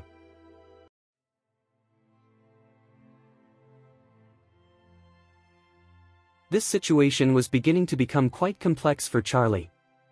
He felt it was essential to speak with Isaac beforehand and ensure he had adequate protection on the designated day. No matter the circumstances, he couldn't afford to disclose his identity. During dinner, Loreen brought up an idea, saying, "Before I arrived in Oris Hill, I spoke with some of our former classmates, and they suggested organizing a class reunion. What do you think about that?" Charlie immediately replied, "No thanks, I won't be going." "Why not?" Loreen asked, her curiosity piqued.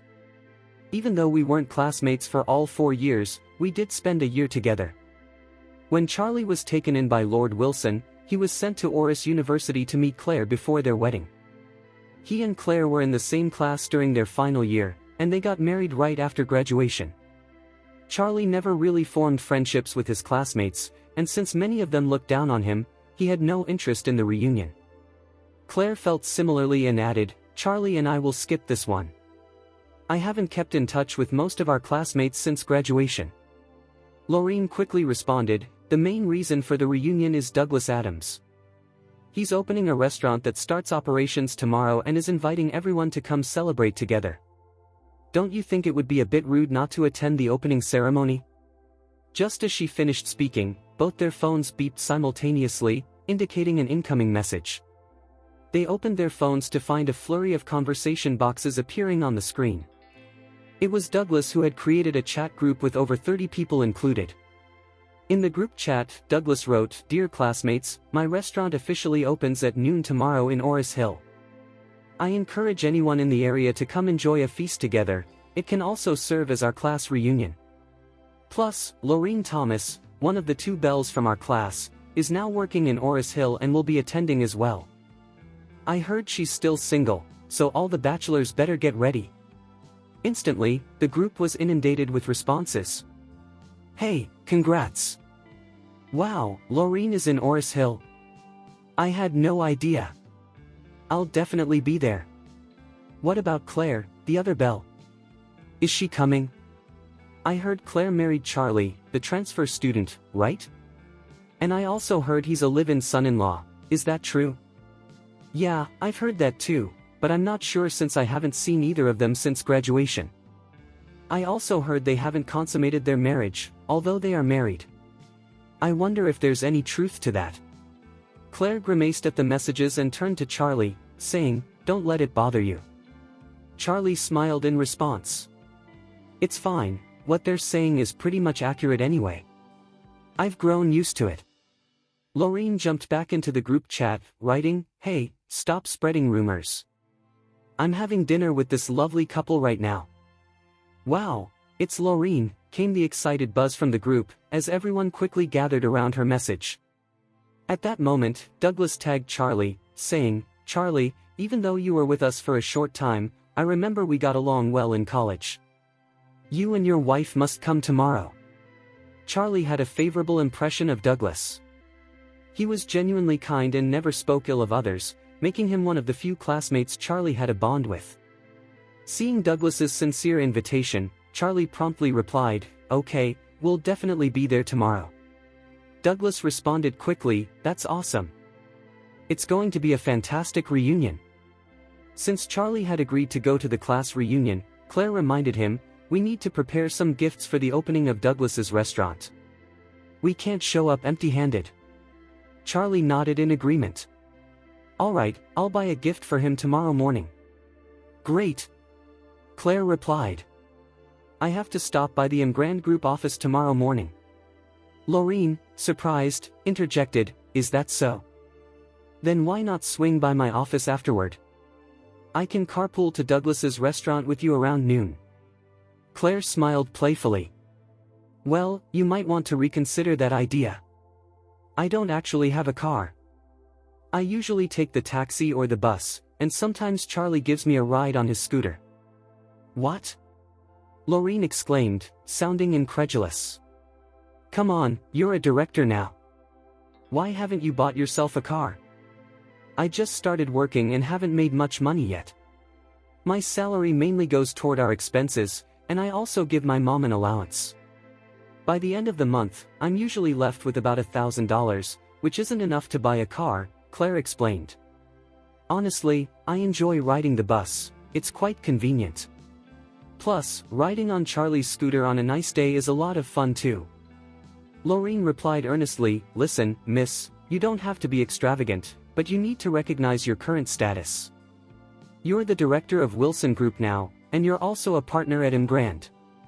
Some people might look down on you if you don't even have a car." Charlie felt Laureen had a point.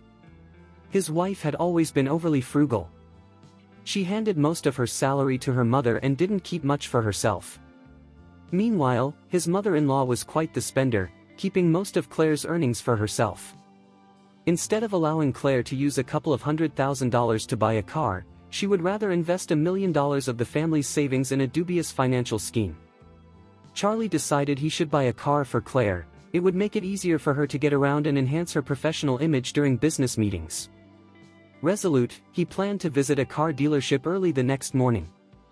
After dinner, the couple said goodbye to Laureen and took a taxi home together. During their ride, the DJs on the radio were chatting about the charter of the Shangri-La Sky Garden. They were all astonished, as this marked the first time in history that Shangri-La was closing off the entire Sky Garden for an event. The DJs were curious about the individual behind this decision and their background. The taxi driver chimed in my opinion, it must be that mysterious rich guy everyone talks about online." Charlie listened intently, feeling a bit surprised. It seemed that the announcement regarding the Sky Garden had created quite a stir in Oris Hill. The news spread rapidly, and soon everyone in the city was discussing it. Everyone knew that the Shangri-La Hotel operated on a membership basis, with only the elite members allowed access to the Sky Garden. And as for chartering the space, not even Diamond members had that privilege. Therefore, the person who managed to secure the charter had quickly become a hot topic of conversation. Some speculated that he was the enigmatic figure from the internet, others suggested he was a wealthy foreigner. There were even rumors that he was a mysterious individual planning a lavish and romantic wedding. The third rumor seemed to gain the most traction. The news sent shockwaves throughout the city. After the news broke, many women were filled with envy and curiosity. Everyone was eager to learn who the fortunate woman was, receiving such a grand gesture, a man willing to spend millions in a single night to rent out the entire Sky Garden just to declare his love. Anticipation buzzed in the air as people looked forward to witnessing this extraordinary event for themselves. To keep his identity under wraps, Charlie instructed Isaac to make special arrangements for the Sky Garden on the day of the celebration. He was excitedly counting down to the occasion, determined to present Claire with an unforgettable wedding anniversary celebration. The next morning, Charlie arrived at the car dealership bright and early. He carried a bank card with a staggering balance of $10 billion, most of which he had yet to touch. This time, he planned to splurge on a luxury car for Claire, something elegant and impressive. Initially, he considered purchasing a Rolls-Royce, but he quickly hesitated, worrying that Claire might not accept such an extravagant gift. Explaining how he could afford such a pricey vehicle would be a challenge, and knowing her low-key personality, she might dislike driving something so ostentatious. After weighing all these factors, he opted for a sedan priced at around $500,000. Cars in this price range were impressive without being overly flashy, practical for everyday use, and it wouldn't be a major issue if she happened to ding or scratch it. The ideal choice for him was an Audi A6. This model was popular among well-heeled businessmen and exuded a sense of exclusivity. The extended sedan style also made it a perfect fit for his wife. Upon arriving at the Audi 4S dealership, Charlie parked his modest scooter at the entrance and walked inside. The two sales executives on duty quickly straightened themselves up upon seeing a customer enter, while a woman behind them sighed in irritation, "Ugh, that guy rode in on a scooter. He's probably just here for the air conditioning or Wi-Fi. Just ignore him." As soon as they learned he arrived on a scooter, their interest waned. Given the scorching heat, many people would sneak into the showroom seeking refuge in the cool air. Some even had the audacity to lounge in the cars and refuse to leave. The frustrated sales staff often had to call security to remove these unwelcome guests. Charlie, with his scooter and unremarkable attire, certainly didn't look like someone who could afford an Audi. Unsurprisingly, no one came to assist him, but he paid little mind and made his way directly to the showroom, where various A6 models were on display. He discovered that prices ranged from $300,000 to $600,000. The top-tier model, priced at $600,000, was the long-wheelbase executive version. It was indeed an impressive vehicle, and Charlie felt confident that Claire would appreciate the reasonable price. He declared, "Do you have this top-spec A6 in stock? I want to buy it today." The sales executives exchanged glances, regarding him as if he were foolish. One of them sneered, "Have you even looked at the price tag? Did you miscount the zeros?" Charlie frowned. "I saw that it's $618,000. Charlie, feeling irritated, shot back, "Are you out of your mind? Did you forget to take your medication this morning? Should I call 911 for you?" The salesperson snorted derisively. "Ha! Stop pretending. I'll have security escort you out of here, mark my words. You're just another poor loser looking for free air conditioning and Wi-Fi. Quit the act." With a sarcastic grin plastered across his face, Charlie inquired, "What's your commission on this car?" The salesperson sneered back, $10,000. Charlie nodded slightly, acknowledging the figure. "All right then, you've just forfeited $10,000. With that, he turned on his heel and exited. Just outside, he ran into the shop manager, a man named Arthur Walsh, whose name tag was prominently displayed on his suit. Charlie approached him directly, asking, are you the one in charge here? That's me, Arthur confirmed with a nod. How can I assist you? Pointing to the rude sales executive, Charlie advised, you need to fire that individual immediately. He's a rotten apple and will harm your business. The sales executive quickly rushed forward, exclaiming, Mr. Walsh, don't pay attention to his nonsense. He's just a crazy person looking to use our Wi-Fi and air conditioning. Charlie smiled slyly. A crazy person, you say? Just wait and see. He promptly stepped outside and walked into the adjacent BMW showroom. Upon entering, he was drawn to the centerpiece of the vast hall, the BMW 760, the epitome of luxury within the 7 Series lineup. This stunning model boasted a powerful 12-cylinder engine and an incredibly opulent interior. Truth be told, he felt somewhat irrational too. How dare those Audi salespeople look down on him? Fine, he would show them by purchasing the top-spec BMW. He had the money, after all. He gestured to a sales executive and asked, is this 760 in stock? The young lady appeared taken aback. Sir, this car just arrived today. Are you sure you want to buy it? Absolutely, Charlie affirmed with a nod. Let's finalize the deal right now. Wait, it costs $2.6 million. The lady was even more astonished. Although she had been working at the showroom for quite some time, she had never encountered a customer willing to buy a car on the spot like this. Surely, he must be joking, right? With a smile, Charlie replied, I'm aware of the price. Just let me know if you want to sell it.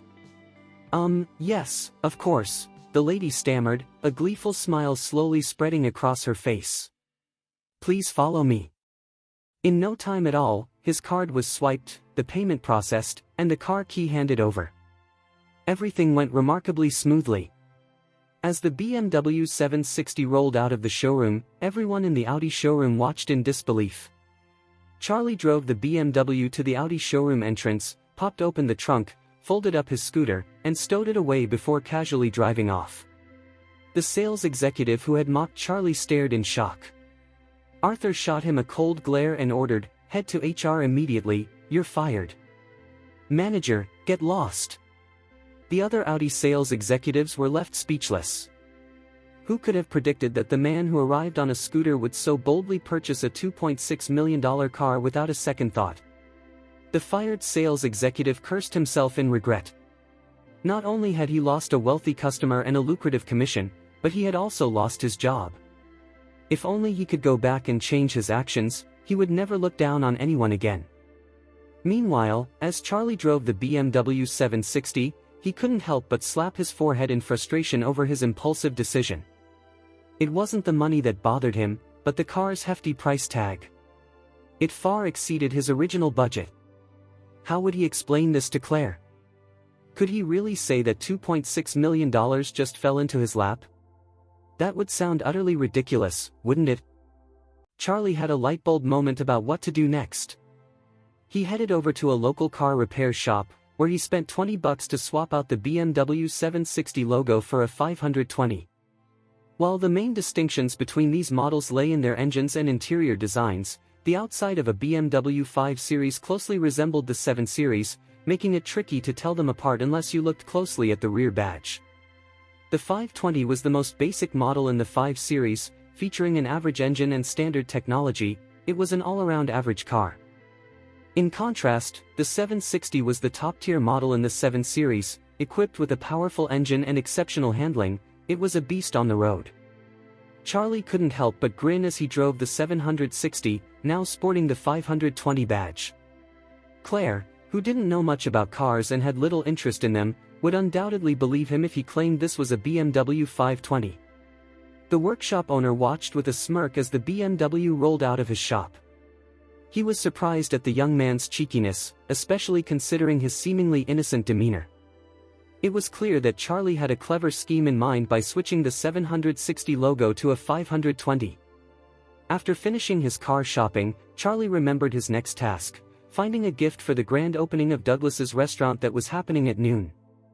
Since Douglas had been the only classmate who treated him kindly during college, Charlie wanted to give him something special. He drove to a large consignment shop where he spent $200,000 on an early painting by Rachel Royce, a renowned artist from the Dutch Golden Age. Although Rachel Royce's reputation has faded in contemporary art circles, Charlie knew that this painting would be a meaningful gift. He chose an older piece for two reasons. He wanted to present Douglas with something significant and valuable, but he also wanted to keep others from knowing its true worth. If anyone inquired about it, he planned to downplay the cost, saying it was merely a few $1,000s.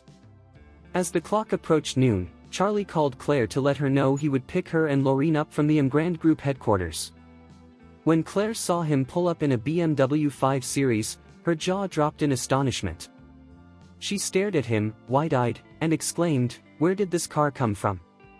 With a warm smile, Charlie replied, "I bought it for you." "You bought it?" Claire asked, even more shocked. "How did you afford it?" "Private savings, of course," Charlie shrugged casually. "I didn't spend a dime during our marriage, and for all these years, you and your family have covered my expenses. So, what's wrong with saving a little pocket money?" "But it's your savings. You should treat yourself. Why spend it on such an expensive car? It must have cost around $400,000. Charlie chuckled. "You're my wife. What's wrong with using my savings for you? Would you prefer I spend it on someone else? Plus, now that you're a director, it's important for you to have a car. People might tease you otherwise." Lorene chimed in, "Claire, you definitely need a car for your daily commute. This one is perfect for you. Charlie loves you so much, you should be thrilled." Claire nodded, feeling grateful. "Thank you, Charlie." Charlie gently took her hand and said, "You're welcome, my dear." Then he encouraged them, "Let's head to Douglas's restaurant now." Claire suddenly remembered something and asked, "Did you get him a gift?" "I did," Charlie confirmed. "I bought him a painting." "A painting?" Claire inquired with curiosity. "What kind of painting?" "It's an ancient piece I found on Antique Street. It features a pomegranate, which symbolizes righteousness. I thought it looked nice, so I decided to get it." "How much did you pay for it?" Claire asked. "Several $1,000s, he replied. Claire laughed, "You might have been scammed. Authentic paintings don't come at that price." Charlie smiled nonchalantly. "It doesn't matter, what counts is the sentiment behind the gift." Claire nodded in agreement. "You're right, it's the thought that counts. Let's go." Douglas's restaurant was situated in a newly redeveloped area of Orris Hill, quite far from the city and surrounded by a sparse population. This raised Charlie's curiosity about Douglas's decision to open a restaurant in such a location. Claire explained to him that several large manufacturing companies, including multinational giants like Foxconn, were planning to establish their operations in the redevelopment zone. This influx would inevitably lead to the area's growth and prosperity. In light of this information, it seemed that Douglas had made a smart and strategic choice by opening his restaurant now. Named The Charm, Douglas's restaurant occupied a prominent corner on a wide, newly paved street. The two-story building had an inviting exterior, and its name hinted at an artistic flair. As Charlie pulled up to the restaurant, he noticed a line of cars parked near the entrance and a group of people gathered in front of a golden BMW, chatting and smoking. To his surprise, Charlie recognized them as some of his college classmates, though he had never been particularly close to them. One member of the group stood out in Charlie's memory, Clinton Tucker, a well-known wealthy student back in college who had harbored feelings for Claire, which she had never returned. At that moment, Clinton leaned casually against his golden BMW, basking in the admiration of his friends. "Clinton, you're such a champ. It's been how long since we graduated? And look at you, already driving a BMW. Is that the 540? The top-of-the-line model?" one of them exclaimed. Clinton chuckled arrogantly, replying, "Haha, this 540? It's just, what, $700,000 or $800,000. I use it for my daily commute, it's really no big deal." "Wow! A 540? That's the priciest option in the 5 Series, another friend chimed in. "I can't even manage the down payment on a BMW 1 Series." Clinton, you're incredible. Your ride must be a powerhouse, right? Someone asked eagerly. With a smug expression, Clinton said, it's just nice.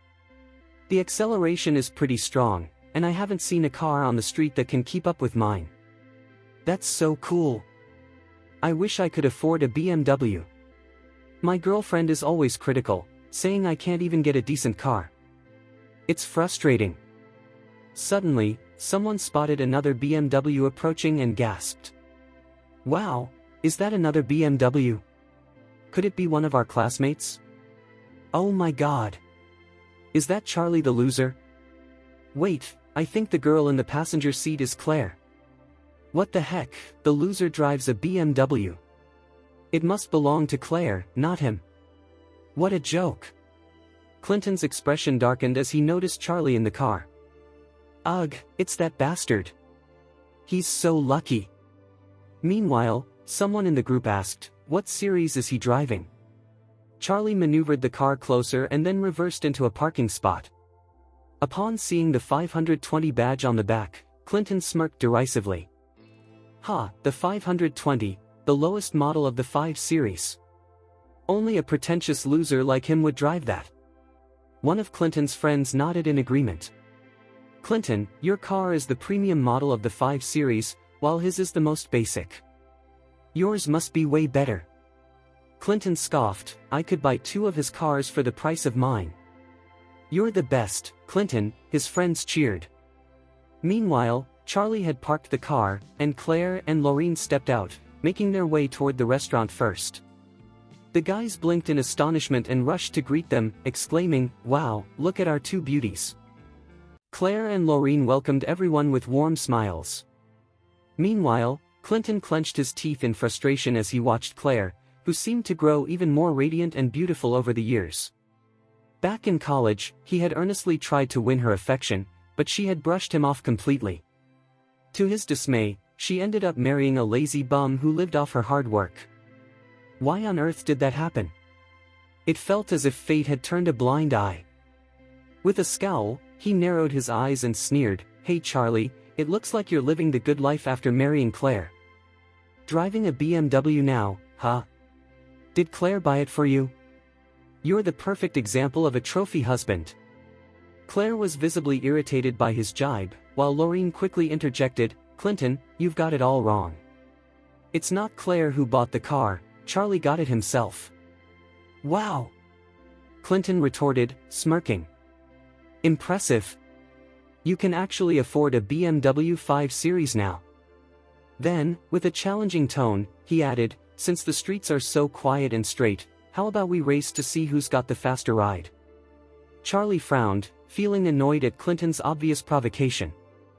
Why can't you just leave me alone? I want nothing to do with you, Charlie thought to himself.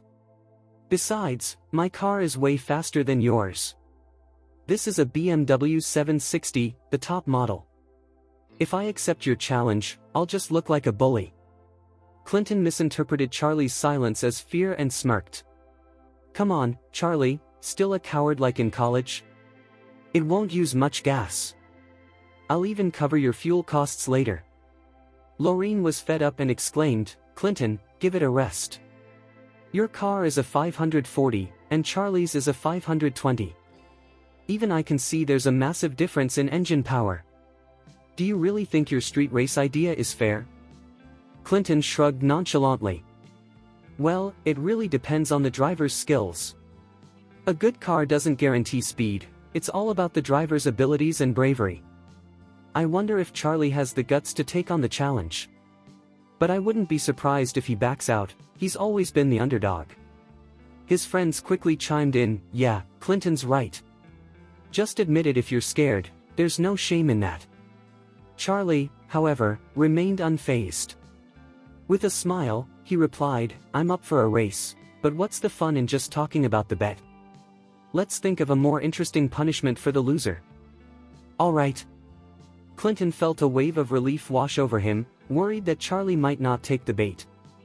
When Charlie suggested a punishment, he excitedly jumped in, thinking Charlie was digging his own grave. Let's bet that the loser has to kneel and apologize to the winner. What do you say? Charlie shook his head. Nope, that's too childish. We're adults, so let's come up with something more mature. Just then, Douglas emerged from the restaurant, dressed sharply in a suit and carrying a large stack of fireworks. Spotting Charlie, he walked over with enthusiasm. Hey Charlie! Great to see you! Charlie greeted him with a warm smile, saying, Douglas, congratulations on the opening of your new restaurant. Thanks, buddy. Douglas replied cheerfully. Clinton, not ready to drop the subject, interrupted coldly, Charlie, don't change the topic. What are you really thinking? Curious, Douglas asked, what's happening here? What are you guys up to? Charlie glanced at the fireworks Douglas was holding and inquired, Doug, how long are those firecrackers? 3 meters. Douglas chuckled. They weren't cheap, I spent over $600 on them. Charlie nodded thoughtfully before turning to Clinton and suggesting, I've got an idea. Let's go ahead with the race, and whoever loses will have to put the fireworks in their car and light them up. What do you think?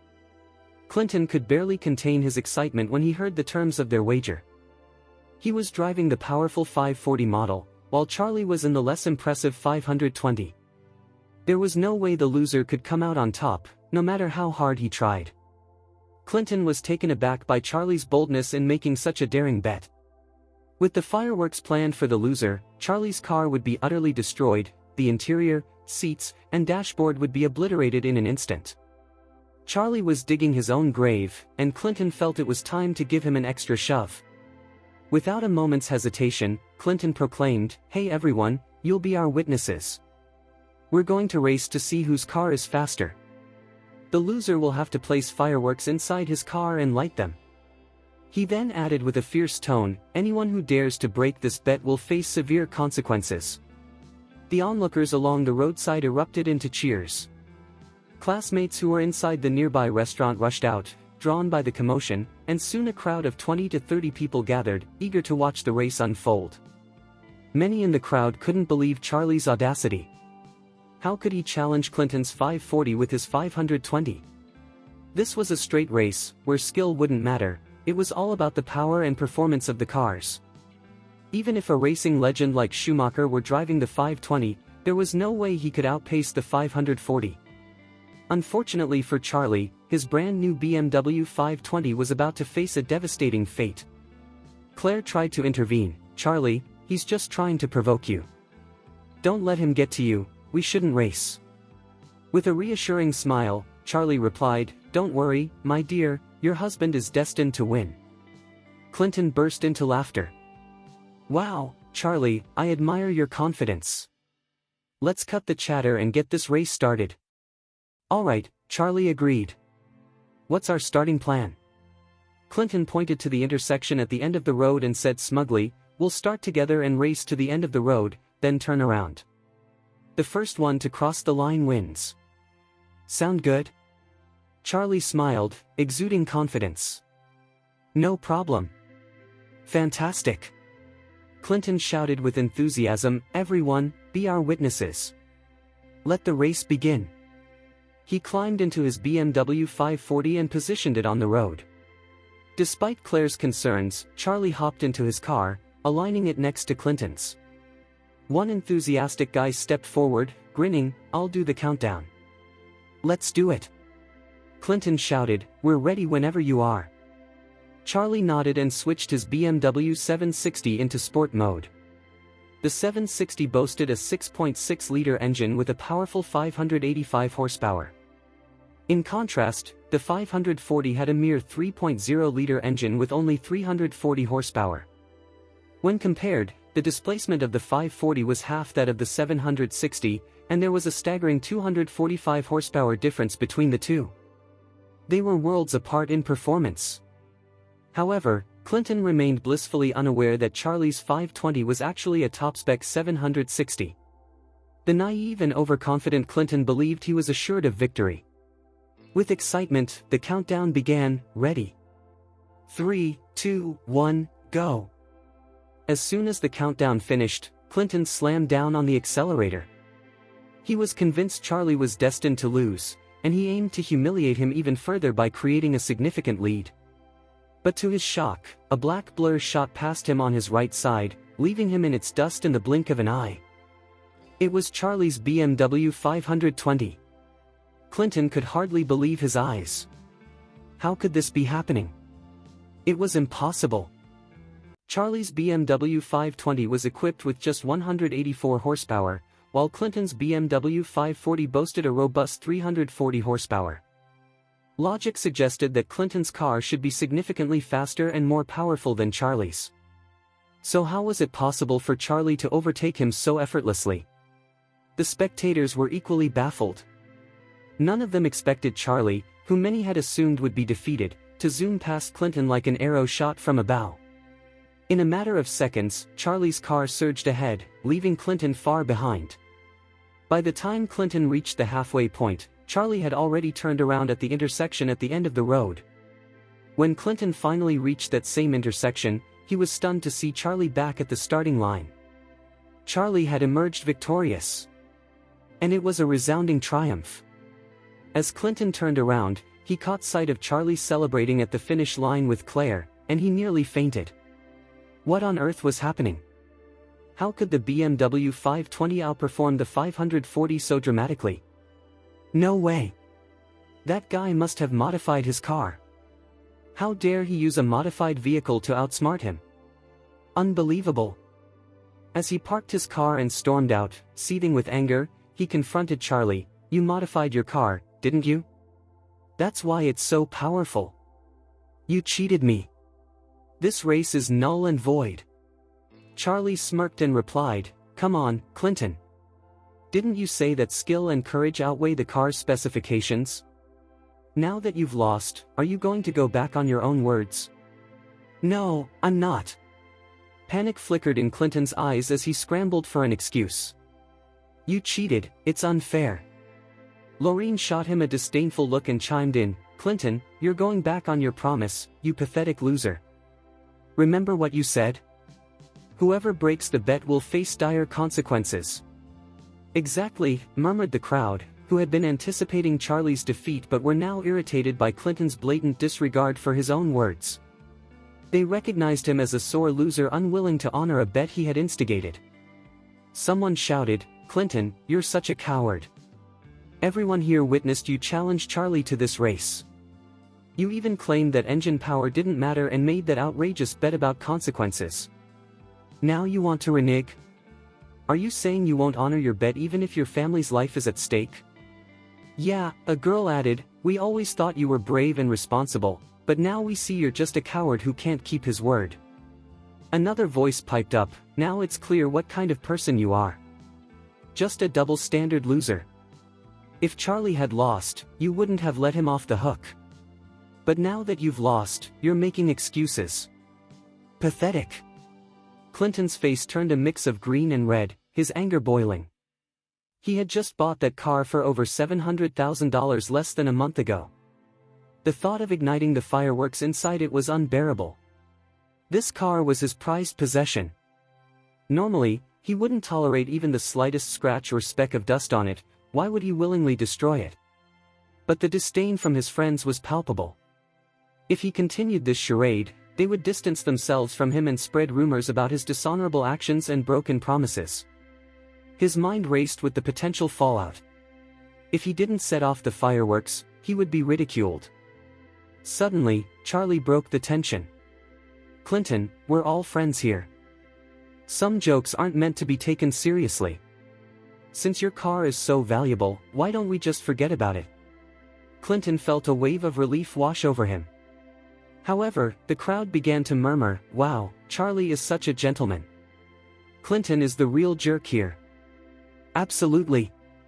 Charlie is being gracious while Clinton is just a poor loser. These comments ignited a fire within Clinton. Who says I'm a sore loser? Where are the fireworks? I'll honor my bet right here for everyone to see, he declared defiantly. Charlie couldn't help but smile slyly. At that moment, Clinton was completely losing his composure.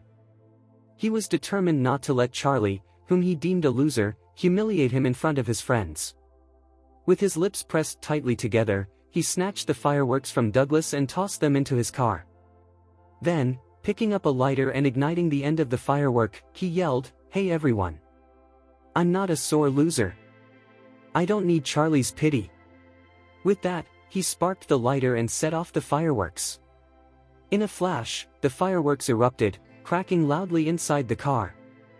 Initially, flames flickered within the vehicle, but before long, thick white smoke filled the air.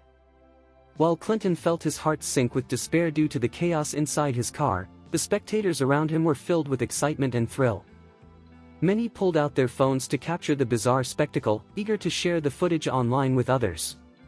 The 3-meter fireworks continued to explode and pop, quickly wreaking havoc on the plush seats of the BMW 540.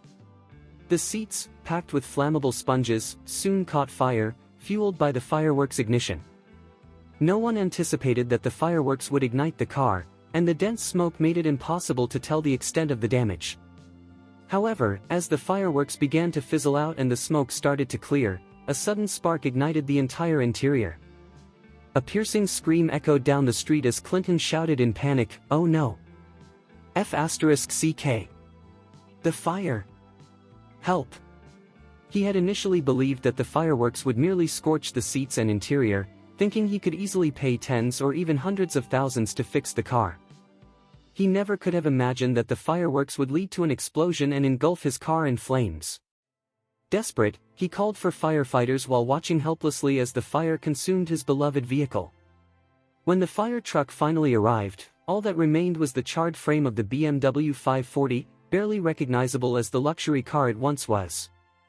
Clinton sank to the ground, heartbroken, staring at the wreckage of his prized BMW, now reduced to ashes. If only he had known this would be the outcome, he would have never challenged Charlie to a street race, even under duress. Not only had his reputation been tarnished, but he had also lost his cherished car.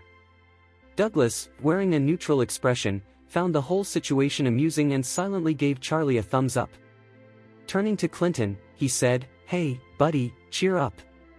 It's time to head inside for dinner, don't you think?" In light of everything that had happened, Clinton felt an urge to leave immediately, but the thought of letting Charlie win was unacceptable. Charlie was the reason behind the complete loss of his car, and Clinton was determined to restore his dignity. So, he stood up, took a deep breath to compose himself, and declared, "There's no reason to be upset.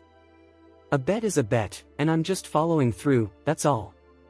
The friends who had been trying to console him quickly chimed in, "Clinton is so wealthy, what's a BMW to him anyway?" Exactly. For him, it's just another car for daily use. Knowing Clinton's arrogant demeanor, they decided to drop the topic and followed Douglas into the restaurant for the opening ceremony. Inside the restaurant, several banquet tables were set up in the main hall, adorned with banners celebrating the reunion and the grand opening displayed prominently on a small stage in front. As the celebration continued, many guests approached Douglas to present their gifts. Among them, Charlie walked up, holding a painting, and said, "Congratulations, buddy. This is a little something from us to celebrate your grand opening." With a bright smile, Claire added, "Douglas, congratulations. Wishing you all the best on this momentous occasion. May your business thrive for many years to come." "Thank you so much," Douglas replied, his excitement palpable. Leaning in closer to Charlie, he whispered playfully, "I can see that you and our Belle are quite close, contrary to what the rumors suggest. So, when are you planning to have a baby?" Claire's cheeks flushed with embarrassment upon hearing the whisper. Charlie quickly responded, "Cut it out. If we do end up having a baby, you'll be the first to know, and I expect a gift from you." Douglas chuckled and nodded. "Absolutely. I'll make sure to get the little one something special." At that moment, an average-looking woman, heavily made up, approached Douglas and inquired, "Douglas, who are these people?" "This is my college buddy, Charlie, and this is Claire, our class belle and also Charlie's wife," Douglas introduced them. After the introductions, Douglas added, "And this is my fiancée, Lily Lewis." "Oh? Is he the deadbeat?" Lily blurted out, then quickly realized her faux pas. Clearing her throat, she forced a smile and said, "Douglas speaks so highly of you both. You truly seem like a match made in heaven." Ignoring her earlier comment, Charlie handed the painting to Lily. "This is just a little token of our affection." Lily smiled. "Oh, you really didn't have to." However, despite her words, she eagerly accepted the large gift box. "You two go ahead with your plans, we'll entertain ourselves," Charlie said. "All right," Douglas replied apologetically. "I'm sorry, Charlie, but I need to greet some other guests as well." Once Charlie and Claire left, Lily wasted no time opening the gift box. Inside, she found a scroll and frowned in disappointment. "What is this? What did your friend give us?" Douglas replied, "Can't you see? It's a painting." "Duh!" Lily scoffed, rolling her eyes. She unrolled the scroll and sneered, "What on earth is this? Some old, rotten painting that's probably only worth a couple of $100. Douglas, now serious, said, "You can't put a price on everything. Their sincerity and goodwill are what truly matter. Enough with your preachy attitude. I warn you, stay away from friends like them. They can't even afford to give us something decent." Lily retorted, her irritation evident. Douglas's expression darkened as he replied, "Lily, are you really that much of a snob?" Lily shot back indignantly, "Douglas Adams, how could you say that? If I were a snob, why would I be with you, a pauper? Don't forget, my dad invested most of the money in this restaurant." Douglas blinked, caught off guard and somewhat embarrassed by her outburst. At that moment, Clinton approached them, looking much more confident after recovering from the earlier incident with his car. A smug expression returned to his face.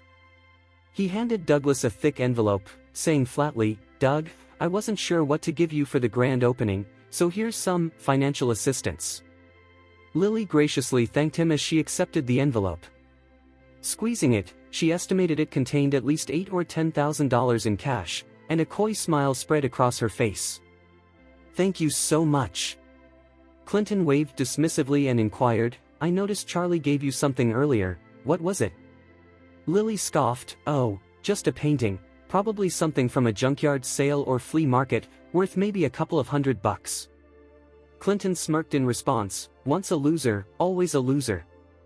Charlie, Claire, and Laureen were seated together at a table, enjoying each other's company when Clinton arrived and took a seat next to Laureen. With an enthusiastic grin, he asked Laureen, "Hey, Laureen, I heard you recently started working for Emgrand Group in Oris Hill. Is that true?" Laureen confirmed with a nod, "Yes, I just started." Clinton's smile grew even wider. "What a coincidence. My dad is the deputy general manager of a department at Emgrand. I can ask him to look out for you at work." The table erupted in surprise, with several voices exclaiming, "Wow, Clinton, your dad is the deputy general manager of Emgrand Group." "Yep." Clinton replied proudly. "He got promoted last year."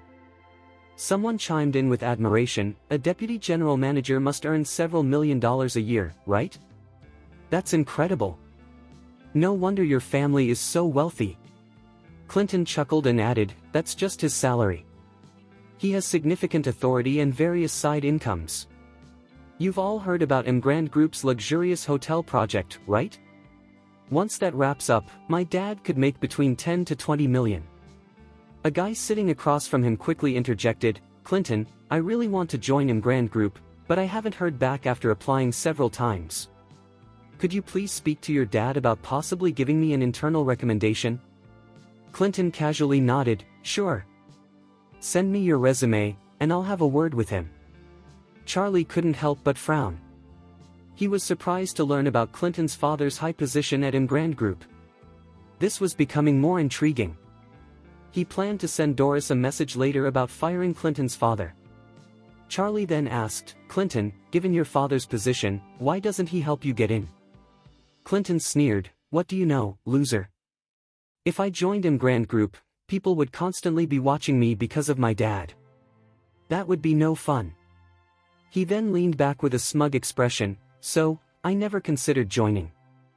I run a company that supplies building materials, and I can secure deals with Emgrand through my dad." "Wow," someone exclaimed. "You must be making a fortune then." Clinton scoffed, "Nah, it's nothing major, maybe a few million a year." Turning to Charlie, he asked in a condescending tone, "So, Charlie, what do you do for a living? Don't tell me you've been just doing housework since you married Claire."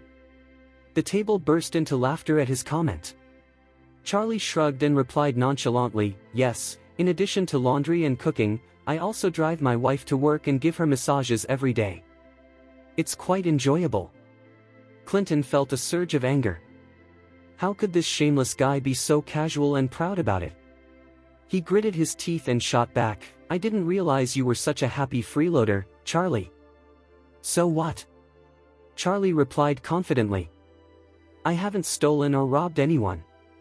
I contribute by doing household chores, why shouldn't I be happy about it?" A sudden hush fell over the table as everyone was taken aback. They had never encountered such a bold person before. The irony was that they were envious of him. After all, Claire was stunning and elegant, a dream for many to be able to rely on such a goddess-like woman. Jealousy and resentment filled the air. Why should being a stay-at-home husband be frowned upon if it meant being with someone as beautiful as Claire? It could even be seen as a success.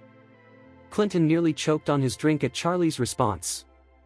Just then, Lily, Douglas's fiancée, took the stage, expressing her gratitude with a warm smile. "I'm thrilled to see all of you here to celebrate our grand opening today, and I appreciate the thoughtful gifts you've brought. Both Douglas and I are truly touched and grateful. To show our appreciation, we're excited to announce the details of the gifts." It was customary to share the pricing information of the gifts during such an opening ceremony. Douglas never intended to go along with it, but Lily's overpowering personality left him with little choice but to acquiesce to her antics. The guests, however, were far from shocked. As Lily revealed the value of each gift, they quickly assessed how their former classmates were faring since graduation. After all, comparison and envy are ingrained in human nature. With that, Lily kicked off the announcements. "Thank you, Jack Brown, for your generous $1,000. Thank you, Bella Walsh, for the pair of gold ingots. Thank you, Ola Rivers, for the lovely vase. Thank you, Clinton Tucker, for your astounding $10,000. The initial gifts, whether cash or tangible items, were mostly valued around $1,000. But when it came to Clinton's turn, his hefty $10,000 donation sent a ripple of astonishment through the restaurant. $10,000 was no small sum for an opening ceremony. Many attendees gazed at Clinton in awe, praising his generosity. A smug expression settled on Clinton's face, as he basked in the admiration of his old classmates. Then Lily continued, "Thank you, Charlie and Claire, for the old painting." Sinister laughter erupted across the main hall in response to her announcement. Old painting? Was it even worth $100? Those two seemed rather stingy, didn't they? Douglas had organized a lavish banquet for both the opening ceremony and class reunion, costing hundreds per person. How could they show up with just an old painting? Such shamelessness was astonishing. Clinton couldn't help but sneer. "Charlie, you can afford a BMW 520 and its modifications, yet you bring such a shabby gift on your old friend's big day?" Charlie offered a faint smile. "You don't even know the painting's history. How can you call it shabby? Don't think I'm oblivious. You've probably bought something fake and shoddy to pass off as valuable so we can't figure out its true worth." He continued, "So, how much did that old painting actually cost you? $100? Or $80? Charlie maintained his calm demeanor. "The painting is worth more than all the gifts combined today." "Ha ha ha ha." Clinton laughed mockingly. "Did you rehearse that bragging line before coming here? I donated $10,000, and with around 20 classmates present, if they each gave Douglas $1,000, that would total over $20,000. Are you seriously claiming that the painting is worth more than $30,000? It's worth even more than that." Ha ha ha. Suddenly, uproarious laughter filled the restaurant. Everyone thought Charlie was being ridiculous and pretentious. How dare he flaunt the value of that painting, especially in front of everyone? An old painting worth tens of thousands? Was he trying to pull a fast one on them? Lily, standing on the stage, was both annoyed and intrigued by Charlie's bold claim. She asked, "Mr. Charlie, who is the artist behind this supposedly valuable painting?" Charlie replied in a monotone, "A painter from the Dutch Golden Age, not particularly well known." Lily chuckled, "What a coincidence. My father is a well-respected cultural relic appraiser named Lawson Lewis, who is quite knowledgeable about antiques. I'm sure you've heard of him." Loreen gasped in surprise, "Lawson Lewis? The Lawson Lewis, the antique expert? I saw him on TV. He's your father?" Lily beamed, "Yes, he is my father. He's upstairs right now. Why don't I invite him down to appraise this ancient painting that Charlie has gifted us?" Clinton stood up and exclaimed, "Yes, please. Lily, bring your father down and let him evaluate the painting. If it truly is worth more than all the gifts combined today, Clinton Tucker, we'll eat this table right here."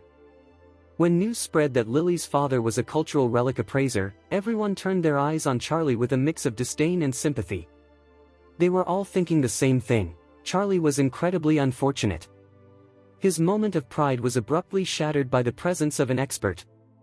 It felt like a slap to his face.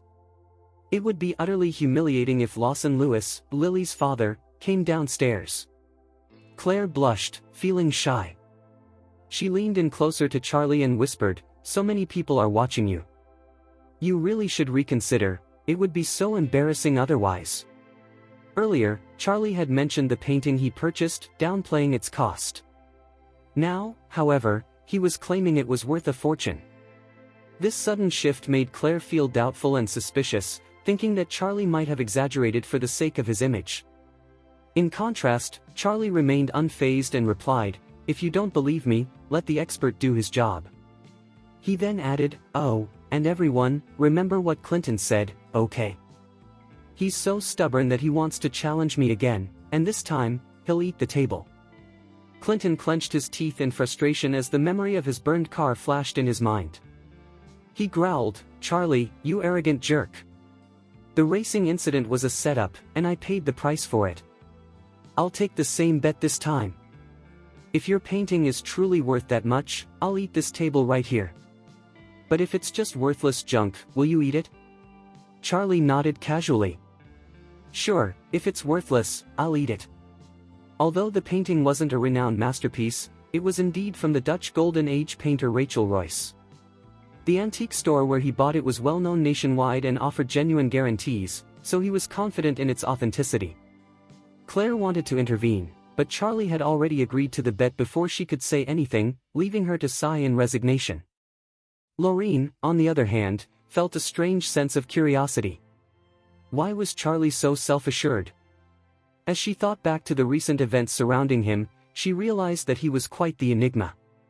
She still felt shocked recalling how Don Albert, the infamous figure, had bowed to Charlie like a subordinate. Why had that happened? She couldn't figure it out. One thing was clear to her: it had to be linked to his true identity. Seizing the moment, Clinton exclaimed, "All right, everyone be our witnesses. Let's bring Lily's father down and ask him to appraise the painting." With everyone's attention on Lily, she quickly pulled out her phone and called, "Dad, can you come downstairs for a moment? Douglas's friend gave us a painting, and we'd like you to appraise it." Just a minute later, an elderly man made his way down the stairs from the second floor. He was Lawson Lewis, the esteemed cultural relic appraiser of Orris Hill. Today marked the opening ceremony of his daughter and future son-in-law's restaurant, and he had invited an old friend for a small gathering in a private room upstairs. Upon hearing about an ancient painting that needed appraisal, he quickly came down, driven by his professional instincts. He stepped onto the stage with purpose, and Lily handed him the gift box containing the painting. "Dad, could you appraise this painting? Someone claims it's worth tens of thousands of dollars." As she spoke, she shot a disdainful look at Charlie. Who would expect a down-and-out loser, who relied on his wife, to afford such an expensive painting? It had to be a fake. Truthfully, the rest of the attendees shared the same sentiment. No one believed that Charlie could actually buy such an expensive painting as a gift. Amidst the curious gazes, Lawson took the gift box, carefully unwrapped the scroll, and opened it. The old painting appeared a bit yellowed and lacked any extravagant flair. Many, eager to judge appearances, quickly piped up, "Duh, it doesn't look that valuable." "Yeah. I bet it's only worth $50. I think the box is worth more than the painting." Lawson examined the painting carefully for a few minutes before looking up with a smile. "Did you say this painting was a gift from Douglas's friend?" "Absolutely," Lily replied. "They've been friends since their college days." As she spoke, her thoughts turned dark. "Charlie, you and Douglas are such good pals, yet you had the audacity to gift him a worthless piece of trash. Just wait until my dad reveals the truth and exposes you for the fraud you are." To everyone's surprise, Lawson chimed in with a grateful sigh. "Indeed, it appears he is a true friend. Why else would someone give such a valuable gift?" The room fell silent in disbelief. What did he mean by valuable? Was he actually claiming that the yellowish drawing was worth something? Frustrated, Clinton cursed silently. "Damn it. I could head over to Antique Street, buy a cheap imitation, and ruin it to make it look old and yellowish. It would still look more authentic than that piece of junk." Lawson cleared his throat and spoke earnestly. "This is an original work by Rachel Royce, a renowned painter from the Dutch Golden Age. Although she may not be widely recognized today, she was one of the most exceptional artists of her time and the first female member of the Confrérie Pictura." He glanced back at the painting and added, "I estimate its market value to be around $200,000. "What? $200,000? Lily gasped, her eyes widening in shock. The artwork she thought was worth less than $100 was actually so valuable. Douglas was equally astonished. He turned to Charlie and stuttered, "Hey, Charlie, why would you give me something so pricey? I can't accept this, it's too much." With a smile, Charlie replied, "Doug, consider it my way of showing affection. Let's not focus on the price." Douglas felt deeply touched and grateful, never expecting his college buddy to be so generous. Meanwhile, Clinton's face lost all color. What was happening? That awful drawing was supposedly worth $200,000. This was outrageous. The others in the room were just as shocked. No one dared to underestimate Charlie any longer. After all, he was the kind of person who would gift a painting valued at $200,000. Everyone envied Douglas for receiving such an extravagant gift during the opening of his restaurant. He had truly struck gold. In the meantime, Lily was also taken aback. Her opinion of Charlie shifted in an instant. She knew her father's appraisal skills well. If her father claimed the painting was worth $200,000, it had to be accurate. She couldn't help but gaze at Charlie in awe, her eyes sparkling with admiration for his generosity. Claire, looking puzzled, asked, "Charlie, how much did you actually pay for that painting?" Charlie smiled and replied softly, "To be honest, it didn't cost me much. An acquaintance sold it to me at a low price after acquiring it from a collector." Claire pursed her lips, skeptical. Really? He was willing to sell a $200,000 painting for just a few thousand? That sounds too good to be true. Not everyone prioritizes money the same way. I'm one of those people. Otherwise, I wouldn't have given such a meaningful gift to Douglas, Charlie explained. Claire nodded slightly, realizing he was right. He wouldn't have given such a thoughtful present if he valued money over friendship. Perhaps her seemingly aimless husband was more charming than she had thought. At that moment, Charlie stood up and looked at the flustered Clinton with a playful smile. "So, Mr. Clinton, how would you prefer the table to be set? Would you like to gnaw on it directly, or should I chop it into pieces for you?" In that moment, Clinton felt as if he could simply vanish.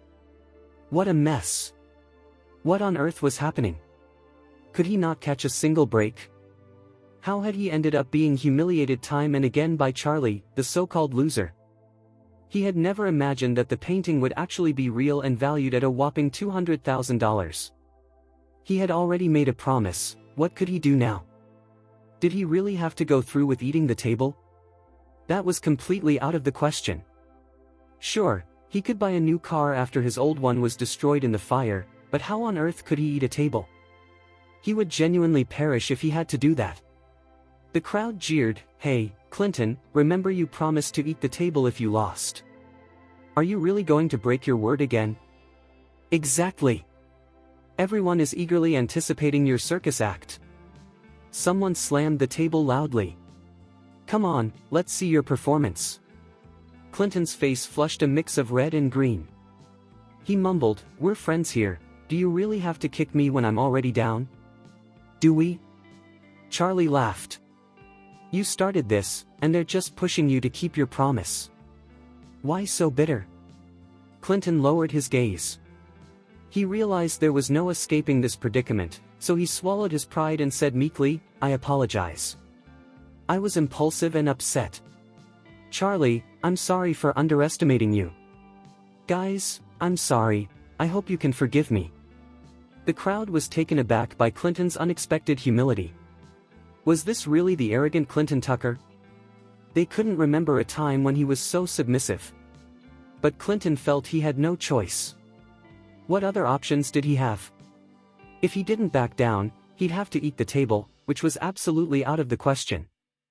If he shamelessly broke his promise, the crowd would find countless ways to humiliate him even further. Thus, adopting a humble and meek attitude seemed to be his only escape from this ridiculous wager. Sure enough, as soon as he offered his apology, someone chimed in, "Wow, it's rare to see Clinton Tucker apologize. Plus, you can't really force him to eat the table, can you? Let's just let it go." "Yes, let's forget about the table. We're all still waiting for lunch. Let's get on with it." Charlie recognized that it was impossible for Clinton to actually eat the table, but he felt that Clinton deserved some consequences for his arrogance. His aim had been accomplished with Clinton's apology. However, Charlie knew that this was just a small lesson. He wouldn't let Clinton off so easily. Something much worse was in store for him. "So," Charlie declared, "since Clinton has apologized, I'll let the table-eating bet go. Today is Douglas's restaurant opening, so let's not steal his thunder." Clinton let out a sigh of relief, but inside, his blood was boiling, and he envisioned getting back at Charlie. Charlie wasn't planning to let Clinton off the hook either. He sent a message to Doris, "Is there a deputy general manager with the last name Tucker? His son is Clinton Tucker. Can you look into this for me?" Before long, Doris replied, "Yes, Joseph Tucker." "What's up, Chairman? Any directives?" "Terminate him immediately." "On it." Clinton was completely unaware that his father was being dismissed from Emgrand Group and was currently in the process of being terminated. He felt a wave of relief after escaping the bet, but secretly, he was plotting his revenge on Charlie. Most importantly, he needed to find a way to mend his reputation among his former college friends. After being humiliated by Charlie not once, but twice, how could he ever flaunt his success in front of them again? As he contemplated ways to regain his dignity, a sudden uproar erupted at the restaurant's main entrance. The commotion drew the attention of everyone inside, who turned to see what was happening. A gang of young men, each sporting ominous expressions and tattoos covering their arms and bodies, stormed into the restaurant. They wielded baseball bats and galvanized pipes, making it clear they were not there for a meal. The sight horrified everyone, particularly Douglas and Lily, whose faces were etched with fear. The leader of the group, a man with a prominent scar across his face, stepped forward. He surveyed the room before fixing his gaze on Douglas with a sinister grin. "Boss, why didn't you come over to greet us before the opening ceremony? Are we invisible to you?" Lily's face went pale as she managed a forced smile. What do you want from us?" Before the opening, Lily had heard whispers of protection racketeers operating in the area. The previous owner of the restaurant had been harassed by these thugs to the point of bankruptcy, leading him to sell the establishment. Despite this, Lily had decided to rent the place at a bargain, believing that these criminals wouldn't dare to be brazen enough to demand money in broad daylight. However, she never imagined that the gangsters would show up at their opening event. With a chilling grin, Scarface declared, "If you want to run a business here, you'll need to get on good terms with our boss, Bill the Bear. We don't ask for much, just 20% of your profits, and you'll have our protection for good. Just give us a call if you ever need help." Then, with a cold tone, Scarface added, but if you refuse, I'm afraid we'll ensure your restaurant is out of business starting today." Douglas and Lily exchanged anxious glances, their hearts racing at the mention of the exorbitant fee. A 20% cut. It felt like outright robbery in broad daylight. "You have a minute to decide," Scarface said ominously. That's when Clinton spotted an opportunity to play the hero. He jumped up, declaring, "Who is your boss?" Scarface's grin turned menacing. "And who might you be? Why would I tell you that?" Clinton shot back, "I'll have you know my father has connections with both the legal authorities and the underworld in Oris Hill. I'll call the developer's boss right now." Scarface's demeanor shifted slightly, eyeing him with caution. "You know him?" "Of course." Clinton boasted, "You'd better leave if you don't want trouble." Scarface frowned, his agitation evident. "Well, if you can get me someone to talk to, I might just let this slide. But if you can't, you're going to regret it." Lily shot a nervous glance at Clinton and pleaded, "Please, make the call." Clinton offered a faint smile. "Don't worry, I'll call him right now." Clinton's father had some projects in the redevelopment zone, which meant Clinton often interacted with the developer's head. That was why he felt confident. He pulled out his phone, dialed a number, and spoke with an air of arrogance. "Mr. Lee, why are there protection racketeers in the redevelopment zone? They've even come to my friend's restaurant." On the other end, Mr. Lee's voice trembled as he replied, "Oh, Clinton, what's going on? A friend of mine just opened a restaurant, and some gangsters barged in to demand a protection fee. Can you do something about it?" After a brief silence, Mr. Lee finally said, "I'm sorry, Clinton, but that's not within my purview. I'm in a meeting right now, bye." Before Clinton could respond, the call ended abruptly. Clinton was left in shock. What just happened?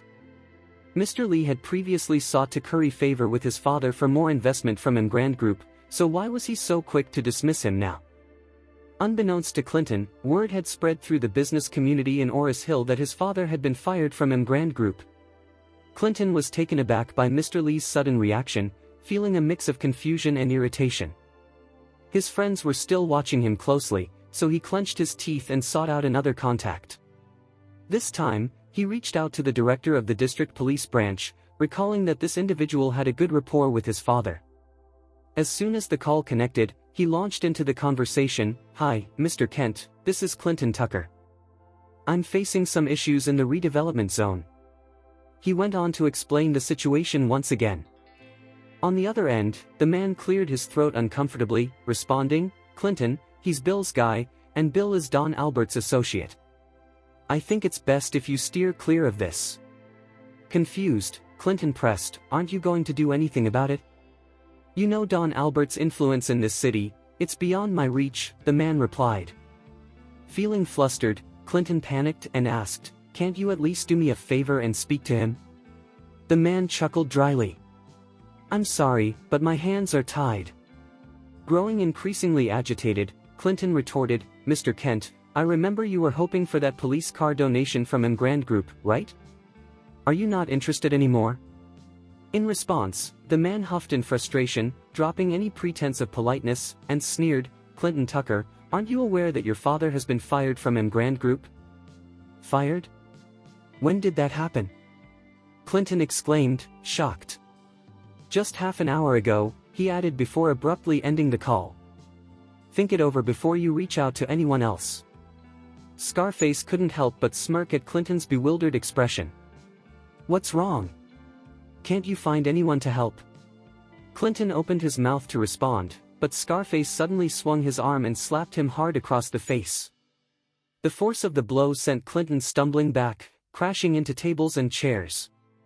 Gasps filled the room, and everyone turned pale with shock, yet no one dared to intervene against the intimidating Scarface.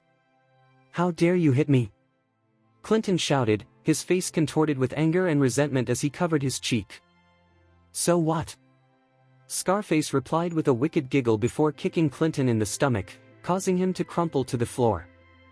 He then pounced on him, delivering a brutal beating. Clinton howled in pain, but not a single person stepped forward to help. Soon, Clinton's face was swollen and bloodied, creating a horrifying spectacle. In a state of fear, Clinton cried out, "Boss, please. I'm sorry, just stop." "Sorry?" Scarface scoffed coldly. "What value does your apology hold? After how you've treated me, how do you expect to survive in the underworld without facing consequences?" He then turned to his gang, shouting, "Damn it, go, kick his ass." The group of young thugs surged forward, raining down punches and kicks on Clinton. Some even swung a baseball bat at him, and the brutality of the scene left everyone covering their eyes in horror. While Clinton was being mercilessly beaten, Scarface approached Douglas and threatened, "Since your friend has been so cocky, I'm raising the original 20% to 40%. If you don't agree, you'll end up like him." Douglas felt a surge of panic. Agreeing to the 40% meant he would be working for them. Gathering what little courage he had left, he declared, "If you want 40%, you might as well just kill me now." Scarface frowned and responded, "All right. Your choice." He pulled out a gleaming knife from his pocket and gasps filled the air as the spectators recoiled in fear. As Scarface advanced toward Douglas, Charlie shouted, "Put the knife down." Scarface turned, exasperated, and cursed, "Who the hell wants to die this time?" As Scarface turned his head and spotted Charlie, he appeared bewildered at first. Then, in an instant, his expression shifted dramatically. He was utterly shocked and quickly dropped to his knees. Before anyone could gather their thoughts, Scarface tossed aside the knife, began slapping his own face, and exclaimed, "Mr. Wade, I'm so sorry. I had no idea you were here, I truly apologize." Charlie was taken aback by this unexpected reaction. "Do you know me?" he asked. Scarface nodded vigorously. "Yes, Mr. Wade. Bill is my boss. I saw you at Heaven Springs the other day." Suddenly, Charlie had an epiphany. How intriguing. This was Bill's associate, the very same man who had tormented Gerald and Harold at Heaven Springs recently. No wonder Scarface was trembling with fear. Even Don Albert had lost his composure when he encountered Charlie, so it made sense that someone like Scarface would be terrified. The scene left everyone dumbfounded. Lily stood there with her mouth wide open. They were all puzzled as to why this fierce gangster, who had just beaten up Clinton, would kneel before Charlie. He seemed genuinely frightened. Claire was equally astonished. She tugged on Charlie's arm and asked, "What's happening? Do you know him?" Charlie quickly shook his head, anxious that she might misunderstand the situation. "No. I don't know him." Scarface jumped in, "No, he doesn't know me. I don't know him either. It's simply that Mr. Wade's reputation is well known, and I'm honored to meet him." The flattery was absolutely over the top. Honored to meet him? Who? Charlie? It was hard for anyone to accept this bizarre reality. It felt almost surreal. Scarface turned to Douglas in a frenzy, muttering, "Since you're Mr. Wade's friend, I'll provide you with my full protection from now on at no charge. If anything happens, I've got your back." His declaration reverberated through the restaurant like a shockwave, leaving everyone in astonished silence. Lily was so thrilled she nearly cried. The stark contrast between Clinton and Charlie was both exhilarating and amusing. Thanks to Charlie, they not only retained the 40% share but also gained free protection, all because Scarface wanted to win Charlie's favor. They could finally run their business without fear. Charlie was their hero. Douglas expressed his gratitude, taking Charlie's hands and saying sincerely, "Charlie, thank you so much." Charlie smiled softly. "You're welcome, I'm just lending a hand." Scarface glanced at Clinton, who lay unconscious from the brutal beating, and said apologetically, "Mr. Wade, I'm sorry for hurting your friend." Charlie responded flatly, "It's fine, he's not my friend, just an acquaintance." Then he added, "Get him to the hospital. Don't disrupt the opening ceremony here." Scarface nodded eagerly. "Don't worry. We'll take him to the hospital right away. Mr. Wade, please continue with the party. Excuse us." He gestured for his men to carry the unconscious Clinton and hurried out the door. Once they left, everyone turned their attention to Charlie. The initial disdain had transformed into shock and then admiration. No one could fathom how Charlie had suddenly acquired such influence and power. It seemed like he had transformed overnight. As the gathering continued, many approached Charlie to ingratiate themselves, including Lily, who had previously looked down on him. Now, Lily treated Charlie like a deity, showering him with gratitude and even offering him a lifetime of free meals at their restaurant. Charlie took it all in stride. His intentions were simple, he just wanted to help his friend Douglas, and that was all. However, to everyone else, the events of the day seemed shrouded in an extraordinary mystery and enchantment. Everyone was eager to learn what had happened to the once disrespected loser. Claire was filled with curiosity about the unusual events that unfolded today. It all started with the car racing incident. Why was Charlie's BMW 520 so much faster than Clinton's 540? It didn't make sense. Then there was the ancient painting, valued at hundreds of thousands of dollars. And how did Charlie have connections with the underworld? The way those individuals treated him with such politeness was baffling. On their way home, Charlie attempted to clarify the series of events that had piqued Claire's interest. First, he mentioned that the BMW 520 was a test drive vehicle, customized by the showroom to give potential buyers the false impression of immense power. Claire, who didn't have much knowledge about cars, accepted his explanation without hesitation. Next, while dining at the restaurant, he elaborated on the painting. He revealed that he had acquired it at a bargain from an acquaintance as a courtesy and subsequently gifted it to Douglas as a gesture of affection. The situation with Scarface, however, posed a challenge. Charlie needed a convincing explanation for their connection, especially since Claire had witnessed Scarface's respectful demeanor towards him. Ultimately, Charlie claimed that Scarface's brother was a relative of a mutual friend they had met at a previous gathering. He recognized him at the restaurant and showed respect on behalf of that friend. Initially, Claire sensed something was amiss and was reluctant to accept his explanations. However, Charlie's serious demeanor led her to realize that she was unlikely to receive further clarity, prompting her to refrain from pressing him for more details. Meanwhile, Laureen had been keeping a watchful eye on Charlie. The more she observed him, the more convinced she became that he was not as simple as he appeared. She resolved to uncover his secrets. Clinton had suffered severe injuries and was in a coma upon arriving at the hospital. His father was dismissed from Emgrand Group for abusing his power for personal gain, leading to his arrest and a lawsuit from the company's legal team. In short, the Tucker family was in ruins. However, since Clinton and his family were not well known in the social circles of Oris Hill, their downfall garnered little attention. Instead, people were focused on the enigmatic wealthy individual making waves online and the person who had booked the Sky Garden at Shangri-La. Everyone was eager to discover the identity of these individuals and whether they were one and the same.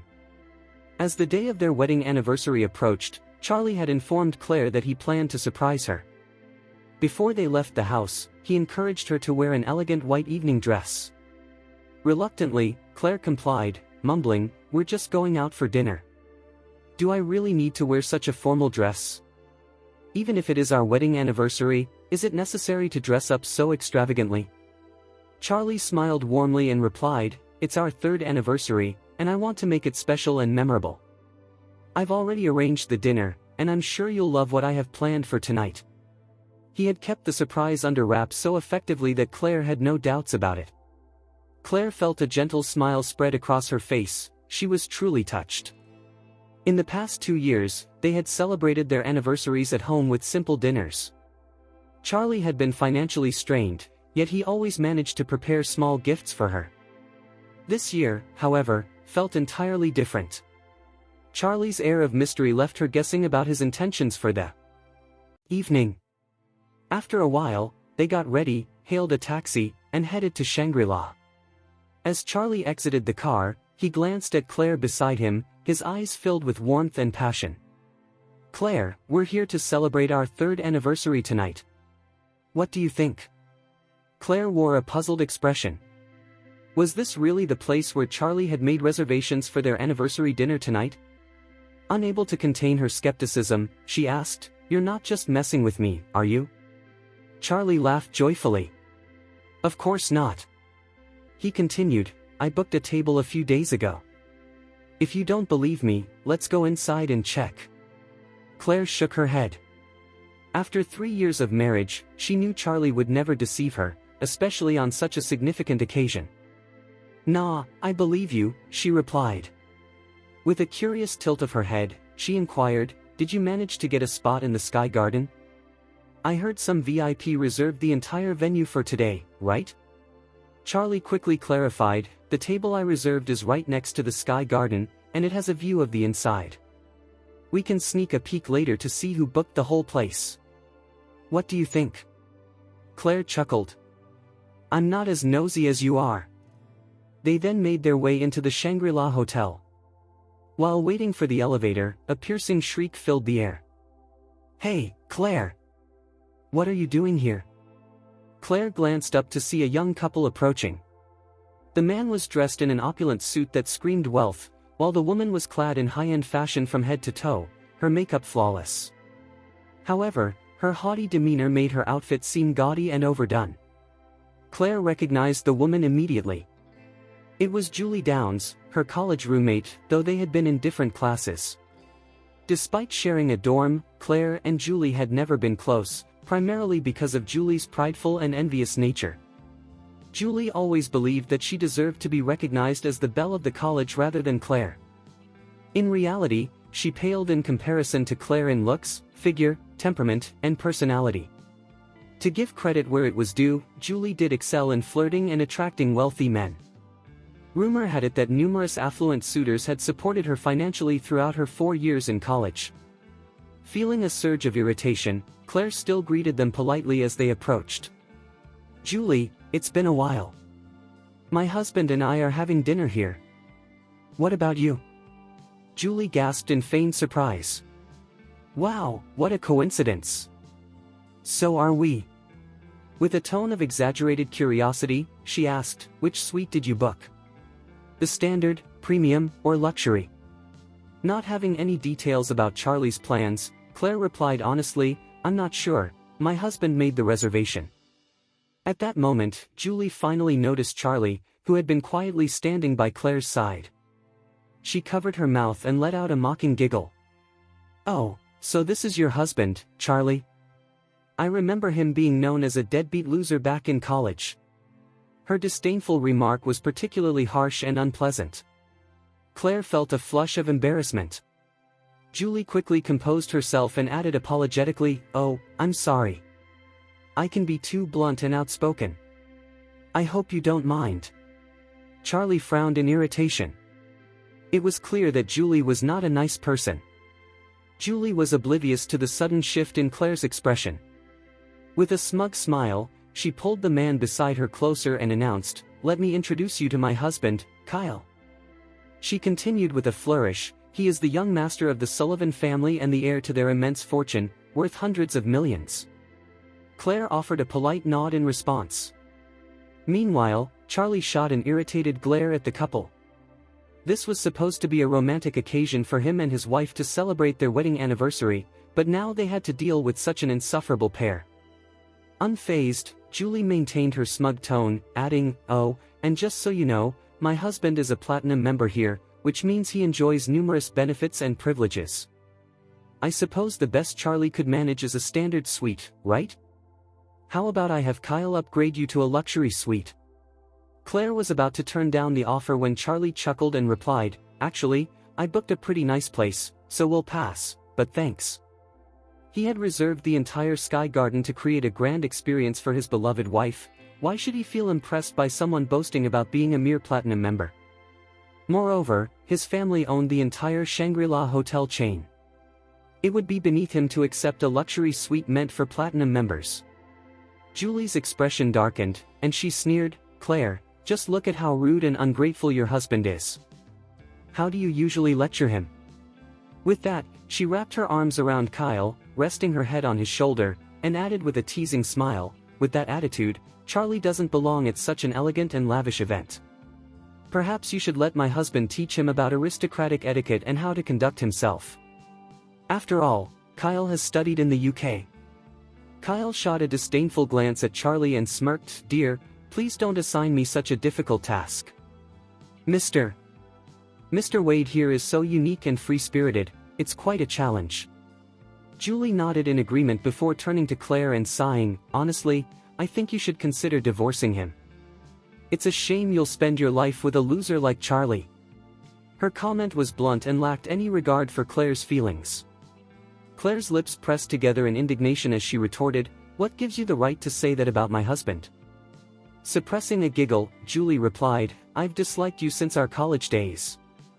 If it weren't for your family's wealth, do you really think you'd have been the belle of the college? Can't I point that out now that you're married to such a loser?" Charlie felt a wave of disappointment wash over him. Julie Downs had always been a promiscuous and crude girl in college, chasing after rich men of all ages, leveraging her youth and beauty. Now that she had married a wealthy man, did she really consider herself a high-class socialite? How dare she insult his wife?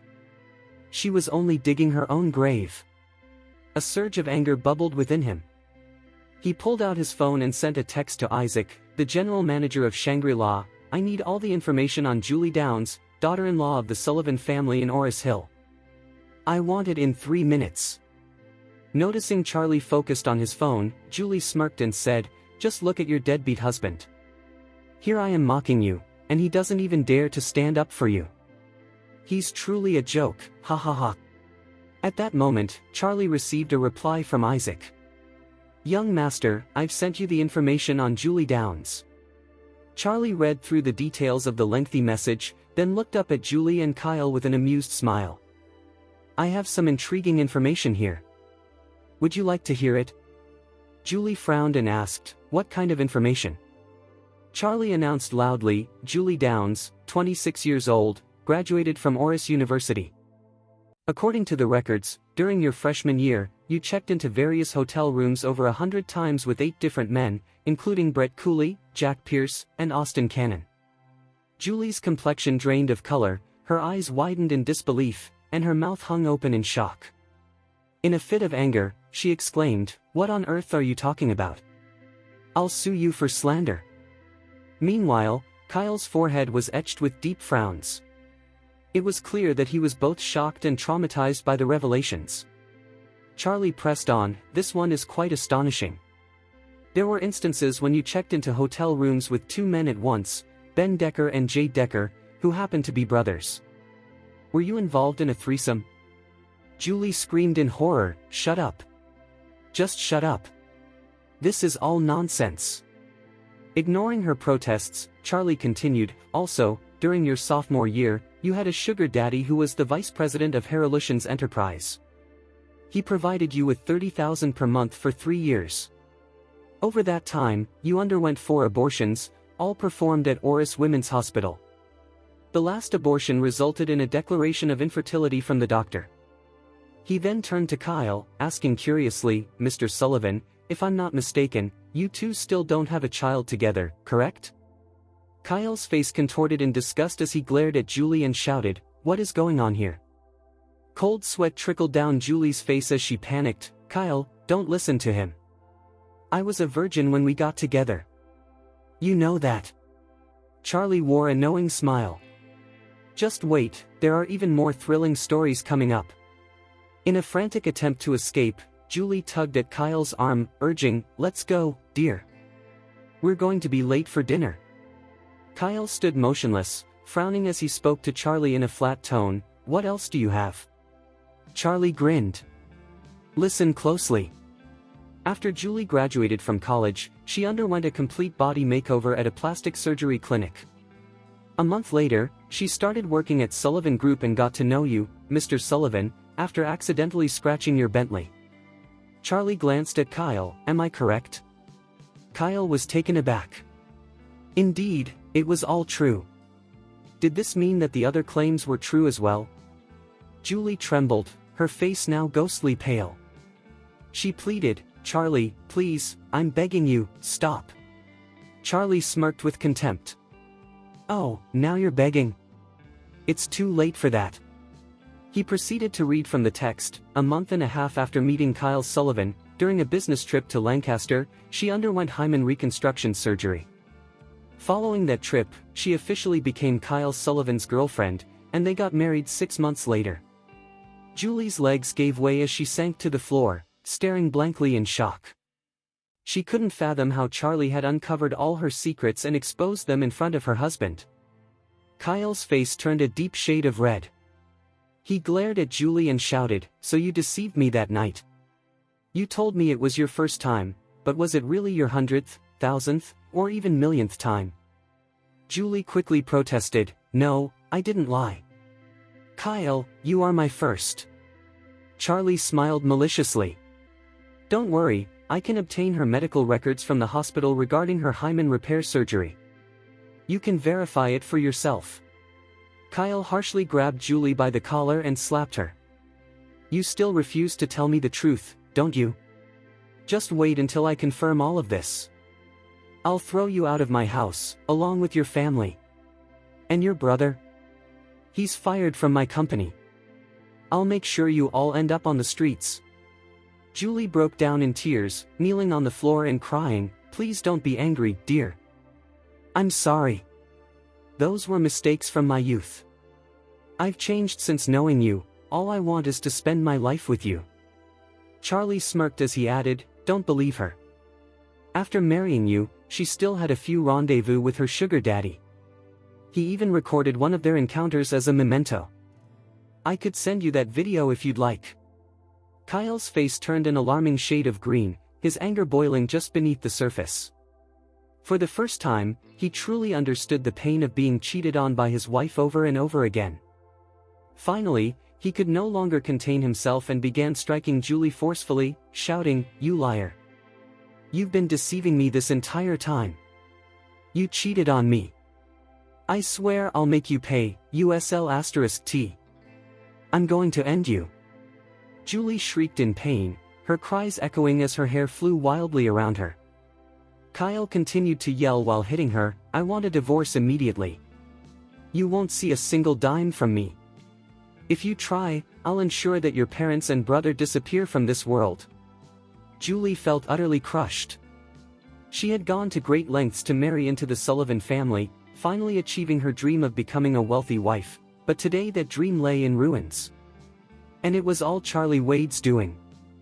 Filled with rage towards Charlie, she glared at him, but he merely smirked and turned to Claire, saying, "Let them sort it out. Come on, let's go." He took Claire's hand and led her toward the elevator. Claire's eyes sparkled with shock, still struggling to process the overwhelming events. How did Charlie know so much about Julie's hidden secrets? Turning to Charlie, she asked in disbelief, "You had someone investigate her, didn't you?" "No. Why would I do something so elaborate?" Charlie chuckled awkwardly. "I have a friend who was hurt by Julie. He has been gathering her secrets for years, and I had no idea it would come in handy like this." As they entered the elevator, Charlie pressed the button for the top floor. Claire quickly inquired, "Charlie, did you press the wrong button? The top floor is the Sky Garden, right?" Charlie smiled warmly. "That's exactly where we're headed, the Sky Garden on the top floor." Claire stood frozen in astonishment, feeling as if she had been hit by lightning. Sky Garden? How could this be possible?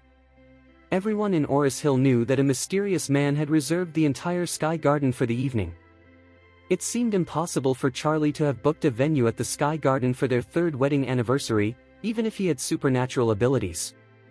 Suddenly, a daring thought struck Claire. Could Charlie be the mysterious man? This notion felt absurd, yet it was the only explanation that made sense. As the thought swirled in her mind, she glanced at Charlie and asked, "Did you really book the Sky Garden?" "Yes. This is the surprise I prepared for you. I want to give you a wedding celebration that no one else can replicate." "What?" Claire felt like her mind was on fire. If this was indeed the grand surprise Charlie had in store, she would be the happiest woman in Oris Hill that night. Breathless with excitement, Claire could hardly think straight, her mind racing with possibilities. As turbulent waves swirled in her confused mind, the elevator finally arrived at the top floor of the Shangri-La Hotel. A waiter positioned by the door bowed respectfully and greeted them with a warm smile. "Ms. Wilson, on behalf of Shangri-La Hotel, I would like to extend my heartfelt congratulations to you and Mr. Wade on your wedding anniversary this evening." Charlie waved his hand dismissively and said, "All right, you can leave now." The staff nodded in unison and exited the scene. In an instant, Claire and Charlie found themselves alone in the expansive sky garden. Claire felt as though she had stepped into a beautiful dream. Before her was an open space adorned with luxurious decorations. A stunning crystal chandelier hung from the ceiling, casting bright, clear sparkles that enhanced the elegant and tranquil ambience of the opulent sky garden. The soft melodies of piano masterpieces floated through the air, warming the hearts of those present and melting away any tension or anger. Fresh, exotic flowers, flown in from abroad, decorated the walkway and the hall, filling the air with their divine and aromatic scent, which lifted the spirits of all who breathed it in. It was a moment of indescribable beauty and tranquility. As the piano playlist shifted, the classic wedding march, Midsummer Night's Dream, began to play, its enchanting notes reverberating through the space. While Claire reveled in the dazzling surroundings, Charlie, dressed sharply in a smart suit, approached her holding a bouquet of flowers. With every step he took, vibrant red hearts seemed to rise from the crystal glass floor, dancing in rhythm with the music and creating a striking visual display. Outside the sky garden, numerous onlookers craned their necks, trying to glimpse the enchanting scene within through the crystal glass walls and floors. Despite their curiosity, the glass had a blurring effect, allowing them to see only a young couple, the exquisite floral arrangements, and the red hearts that continued to float up from the floor. Women sighed dreamily, exclaiming, "Wow, it's so romantic. I've never witnessed such a magical scene in my life. If I were her, I think I might just faint. Goodness. That man looks just like the mysterious rich guy from the internet. It's such a shame I can't see his face. Ugh, this is torture." The spectators were completely absorbed in the endless romance unfolding in the sky garden. Thousands of eyes gazed in envy at the couple, their hearts filled with blessings as they admired the grand garden seemingly suspended in the air. Many women couldn't hold back their tears as waves of jealousy washed over them. They longed to be the bride in this lavish celebration. Though they couldn't see the couple's faces tonight, they could sense the bride's immense happiness and love. Within the garden, Charlie walked slowly towards Claire, stopping in front of her. He pointed towards the night view of Oris Hill outside the window and spoke tenderly, "Claire, I love you. I regret not being able to give you a proper wedding back then. I hope you enjoy this intimate celebration just for the two of us." Claire, momentarily shaken from her reverie, covered her mouth in amazement as tears streamed down her radiant cheeks, falling to the floor like precious pearls. Unable to contain the tumult of emotions any longer, she threw herself into Charlie's embrace, her voice trembling with sobs, "I love it. I love it so much. Thank you, Charlie. Thank you." Her tears flowed even more freely as she realized that all the hardships she had faced over the past 3 years were worth it. Regardless of how Charlie had orchestrated this moment, she felt an overwhelming sense of happiness. In that instant, she was the happiest woman in Oris Hill. The entire Oris Hill was captivated by the opulent wedding, peering through the delicate frosted crystal glass. While they marveled at the couple and their luxurious surroundings, curiosity nagged at them. Who were these two individuals tying the knot in the sky garden? Even more intriguing was the fact that the wedding was a private affair, attended solely by the couple themselves. There were no relatives, no friends, not even a witness in sight. On the sparkling crystal stage, Charlie took Claire's hand and presented her with a stunning jade necklace he had been planning to give her for quite some time. "Claire, this is my anniversary gift to you. I hope you love it." Claire gazed in awe at the exquisite jade necklace and gasped, Isn't this the treasured possession of Emerald Court? Charlie, how did you manage to get this?" Her astonishment was palpable. Could Charlie be the enigmatic billionaire from the video? How else could he have acquired such a remarkable piece? But this made no sense. She knew Charlie well. How could he possibly be that mysterious figure? The term wealthy had never been associated with him, not even once. Charlie noticed the mix of surprise and confusion in Claire's eyes. He felt an overwhelming urge to reveal his true self to her, to share the truth about his identity. He longed to tell her that he was a descendant of the Wade family from Eastcliff, an heir to a vast family fortune. Yet, a chilling thought struck him. He had no idea what the current state of the Wade family was. He recalled meeting his uncles as a child, which indicated that his father was not the sole heir of his grandfather. If that were the case, his uncles likely had children of their own. These relatives would certainly see him as a rival in the matter of inheritance. If he hastily revealed his identity without understanding his family's dynamics and without the means to protect both himself and Claire, he could put her life in jeopardy. Inheritance disputes could be ruthless and treacherous, and Charlie was determined not to let his beloved wife endure such dangers because of him. Thus, he quickly fabricated a story. This necklace may look just like the prized treasure of Emerald Court, but it's actually a replica that I commissioned. It's made from quality jade, but it's not the same as the one from Emerald Court. I only paid tens of thousands of dollars for this. He looked at her with concern and asked, "Claire, do you still like it now that you know it's a fake?" Claire let out a heavy sigh of relief. Everything made sense now. She immediately smiled brightly and replied, "Dum-dum, of course I like it. You've done so much for me, and I'm truly touched." Charlie felt a wave of relief wash over him as he swiftly placed the jade necklace around Claire's neck. He gazed at her earnestly and said, "Claire, we've been married for 3 years, and I've only caused you trouble and humiliation. I'm sorry for that. But from this moment on, I promise you that no one will ever bully you again." Claire nodded, her heart swelling with happiness. In that moment, she realized her husband was finally ready to stand tall and be the man she believed he could be. After the wedding, Charlie and Claire quietly exited via the private elevator in the Sky Garden. The onlookers were left in stunned silence. Did they really just leave like that? After all the romantic displays for everyone to see, they simply departed? In no time, the lavish wedding at the Sky Garden became the talk of the town. Yet, the identities of the bride and groom remained a mystery. Charlie drove his customized BMW 520 as he headed home with Claire. Claire was still basking in the joy of the day, feeling as if she were floating on cloud 9. She couldn't help but ask, "How did you manage to book the Sky Garden? They've never allowed that before." Charlie replied with a sly smile, "Well, the senior executive of Shangri-La is an old friend of mine from the orphanage.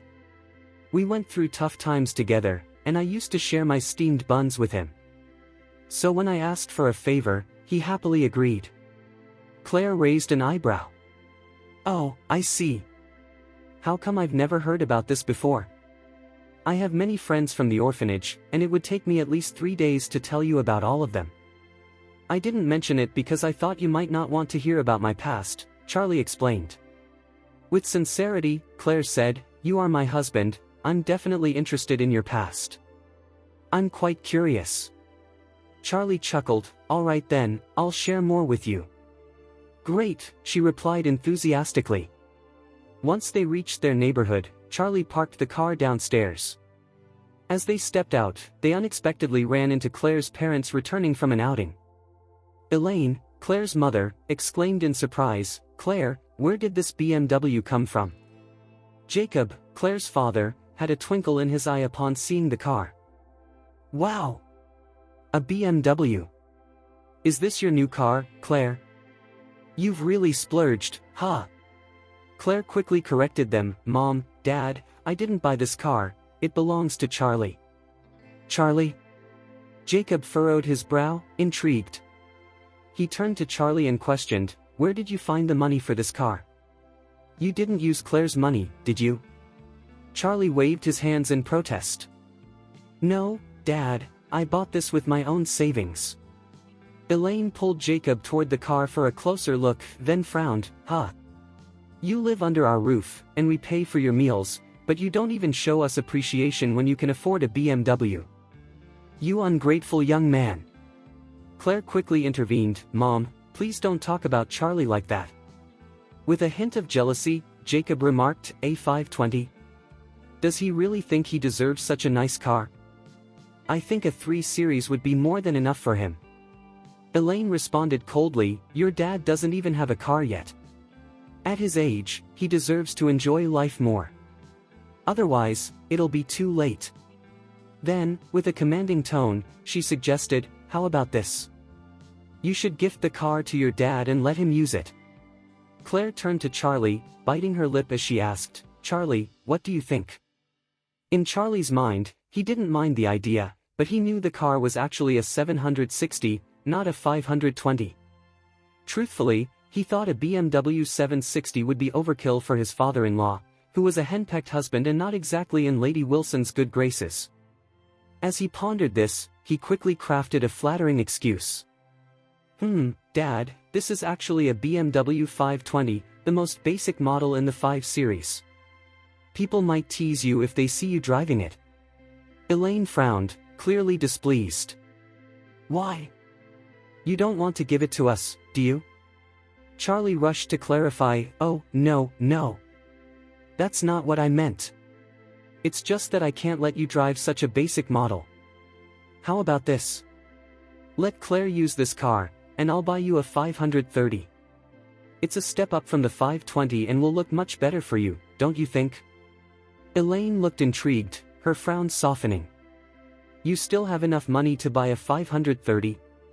Yes, I have some funds left since I only made a down payment on this car. Don't worry, I'll take you car shopping tomorrow morning. Wide and bright smiles lit up the faces of Charlie's in-laws when he announced he would be purchasing a better car for them the next day. Meanwhile, Jacob was unaware that he had just missed out on the high-end 760 model. Claire felt a twinge of concern. After they returned to their room and freshened up, she softly asked, "Are you sure you still have enough money to buy a new car? I have a little secret stash here, take it with you tomorrow." Charlie waved his hands dismissively. "No, I don't need your money. I still have enough saved up." Claire apologized, saying, "I'm really sorry. I didn't expect my mom and dad to act this way." "What do you mean?" Charlie replied with a smile. "Your parents are my parents too. We're a family, and I love being able to spoil them with gifts now and then." Charlie reclined on his small bed on the floor, a gentle smile on his face. "Don't worry. I'll get a new car for Dad tomorrow morning." Claire beamed at him. "Thank you, Charlie." Charlie chuckled, "The pleasure is all mine, my dear." Suddenly, Claire felt a blush creep onto her cheeks as she asked, "Aren't you going to be cold sleeping on the floor?" Charlie quickly replied, "No, not at all. Seriously, I'm fine." Claire pouted in annoyance. "Then just go to sleep already. Dum-dum." She felt the urge to invite him to share the bed, but it seemed that Dum-Dum didn't catch her hint. Realizing his mistake, Charlie hastily said, Dear, it's really cold. I'm shivering." Claire huffed in exasperation.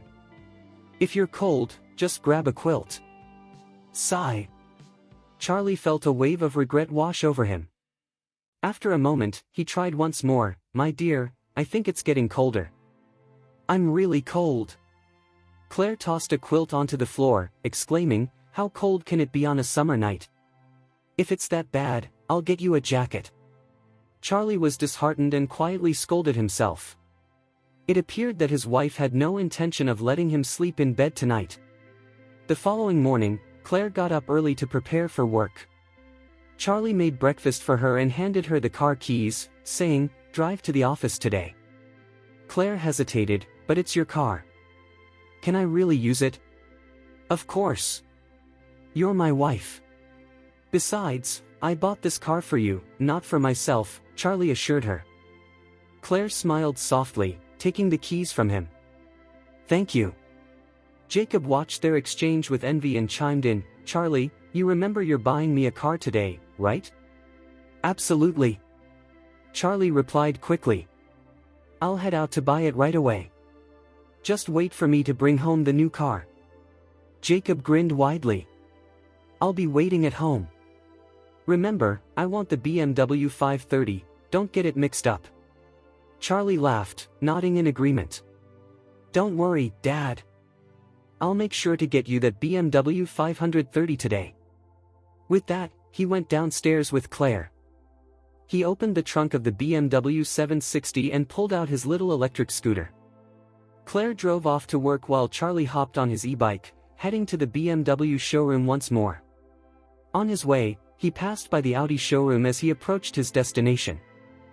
As Charlie made his way toward the Audi showroom, he caught the attention of the staff inside.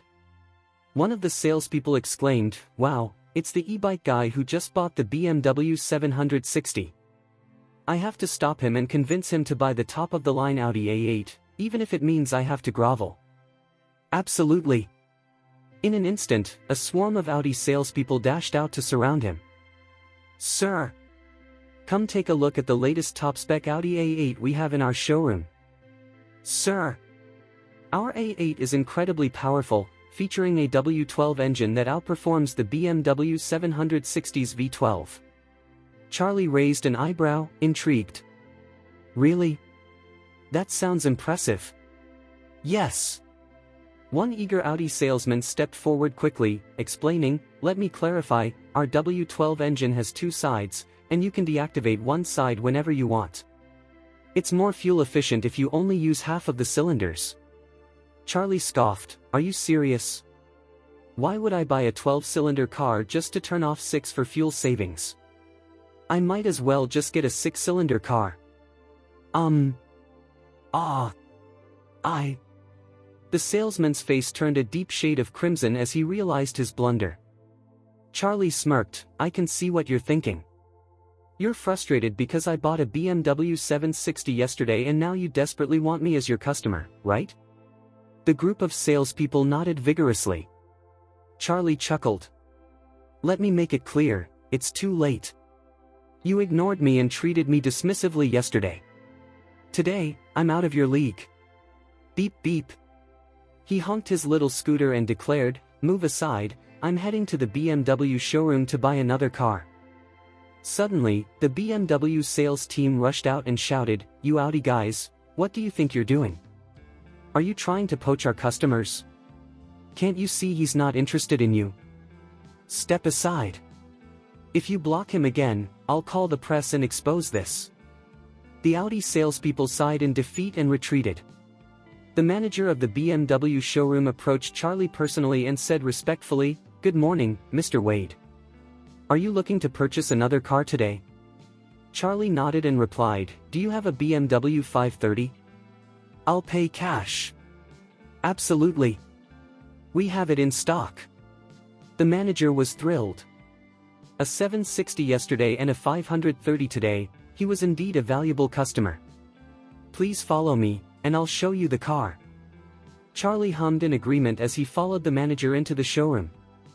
Inside, he spotted a BMW 530 on display. As he sat inside to assess it, he noticed that while the exterior bore a strong resemblance to the 7 Series, the interior fell short. Nonetheless, it was luxurious enough for his aging and pretentious father-in-law. Just as he was about to pull out his card to complete the purchase, he heard a familiar voice nearby, "Oh dear, I really love the BMW X6. Could you buy me one, please?" Charlie turned his head and saw Lily, Douglas's fiancée, clinging to the arm of a stranger, speaking in a flirtatious and intimate tone. Frowning with irritation, Charlie thought, Lily just called this man, dear.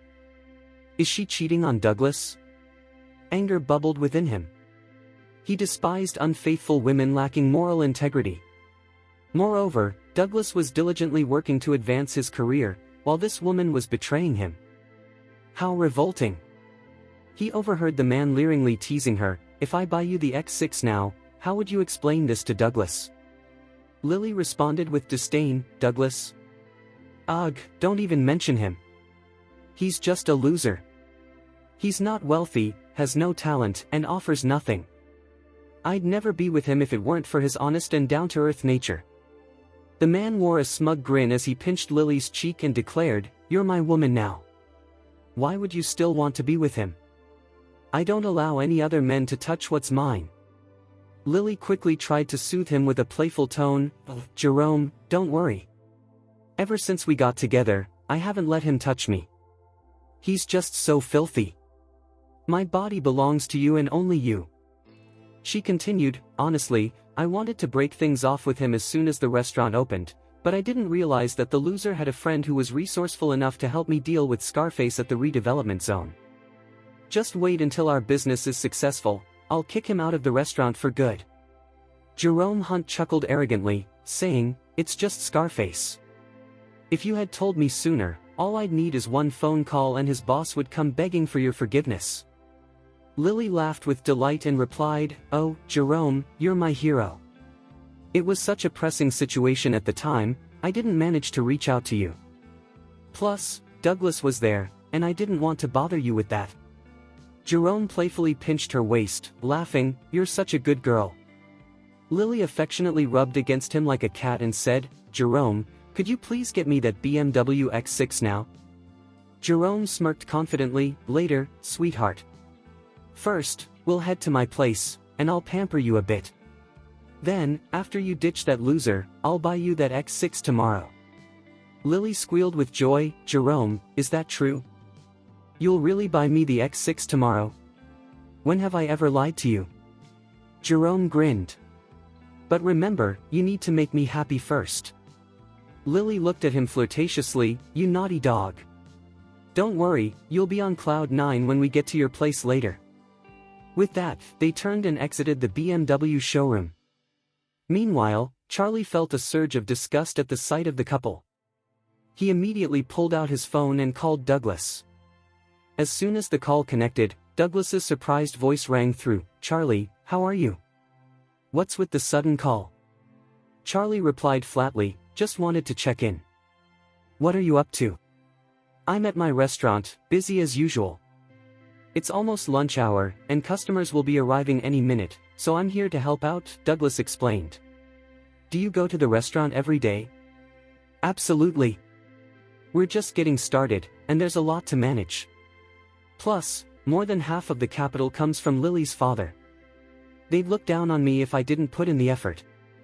"How much did you invest in the restaurant?" $100 grand, all my savings since graduation," he replied. "Who officially owns the restaurant?" "That would be me, of course." "Is your name on the business registration?" "Nope, it's registered under Lily's father's name. Since we're not married yet, it wouldn't be appropriate to put mine down, especially as he invested the bulk of the money." Douglas continued, "But her father promised he'd transfer ownership to me once Lily and I are married." Charlie shook his head in disbelief at Douglas's words. This poor guy didn't even realize he was being played. Lily was treating him like a servant, keeping him busy with the restaurant while she was unfaithful with a wealthy man and planning to kick him to the curb. Douglas had no legal claim to the restaurant since it wasn't registered in his name. If Lily betrayed him, he would walk away with nothing, his hard work would be in vain, and he wouldn't even get back his $100 grand. Charlie's disgust for Lily grew stronger. He asked Douglas directly, "Where's Lily now?" Douglas chuckled softly, "She's at the hair salon." "Why do you ask?" Charlie raised an eyebrow with a smirk. "Hair salon? Is that really what she told you?" "Yes," Douglas replied, a hint of confusion in his voice. "And you actually believe her?" Charlie pressed on. "Charlie, what are you implying? Just come out with it, stop dancing around the subject," Douglas urged in a curious tone. Charlie let out a thoughtful hum before saying, "All right, here it is. I spotted Lily at the BMW showroom with a guy named Jerome Hunt. They were all over each other, hugging and cuddling, and she even called him dear. It looks like she's cheating on you." "No way!" Douglas exclaimed, his voice raised in disbelief. "Lily would never do that." "Are you sure it was her?" "Absolutely, it was her," Charlie asserted firmly. "No. I refuse to believe it." Douglas shot back coldly. "Charlie, I consider you a good friend, but you can't slander my fiancée just because we're close." "Douglas, open your eyes.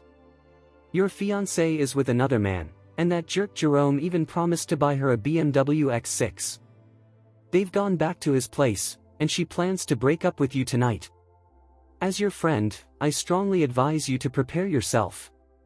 Without waiting for Douglas's reaction, Charlie continued, "You should move that painting I gave you to a safe place. It could be your starting capital for a fresh beginning. But if you still refuse to believe me, then there's nothing more I can do."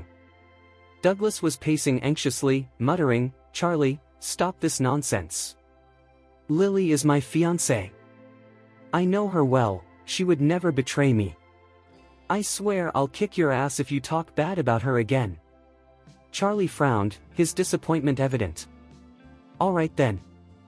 I've done my part as a friend by giving you the warning. If you choose not to believe me, that's on you. Good luck. With that, Charlie ended the call abruptly. He shook his head in frustration, muttering to himself, "What a fool, blinded by love. I should have recorded a video and sent it to him when I had the chance."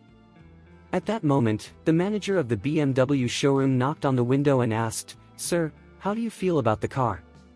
Do you like it?" Charlie nodded affirmatively. "Yes, it's fantastic. I'll take this one. Please get me a new one from the warehouse." The manager grinned widely. "Of course. Please give me a moment, and I'll have someone bring it out front." Shortly after, a sleek black BMW 530 pulled up to the entrance, driven by a salesman. Charlie took out his card, made the payment, folded his small scooter, tucked it into the trunk, and drove off casually. On his way home, Charlie received multiple calls from his in-laws asking when he would arrive. When he got back, he noticed his in-laws waiting outside the gate. Excited and nervous smiles spread across their faces as they saw Charlie pull up in the BMW 530. Jacob circled the car in awe, exclaiming, "Wow, this is an amazing car. I never imagined I would ever get to drive a BMW." Charlie replied with a smile, "Dad, who knows? You might even drive a Rolls-Royce someday." Jacob chuckled joyfully. "Well, my hopes rest on you and Claire." Elaine beamed with happiness, her gaze toward Charlie softening with warmth. Jacob hopped into the car and took it for a spin around the neighborhood. When he returned, he remarked, "This car is not only beautiful, but it's also very comfortable. However, it's a bit too long for me to handle. Charlie, can you drive me this afternoon? I have some business to take care of." Charlie nodded, "Sure thing, Dad." Elaine chimed in excitedly, "And I want you to drive me too. I need to impress my friends with the fact that I have someone to chauffeur me in a BMW." "Alright, Mom." After lunch, Jacob, who is Charlie's father-in-law, was already smartly dressed and urging Charlie, "Come on, hurry up. We're taking our new car to Antique Street. There's a shop there with an imported Tang Dynasty kiln vase that I want to see." Charlie replied, "Dad, are we really diving into the antique obsession again? We don't have that kind of money right now, and it's a pretty extravagant hobby." Although Jacob didn't have any skills to earn money, he loved daydreaming about quick schemes to get rich. He frequented Antique Street, hoping to stumble upon a rare antique at a bargain price, but all he had found in recent years were scams and deceit. He had taken a break from his hobby, but now, not only had he picked it up again, he was feeling the itch to dive back in. Jacob was irritated by Charlie's sensible comment. With a scoff, he said, "Enough of your nonsense. Just drive me there."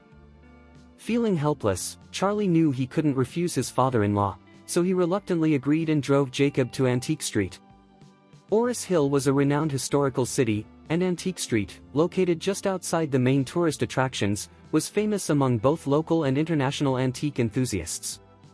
Recognizing its popularity, the local tourism department had invested significantly to renovate Antique Street, turning it into a major tourist destination. Upon their arrival, Jacob approached the entrance of an antique shop and informed the receptionist that he had an appointment. She nodded and led them to the VIP room at the back. Just as Charlie was about to step out, Jacob turned and said, "You should stay here. You don't know anything about this. Just wait for me by the door of the VIP room." Charlie nodded obediently. "Okay, Dad." With his hands clasped behind his back, Jacob entered the VIP room while Charlie settled into the waiting area. A few minutes later, a loud crash erupted from the VIP room. Jacob hurried out, panic written all over his face, exclaiming, "Oh my God, I'm in trouble." Concerned, Charlie rushed forward and peered into the room. He saw a tall, slender ceramic vase on the floor, shattered into two pieces, with small ceramic shards scattered everywhere. From the size of the fragments, Charlie recognized it as a Yuhuchang vase from the Tang Dynasty. Growing up in the Wade family, he had been educated about antiques and could tell at a glance that this vase was authentic, likely worth millions in the market. This was a serious predicament for his father-in-law. Inside the VIP room, a middle-aged man with a grim expression stated, "Mr. Wilson, we purchased our Yuhuchn vase for $5 million. Since you broke it, you must compensate us." This man was Raymond Cole, the manager of Vintage Deluxe. Jacob, visibly shaken, pulled Charlie in front of him and stammered, "This is my son-in-law. Do you know how wealthy he is? 5 million? He could pay you 50 million. You should handle the compensation with him. I have to go now, goodbye." With that, Jacob shoved Charlie into the room and quickly exited. Charlie stood there dumbfounded. His father-in-law had the audacity to make him the scapegoat. Raymond regarded Charlie coldly and asked, "Sir, the total bill is 5.38 million. Will you be paying by card or bank transfer?" Charlie shrugged casually. "I don't have any money." It wasn't that he couldn't afford the vase, he simply wanted to teach his father-in-law a lesson so he would stop dragging him to Antique Street. "No money?" Raymond seethed, his anger palpable. "You broke our property, and all you can say to dodge the issue is that you don't have any money?" Charlie replied nonchalantly, "I'm not trying to avoid it, but honestly, I don't have any cash on me. Besides, I didn't break that vase, so you can't force me to pay." Raymond stomped his feet in frustration. "He's your father-in-law, isn't he?" Charlie replied with a nod, "Yes, he is my father-in-law, but he's the one who caused the damage, not me. You should go find the person responsible for the broken vase. Have you ever heard the saying, 'Find the real perpetrator, don't involve their family'?" Raymond felt his anger simmering, but as he considered Charlie's words, he realized he had a point. If news spread that he was demanding compensation from innocent bystanders, it would seriously harm Vintage Deluxe's reputation. With that in mind, he instructed his men standing nearby, "You go and bring the old man back here." Charlie couldn't help but smirk silently as he watched the men rush off in pursuit of the old man. He could easily swipe his card to cover the expenses, but that would only enable his shameless father-in-law further, wouldn't it? It would be far more beneficial for the old man to face some consequences and learn his lesson rather than having Charlie clean up after him. After all, who knows what trouble he might stir up next time? Everyone at Vintage Deluxe was dispatched to track down Jacob, leaving Charlie alone at the shop. He glanced gingerly at the broken vase on the floor. The vase stood about half a meter tall and had shattered into 2 large pieces along with a scattering of smaller fragments, which was truly unfortunate. Suddenly, he noticed a hidden compartment at the bottom of one of the broken halves of the vase. Curiosity piqued, he reached in and pulled out a small wooden box. He never expected that the vase would hold such a mysterious secret compartment. The Yuhuchn vase was known for its unique design, featuring a small opening leading to a much larger body. The wooden box was clearly 2 to 3 times bigger than the vase's opening, indicating it had not been inserted later but was part of the vase's original construction. This box had been nestled within the vase since the Tang dynasty. Carefully cradling the box in his hands, Charlie examined it before gently prying it open.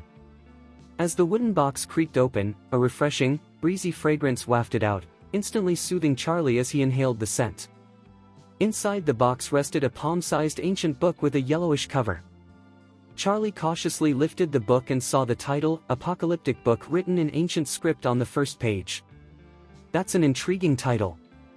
I wonder what wisdom it holds, Charlie mused, flipping through the pages. The first chapter, titled Medical Techniques, detailed numerous cases and treatment methods. Charlie furrowed his brow in curiosity. Having studied medicine briefly, he recognized that the content was significantly more advanced than contemporary medical practices. Some diagnostic and treatment methods were completely unfamiliar to him.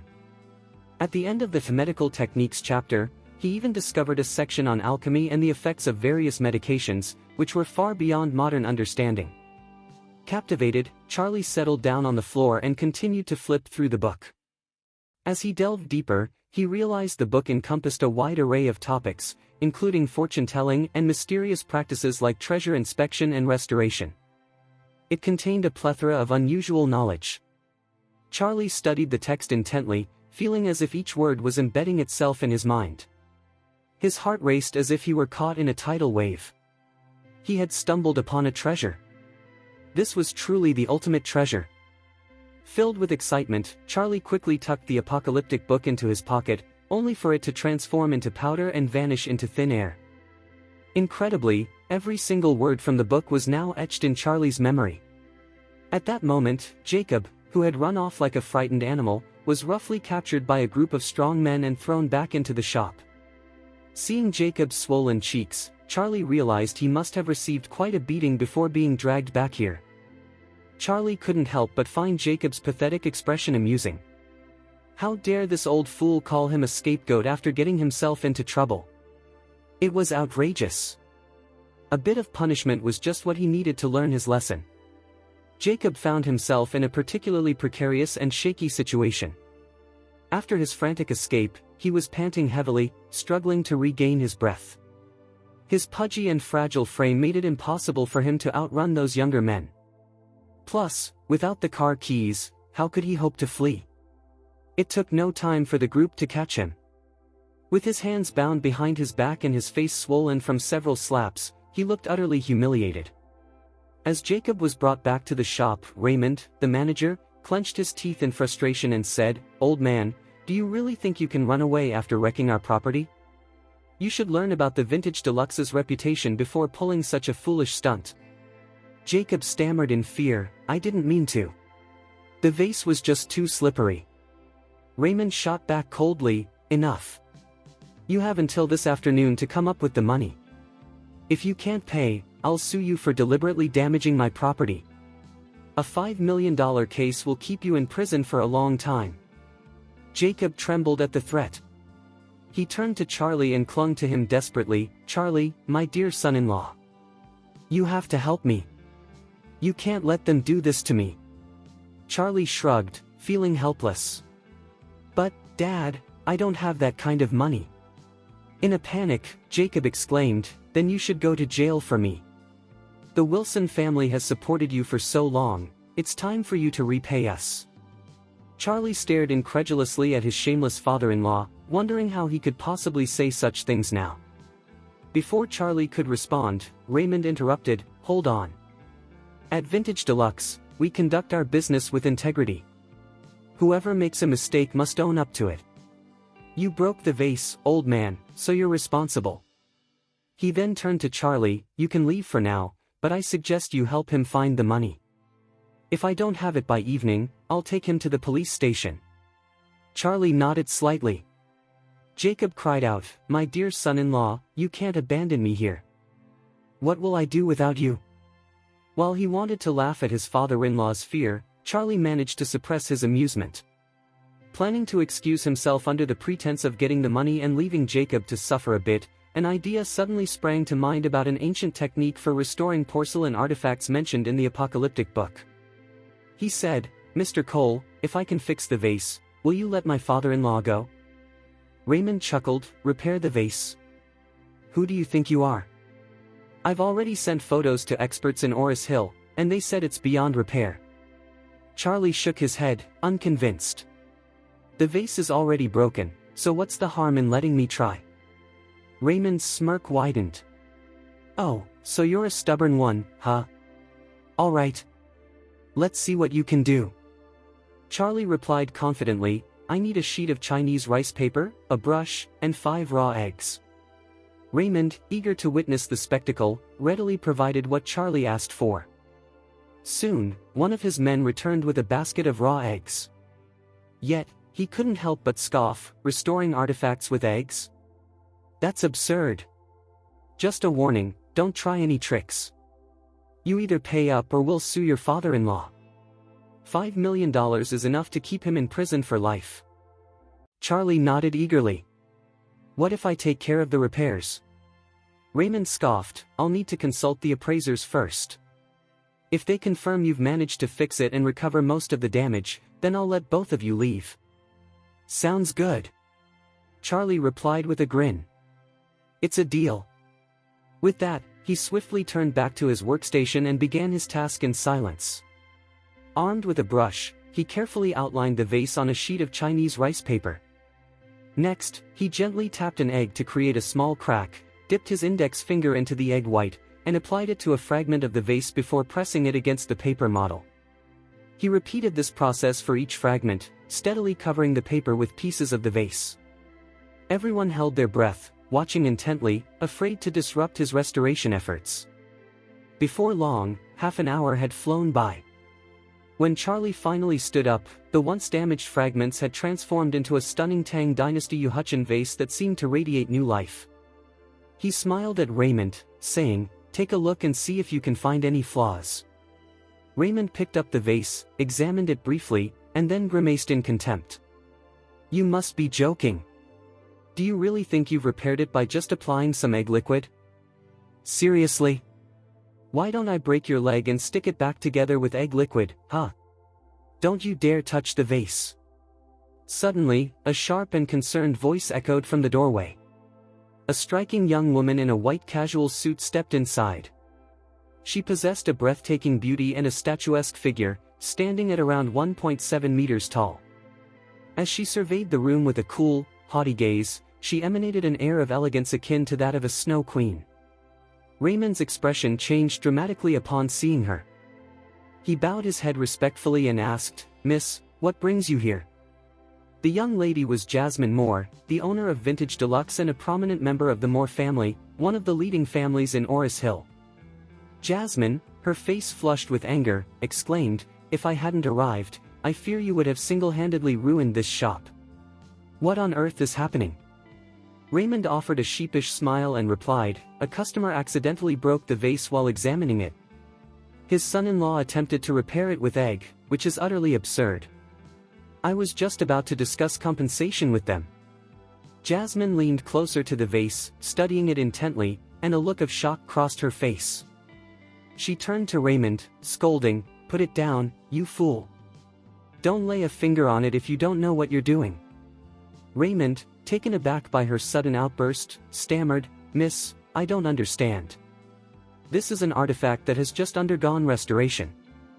Only restoration experts are allowed to handle it. Don't you know the rules?" Raymond hesitated, but he just used some eggs to stick it together. "That hardly counts as restoration, does it?" Fury blazed in Jasmine's eyes as she retorted, "You clueless fool. After restoration, the vase's value will at least double, but thanks to your careless handling, it will lose at least 2 million. Pack your things, you're fired." She recalled a porcelain plate from the same era as the Yuhucheng vase that had sold for a staggering $13 million at an auction in Shipton. The plate had a fascinating history, having been broken during the Song dynasty and restored by a skilled craftsman using the same rare method now applied to the vase. Because of the unique nature of that restoration technique, the porcelain plate's auction price had soared well beyond its original value. Now, with Charlie's expert restoration of the Yuhucheng vase, its value was destined to rise significantly. Raymond felt the color drain from his face at Jasmine's command. He hadn't anticipated that a simple touch could lead to such a massive loss and cost him his job. Jasmine then demanded, "Who is the master who repaired this vase? I need to see him immediately." Raymond was completely taken aback. He never imagined, not even in his wildest dreams, that the vase would become an even more valuable treasure after being restored with just a few eggs. He pointed towards Charlie, exclaiming, "Miss, this is the man who fixed the vase." As Jasmine looked at Charlie, she couldn't help but be curious about how such a young man could possess knowledge of the long-lost technique for restoring cultural relics. Despite her skepticism, she managed to smile politely and asked, "Hello, I'm Jasmine Moore. How should I refer to you? Where did you learn this relic restoration technique?" Jacob, still trembling nearby, was shocked when he heard Jasmine Moore's name. The Moore family. They were the most distinguished family in Oris Hill. Their influence could not be compared to the elite families of Eastcliff, but in Oris Hill, they stood at the top of the hierarchy, unreachable by anyone else. He never expected to meet a member of their family here. Meanwhile, Charlie remained indifferent to Jasmine's prestigious background. While the Moore family had immense wealth, worth hundreds of billions, they were dwarfed by the Wade family, whose wealth soared into the trillions. He replied flatly, "I'm Charlie Wade, and I don't have any masters. You could say I'm self-taught." He continued, I repaired the Uchunha vase that my father-in-law broke.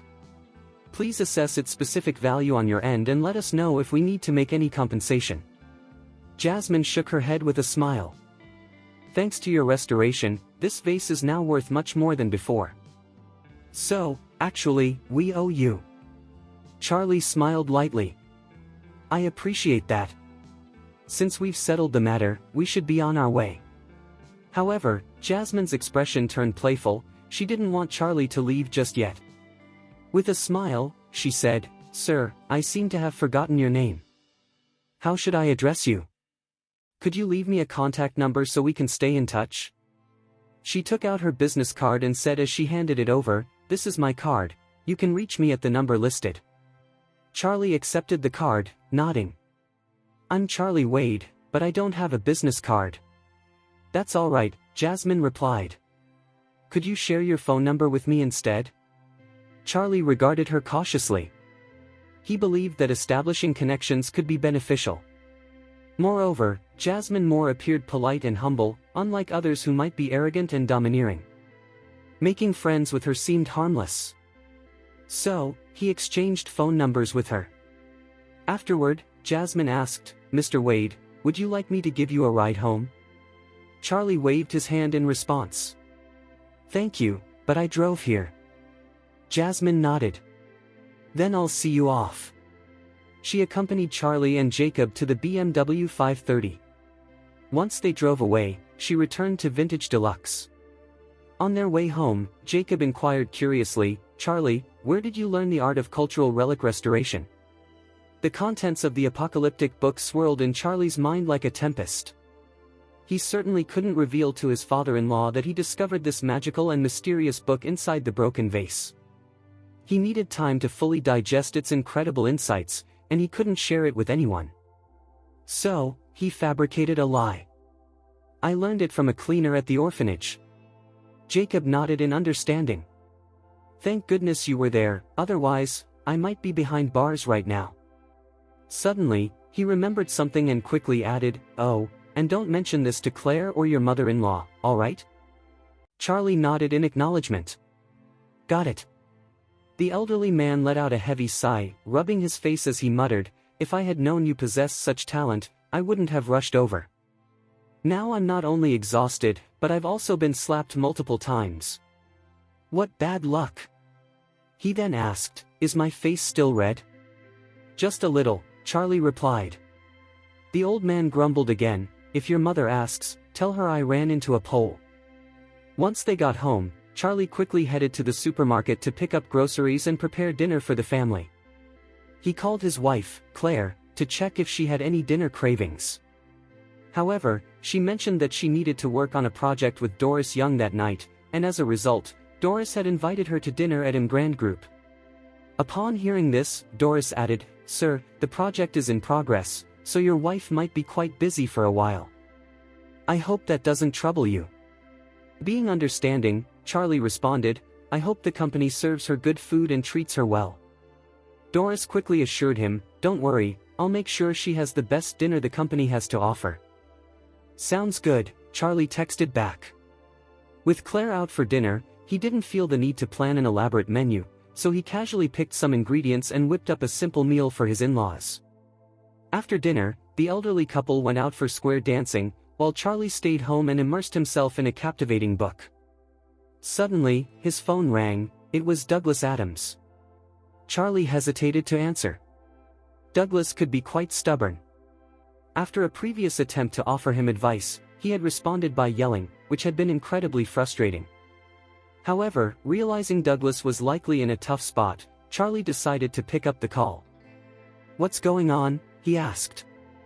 On the other end, Douglas was sobbing. "Charlie, my dear brother. I'm so sorry, I've wronged you." Hearing his distress, Charlie's demeanor softened. "Did you discover the truth?" Douglas cried, "After our fight, I felt increasingly uneasy.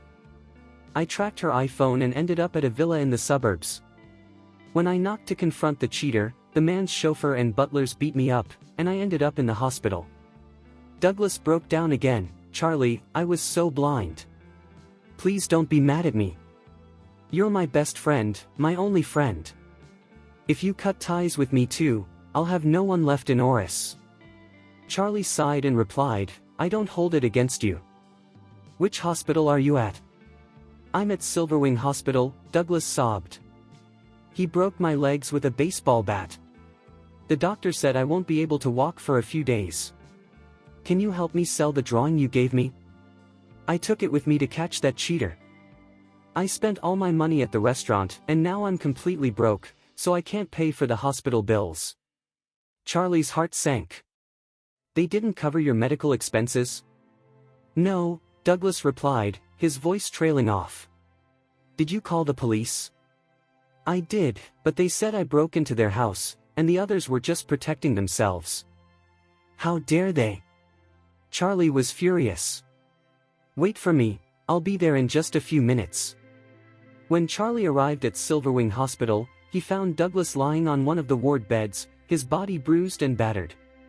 A cast encased his right leg, and he appeared utterly dejected. Charlie felt a wave of sympathy wash over him. Here was a grown man, heartbroken and injured, having been betrayed in the most painful way. As soon as Douglas noticed Charlie, his swollen eyes filled with tears, streaming down his cheeks like a rushing river. Charlie, he sobbed, his voice breaking. Charlie approached him gently, speaking in a soothing tone, it's all right. She's just a B*TCH, she isn't worth your tears. Douglas continued, I chased after her for 3 years, throwing away my dignity in the process. I feel like a pathetic dog, clinging to whatever scraps I could find. Now, I see that I never had anything to begin with. His tears choked him as he spoke. That B*TCH didn't just leave me, she wanted to take everything. I've spent every penny I earned in the last few years, even dipping into my $10,000 in savings at that restaurant, and now she refuses to pay me back. I was so blind, how could I have fallen for someone so cruel? Charlie offered comfort. Douglas, as a man, you need to learn to let go. You can start fresh. Remember the painting I gave you?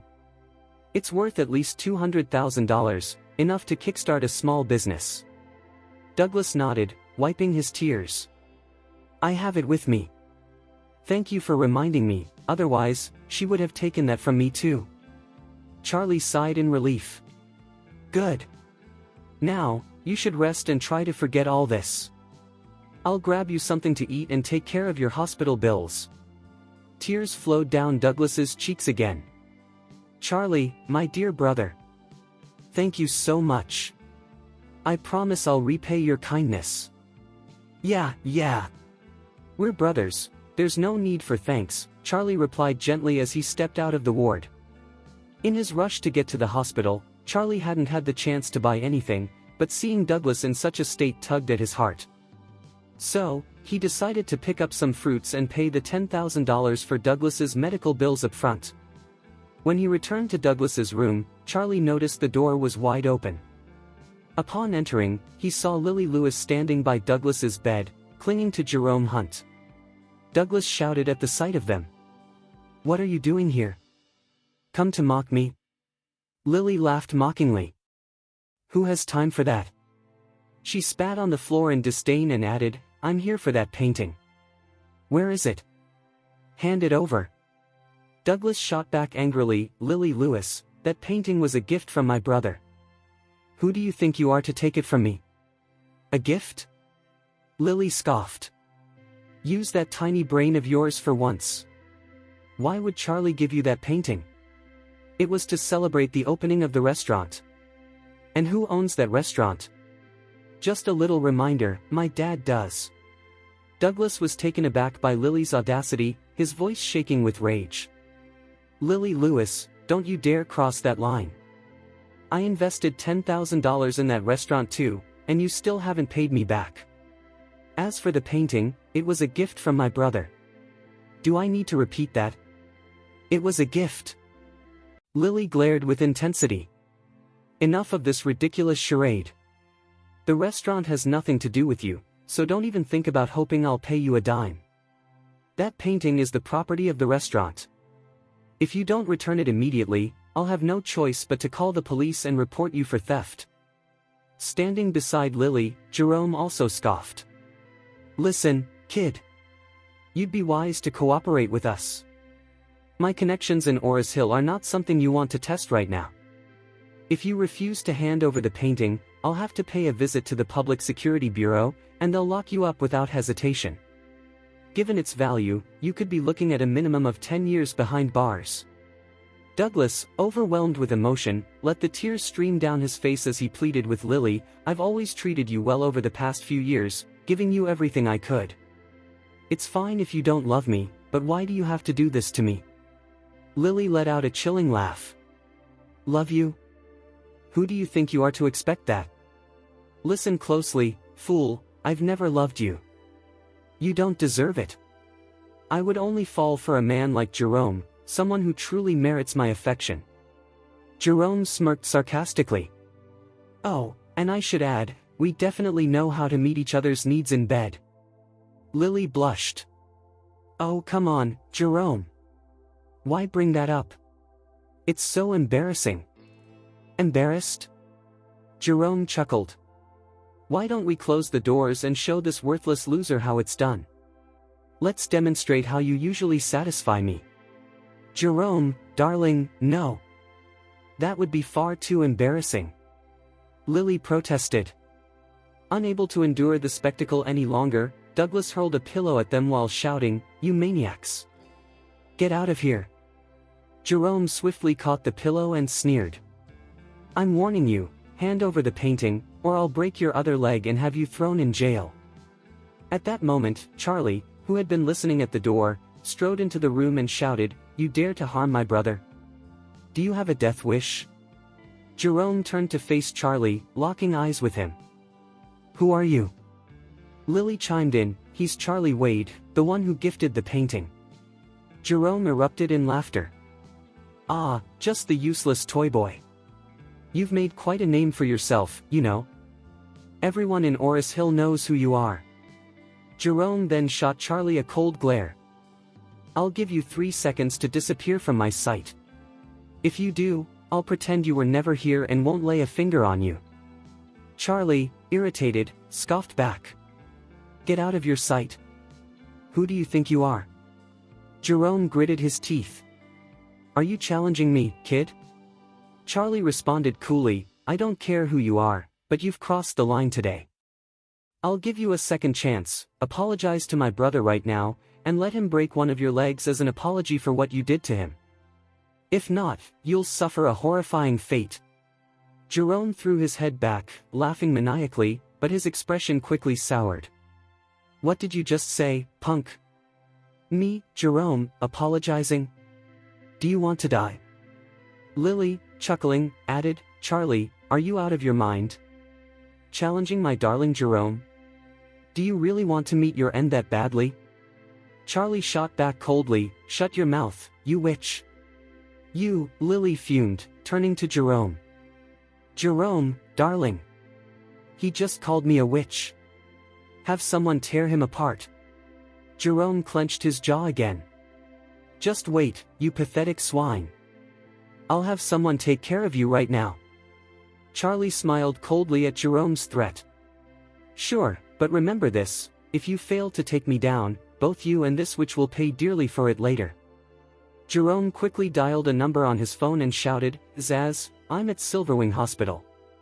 Bring a few of your guys, we've got a brat to take care of. In contrast, Charlie chose to send a text instead of making a call. He messaged Albert Rhodes, Come to Silverwing Hospital, someone is trying to kill me. Almost immediately, Don Albert returned the call. Mr. Wade, who is this son of AB*TCH? He demanded. Charlie replied nonchalantly, Less talk, just get here. Don Albert assured him, Don't worry, Mr. Wade, I'll be there in a few minutes. Jerome, noticing that Charlie was also on the phone, scoffed. Ha, don't tell me you actually called for backup. That's hilarious. Charlie brushed off his comment with a smile. As I mentioned earlier, you both will experience the most painful death imaginable. Jerome burst into laughter, as if he had just heard the most amusing joke. Who do you think you are? No one in Oris Hill dares to stand against me. Meanwhile, Douglas, struggling to sit up in bed, panicked and said, "Charlie, just leave. You can't win against this guy. Please don't." Charlie approached him and gently tucked him back under the covers. "Just lie down and relax." Still in a state of panic, Douglas insisted, "You don't understand how powerful he is. His family has a huge reputation in Oris Hill." Charlie peeled a mandarin and popped a piece into Douglas's mouth. "There's no one I fear to stand against." Lily scoffed. "Oh, really? You're so misguided. Do you even know who you're up against?" Charlie interrupted her before she could elaborate. "I don't care who he is, I only know he's going to be disabled for the rest of his life." He paused for effect before adding, "Oh, and your fate will be no different." Lily's face darkened immediately. "Fine. If you're so eager to die, just you wait." Charlie turned to Douglas and asked, "Did you tell her father, Lawson Lewis, about this?" "Yeah," Douglas replied. "I gave him a call." Charlie nodded. "And what did he say?" Douglas furrowed his brow in frustration. "He said it wasn't his problem. He just wanted to find a way to avoid me bothering him anymore." Charlie pressed further, "What about the $10,000 you put into the restaurant? Did you ask him for a refund?" "I did." Douglas's frustration grew. That old bastard, he claimed the money was a gift from his future son-in-law. He said I had no right to ask for it back, so he refused. How dare he? Charlie exclaimed, anger boiling inside him. No wonder he has such a nasty daughter, he's just as scummy. Lily, furious, shouted, "What did you just say, Charlie? How dare you insult my father? You're playing with fire." She then clung to Jerome and pleaded, "Jerome, look at what he said about my father. Make him pay." Jerome was merely a player in this scenario. He was shorter and not as muscular as Charlie, who not only managed everything around the house but also lived a healthy lifestyle. If a fight broke out between them, it was clear who would come out on top. Moreover, Charlie's father had taught him Wing Chun from a young age, and even after his parents' passing, he never missed a day of training at the orphanage. His dedication meant that no one dared to bully him. In a fair fight, Jerome wouldn't stand a chance. Even 5 of him wouldn't be enough to take Charlie down. Jerome was aware of his predicament. He knew that confronting Charlie would only lead to his defeat. So, he took Lily's hand and comforted her. "Don't worry, babe. Zaz is on his way with his crew. Once he gets here, we'll make sure he's dealt with." Charlie sent a text to Isaac Cameron at the Shangri-La, "Who is this Jerome Hunt?" Isaac quickly replied, "His family runs a business primarily in the jade industry. They deal with stocks and auctions. His influence in the area is indeed as formidable as people say." "Why do you ask? Did he upset you?" Charlie texted back, "Yes. I've already asked Albert to take care of it. However, I need a favor from you." Isaac responded eagerly, "Anything for you, young master." Charlie instructed, "I need you to bring Jerome's father to the hospital, along with another elderly man who appraises antiques. His name is Lawson Lewis. Bring them both to me." Isaac quickly replied, "Understood, young master. I'll get them to you right away." Charlie added, "You don't have to do it yourself, just send someone else. I don't want it to be obvious that we know each other." Another message from Isaac popped up, "All right then, young master. Should they be taught a lesson?" Charlie texted back, "Yes, give them a good beating first, then tie them up and send them to me." Isaac immediately complied, "Yes, young master. Your orders will be carried out at once." Shoving his phone into his pocket, Charlie turned to Jerome and Lily, his voice icy. "The parents will bear the consequences of their child's actions. I'll have both of your fathers brought here, let's see what they have to say about your behavior." Jerome's face darkened. "I suggest you don't cross certain lines, punk. If you do, you'll find yourself dead in a ditch once my men arrive." Charlie scoffed. "Tell your men to hurry up, I'm growing impatient." Just as Jerome opened his mouth to retaliate, the ward door swung open, revealing a burly man accompanied by 7 or 8 underlings. Upon spotting Zaz, Jerome pointed at Charlie. "Zaz, it's this little brat. Teach him a lesson." With a frown, Zaz spoke in a chilling tone, "So, you're the one who riled up my brother?" Charlie smirked coldly and nodded. "What of it? Are you planning to beat me up as he instructed?" Zaz looked puzzled. Charlie was a stranger to him, and he found it strange that Charlie showed no fear. After a long pause, Zaz asked warily, "Hey punk, where are you from?" Charlie replied dismissively, "I'm from home." Jerome chimed in, "Zaz, this brat is a boy toy. He lives off women." Then, Jerome leaned closer to Zaz and whispered, "Zaz, this brat has no connections. You can beat him up as much as you please. I'll take responsibility if anything goes wrong." "A boy toy?" Zaz let out a sarcastic laugh. "Sure. Let's see if he can still rely on women after I break him." Without waiting for Charlie to respond, Zaz signaled his underlings. "Let's finish this punk off, damn it." Jerome shot Charlie a mocking grin. "Hey, Wade, any last words?" Charlie ignored him, focusing solely on Zaz, and finally stated coldly, "Kneel down, and I might consider sparing you." Stunned, Zaz rubbed his ear and frowned. "What did you say?" "Repeat that, and I promise you'll meet a swift end." Just then, a loud voice echoed from outside the door. "Zaz, Mr. Wade told you to kneel down, are you deaf?" Zaz was taken aback. Don Albert had arrived. As the voice reverberated throughout the room, Don Albert strode in, accompanied by Bill and a sizable entourage of men. Upon his arrival, he commanded Bill, "Shut the doors. No one gets in here." Bill promptly nodded, "Got it, Don Albert." Zaz stood frozen, his eyes fixated on Don Albert, utterly astonished. It felt as if his mind had short-circuited. It was Don Albert Rhodes, the notorious underground overlord of Oris Hill. In contrast, Zaz was merely one of the lesser leaders in the region. Yet, Don Albert was the reigning authority in this territory. Everyone in the city understood that Don Albert held the ultimate power. He never imagined he would come face to face with Don Albert simply because he had been tasked with handling a trivial issue for Jerome. Jerome, unaware of Don Albert's significance, noticed Zaz's shock and furrowed his brow. "Zaz, what's happening? Who is this old man?" At Jerome's words, Zaz was gripped by fear, causing him to tremble. Before anyone could react, Zaz seized Jerome by the hair and slammed his face into the ground, breaking his nose with a sickening crunch. As blood streamed from Jerome's nose, Zaz gritted his teeth and shouted, "If you wish for death, hunt, don't drag me down with you. This is Don Albert." "What?" Jerome was left utterly stunned. Don Albert? The underground overlord of Oris Hill? What was he doing here? Don Albert approached with a stern look and delivered a swift kick to Zaz's groin.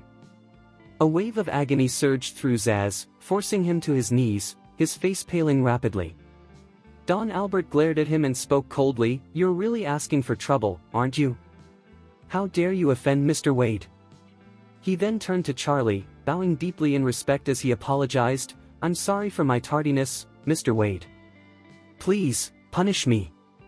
Witnessing Don Albert's deference toward Charlie left everyone in shock. Jerome began to tremble, realizing he had angered such a powerful figure. Charlie nodded and looked at Zaz. "Do you know this man?" Don Albert answered, "Yes. He's just one of the minor leaders around here, but he had the audacity to upset Mr. Wade. Just let us know how you wish to punish him, Mr. Wade. We'll execute your orders." Charlie replied, "What a tyrant. He claimed he would disable me as soon as he walked in. Someone like that is a menace to society. I say we break his kneecaps so he'll need a wheelchair from now on." Zaz felt as if his soul had left his body. He was a man who earned his living through fighting. If he were to become crippled, how could he continue to lead? It would spell the end for him. Desperate, Zaz fell to his knees and crawled toward Charlie, pleading, "Mr. Wade, this is all my fault. Please grant me another chance. I'll never dare to offend you again." Charlie looked down at him with cold indifference. I already gave you a second chance. You chose to disregard it. Zaz recalled Charlie's previous words. Kneel down and I'll consider forgiving your sorry self. He had thought it was just a bluff, but now he understood that the one with a death wish wasn't Charlie, it was Zaz himself. Terrified for his life, Zaz groveled at Charlie's feet, begging, Mr. Wade, please, just give me another chance, please spare me. Charlie ignored his desperate cries and turned to Don Albert. Well, what are you waiting for? We don't have all day. Don Albert stiffened and immediately commanded his men, you lot. Break his kneecaps right now.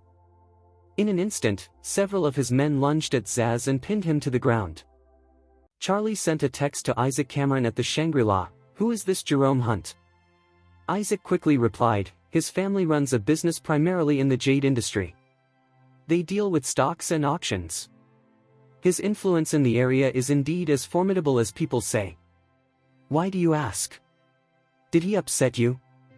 Charlie texted back, yes. I've already asked Albert to take care of it. However, I need a favor from you. Isaac responded eagerly, anything for you, young master.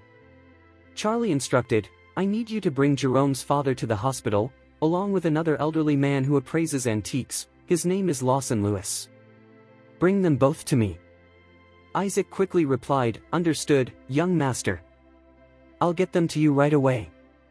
Charlie added, you don't have to do it yourself, just send someone else. I don't want it to be obvious that we know each other. Another message from Isaac popped up, all right then, young master. Should they be taught a lesson? Charlie texted back, yes, give them a good beating first, then tie them up and send them to me. Isaac immediately complied, yes, young master. Your orders will be carried out at once. Shoving his phone into his pocket, Charlie turned to Jerome and Lily, his voice icy. The parents will bear the consequences of their child's actions. I'll have both of your fathers brought here, let's see what they have to say about your behavior. Jerome's face darkened. I suggest you don't cross certain lines, punk. If you do, you'll find yourself dead in a ditch once my men arrive. Charlie scoffed. Tell your men to hurry up, I'm growing impatient. Just as Jerome opened his mouth to retaliate, the ward door swung open, revealing a burly man accompanied by 7 or 8 underlings. Upon spotting Zaz, Jerome pointed at Charlie. Zaz, it's this little brat. Teach him a lesson. With a frown, Zaz spoke in a chilling tone, so, you're the one who riled up my brother. Charlie smirked coldly and nodded. What of it? Are you planning to beat me up as he instructed? Zaz looked puzzled. Charlie was a stranger to him, and he found it strange that Charlie showed no fear. After a long pause, Zaz asked warily, Hey punk, where are you from? Charlie replied dismissively, I'm from home. Jerome chimed in, Zaz, this brat is a boy toy. He lives off women. Then, Jerome leaned closer to Zaz and whispered, Zaz, this brat has no connections. You can beat him up as much as you please. I'll take responsibility if anything goes wrong. A boy toy? Zaz let out a sarcastic laugh. Sure. Let's see if he can still rely on women after I break him. Without waiting for Charlie to respond, Zaz signaled his underlings. Let's finish this punk off, damn it. Jerome shot Charlie a mocking grin. Hey, Wade, any last words? Charlie ignored him, focusing solely on Zaz, and finally stated coldly, kneel down, and I might consider sparing you. Stunned, Zaz rubbed his ear and frowned. What did you say? Repeat that, and I promise you'll meet a swift end. Just then, a loud voice echoed from outside the door. Zaz, Mr. Wade told you to kneel down, are you deaf? Zaz was taken aback. Don Albert had arrived. As the voice reverberated throughout the room, Don Albert strode in, accompanied by Bill and a sizable entourage of men. Upon his arrival, he commanded Bill, shut the doors. No one gets in here. Bill promptly nodded, got it, Don Albert. Zaz stood frozen, his eyes fixated on Don Albert, utterly astonished. It felt as if his mind had short-circuited. It was Don Albert Rhodes, the notorious underground overlord of Oris Hill. In contrast, Zez was merely one of the lesser leaders in the region. Yet, Don Albert was the reigning authority in this territory. Everyone in the city understood that Don Albert held the ultimate power. He never imagined he would come face to face with Don Albert simply because he had been tasked with handling a trivial issue for Jerome. Jerome, unaware of Don Albert's significance, noticed Zaz's shock and furrowed his brow. "Zaz, what's happening? Who is this old man?" At Jerome's words, Zaz was gripped by fear, causing him to tremble. Before anyone could react, Zaz seized Jerome by the hair and slammed his face into the ground, breaking his nose with a sickening crunch. As blood streamed from Jerome's nose, Zaz gritted his teeth and shouted, "If you wish for death, Hunt, don't drag me down with you.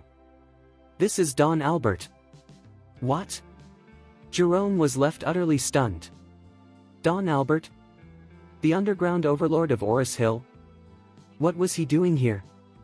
Don Albert approached with a stern look and delivered a swift kick to Zaz's groin. A wave of agony surged through Zaz, forcing him to his knees, his face paling rapidly. Don Albert glared at him and spoke coldly, "You're really asking for trouble, aren't you? How dare you offend Mr. Wade?" He then turned to Charlie, bowing deeply in respect as he apologized, "I'm sorry for my tardiness, Mr. Wade. Please, punish me." Witnessing Don Albert's deference toward Charlie left everyone in shock. Jerome began to tremble, realizing he had angered such a powerful figure. Charlie nodded and looked at Zaz. "Do you know this man?" Don Albert answered, "Yes. He's just one of the minor leaders around here, but he had the audacity to upset Mr. Wade. Just let us know how you wish to punish him, Mr. Wade. We'll execute your orders." Charlie replied, "What a tyrant. He claimed he would disable me as soon as he walked in. Someone like that is a menace to society. I say we break his kneecaps so he'll need a wheelchair from now on." Zaz felt as if his soul had left his body. He was a man who earned his living through fighting. If he were to become crippled, how could he continue to lead? It would spell the end for him. Desperate, Zaz fell to his knees and crawled toward Charlie, pleading, "Mr. Wade, this is all my fault. Please grant me another chance. I'll never dare to offend you again." Charlie looked down at him with cold indifference. "I already gave you a second chance. You chose to disregard it." Zaz recalled Charlie's previous words. "Kneel down and I'll consider forgiving your sorry self." He had thought it was just a bluff, but now he understood that the one with a death wish wasn't Charlie, it was Zaz himself. Terrified for his life, Zaz groveled at Charlie's feet, begging, "Mr. Wade, please, just give me another chance, please spare me." Charlie ignored his desperate cries and turned to Don Albert. "Well, what are you waiting for? We don't have all day." Don Albert stiffened and immediately commanded his men, "You lot. Break his kneecaps right now." In an instant, several of his men lunged at Zaz and pinned him to the ground. In that moment, Bill pulled out a metal rod and approached Zaz. Despite Zaz's desperate pleas for mercy, Bill lifted the rod high and swung it down with incredible force. Crack! Zaz's right kneecap was shattered instantly, resulting in a comminuted fracture that would be nearly impossible to recover from. In agony, Zaz yelped, but Charlie was far from finished. "We can't stop here. Breaking one leg still leaves him able to limp on the other. I want him permanently crippled." Bill nodded and raised the metal rod again. Moments later, another loud crack echoed as it hit Zaz's left knee. Zaz writhed on the ground, screaming for help, his body on the brink of shock. Don Albert barked an order.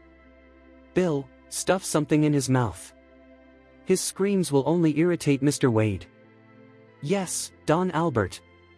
Bill complied, shoving pieces of gauze into Zaz's mouth as he curled up into a ball on the floor. Jerome, pale and trembling, knelt and pleaded, "Charlie. I mean, Mr. Wade. I was wrong. I shouldn't have let my mouth run wild. Please forgive me." Lily was equally terrified. As soon as Jerome began begging, she quickly dropped to her knees, apologizing fervently. But Charlie merely scoffed. Do you really think begging will save you? You two are just adorable. Fear gripped them both. Suddenly, several men in black entered the room, bringing with them two middle-aged men bound and helpless. The two men appeared to be on the verge of despair. As the men in black threw them to the ground, they bowed to Charlie. Mr. Wade, we've brought who you requested. Jerome and Lily nearly fainted at the sight. The two men were their fathers, Dylan Hunt and Lawson Lewis. Charlie took a bucket of cold water and drenched them. Once they regained consciousness, Charlie asked Lawson, Mr. Lewis, did you know your daughter was being a WH*re and cheating on her fiancé? Lawson, terrified and still shaken from earlier, shook his head vigorously. I didn't know, I swear. Charlie nodded. You didn't know? Isn't that a failure on your part as a father? Bill, break his left kneecap. Just as you did to that other scoundrel. Understood. Bill replied, turning to his men. Hold him down. Lawson screamed in fear, no. Someone, please help me. Lily cried out, Dad. But without hesitation, Bill smashed Lawson's kneecap as he was restrained. Lawson would have preferred a quick death. Instead, his kneecap was shattered, leaving him with an injury that would never heal. Charlie repeated his question. Let me ask you again, were you aware of your daughter's infidelity? Lawson sobbed uncontrollably. I knew, I did. It's my fault, I promised to discipline her from now on. Charlie huffed. So you were aware. Why didn't you intervene? You knew your daughter was causing trouble and did nothing. Doesn't that make you a failure as a father? Then, he ordered, Bill, cripple his other leg. Lawson had not anticipated that acknowledging his mistakes would yield no relief. He had fainted from shock, but the agony from the impact jolted him back to consciousness in an instant. Lawson had never endured such torment in his entire life. Tears cascaded down the wrinkles on his face as he cried out in desperation, Mr. Wade, it's all my fault. I'll never ignore her faults again, I won't allow her to commit such despicable acts. With a look of disgust, Charlie replied, well, aren't you skilled at shifting the blame to others? That single remark sent shivers down Lawson Lewis's spine. Charlie then pressed on, Lawson Lewis. Concerning the $10,000 my brother invested in your restaurant, why did you refuse to repay him? Why did you insist it was a gift? Lawson's face went pale as he scrambled to explain, I was wrong, I was greedy and shameless. I'm so sorry. Turning his gaze to Douglas, who was fuming, Lawson pleaded, Douglas, I was blinded by my greed. I promise I'll repay the $10,000. Please, tell Mr. Wade to spare me. My old body can't take this anymore. Charlie glanced at Douglas. Are you going to assist him? Douglas shook his head vehemently. No. I won't help anyone here. All right. Charlie nodded in satisfaction. That's my man. He faced Lawson, who was drowning in despair. Not only are you a terrible father, but you also tried to steal my brother's life savings. What separates you from a common thief? Lawson sobbed, stumbling over his words. Mr. Wade, I'm a monster. I'm inhumane. I deserve to go to hell. Please let me go, I'm begging you. I'll do anything. I'll call you boss. Boss Wade, please spare me. Charlie let out a chilling laugh. Let you go? Ha! In your dreams, you ugly bastard. With that, he turned to Bill. Cripple his right arm. Let's see if he can still steal from others after this. In desperation, Lawson shouted, No, Mr. Wade. Please, don't. Bill swung his arm down with force, smashing Lawson's arm. My arm, my arm. Lawson cried out. Charlie instructed Bill, shut him up and discard him. Yes, sir. Bill stuffed a ball of gauze into Lawson's mouth and tossed him toward Zaz. Lily was on the brink of insanity, as was Jerome. Dylan Hunt, Lawson's father, was losing his mind as well. He turned to Jerome and slapped him angrily. "You idiot! Who told you to mess around with someone else's woman? Why did you drag me into this?" Charlie smirked. "Why? Didn't you realize your son was involved with my brother's fiancée? Aren't you supposed to be his father?" Fearful for his life, Dylan's eyes brimmed with tears, utterly lost on how to respond. Lawson's fate was a glaring example of what awaited him. If he admitted he knew, his right leg would be shattered. If he claimed ignorance, his left leg would be crippled. "Sure. Here's a revised version of your text, keeping all the names and structure intact while making it unique and easier to read." After a lengthy silence, Charlie turned his gaze to Bill. "This old man seems rather astute. He believes he can avoid punishment as long as he remains silent. Bill, break his legs." "Yes, Mr. Wade." Bill responded obediently. Turning to Dylan, who was now in a state of panic, Charles spoke chillingly. "You have only your son to blame for this." Following two gut-wrenching screams, Dylan Hunt was rendered crippled as well. Watching his father endure such brutality, Jerome felt an overwhelming sense of helplessness.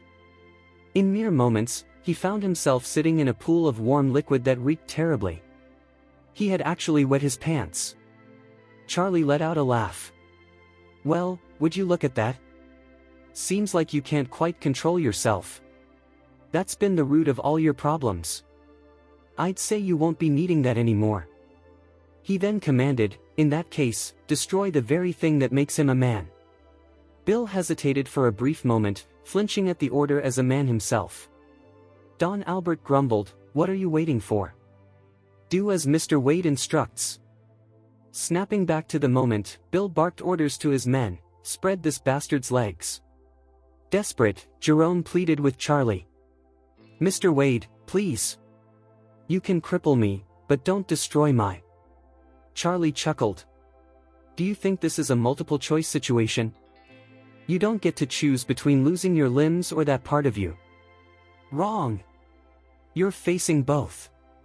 What followed was a brutal stomp from Bill. And just like that, Jerome became a eunuch. Yet, his suffering wasn't over just yet. Bill carried out Charlie's orders, crippling all of Jerome's limbs as well. Once an arrogant jerk who had disrespected others, Jerome was now reduced to a pathetic figure. No one would feel sorry for him. He deserved every bit of this fate. All that remained was to deal with Lily Lewis. On the brink of losing it, Lily crawled to the bed, grasping Douglas's hand. Tears streaming down her face, she begged, "Hubby, I'm so sorry. I shouldn't have cheated on you. I truly loved you. Hunt raped me. He even took photos, and I felt trapped. He manipulated me." Jerome shouted in outrage, "Lily Lewis, UWH*re. How dare you blame me? You were the one who came to my pawn shop with your father. You approached me for my wealth and willingly slept with me. Otherwise, I would have never gotten involved with you." Turning to Charlie, Jerome added, "Mr. Wade, don't believe a word this B*TCH has said. I have proof. She was the one who added me on WeChat and claimed it was love at first sight. She even sent me numerous nude photos to entice me. All those pictures are still on my phone, you can check." Lily's face drained of color. "Hunt, you bastard. Didn't you promise to delete them?" Jerome gritted his teeth. "You wicked B*TCH. Thank goodness I didn't listen to you and kept them, or I'd be dead because of you." Lily tried to reason. "Hubby, I was foolish. Please, can't you spare me? After all we've been through together?" Charlie turned to Douglas. "What do you think?" Douglas glanced at Lily before pushing her away. "I don't know this woman." Upon hearing this, Lily broke down in tears. Charlie commanded, "Then let's break both of her legs and leave a lasting scar on her face. Let's see if she can seduce any more men after this." Charlie showed no sympathy for wicked women like Lily Lewis, not even a little. Following Charlie's orders, Bill crippled Lily and scarred her face, even going so far as to cut her hair off with surgical scissors. In the end, all 5 of them paid the heavy price that Charlie had promised. "I hope you find this version suitable." Charlie commanded his men to carry the 5 individuals out, making a chilling remark before they exited, "I'll spare your lives for now. But if even a whisper of this gets out, I will kill all of you. Understood?" The 5 of them nodded vigorously, realizing how fortunate they were to be leaving alive. Defying Charlie any further was out of the question. Seeing their submission, Charlie turned to Lawson Lewis with a satisfied nod. "Trying to manipulate my brother comes at a steep cost. I expect you and your daughter to vacate the restaurant and have it transferred under my brother's name by tomorrow. Is that clear?" Lawson nodded repeatedly. "Absolutely. I'll be out by tomorrow, no doubt." Charlie then shifted his attention to Dylan Hunt. "Your son got involved with my brother's fiancée and even assaulted him. You'd better prepare $2 million as compensation for him, and don't try to skimp on this, understood?" Dylan readily agreed. "Mr. Wade, I will ensure the money is transferred to your brother by tomorrow." Pleased, Charlie directed Don Albert's men, "All right, you can take out the trash now." With that, the group of men escorted the 5 individuals out of the room. As they were being removed, Charlie addressed Bill. "Bill, you've done an excellent job this time." A grin spread across Bill's face. "I was just following your orders, Mr. Wade." Charlie replied gently, "I'll have $2 million transferred to your bank account as a reward." Bill was ecstatic and bowed deeply.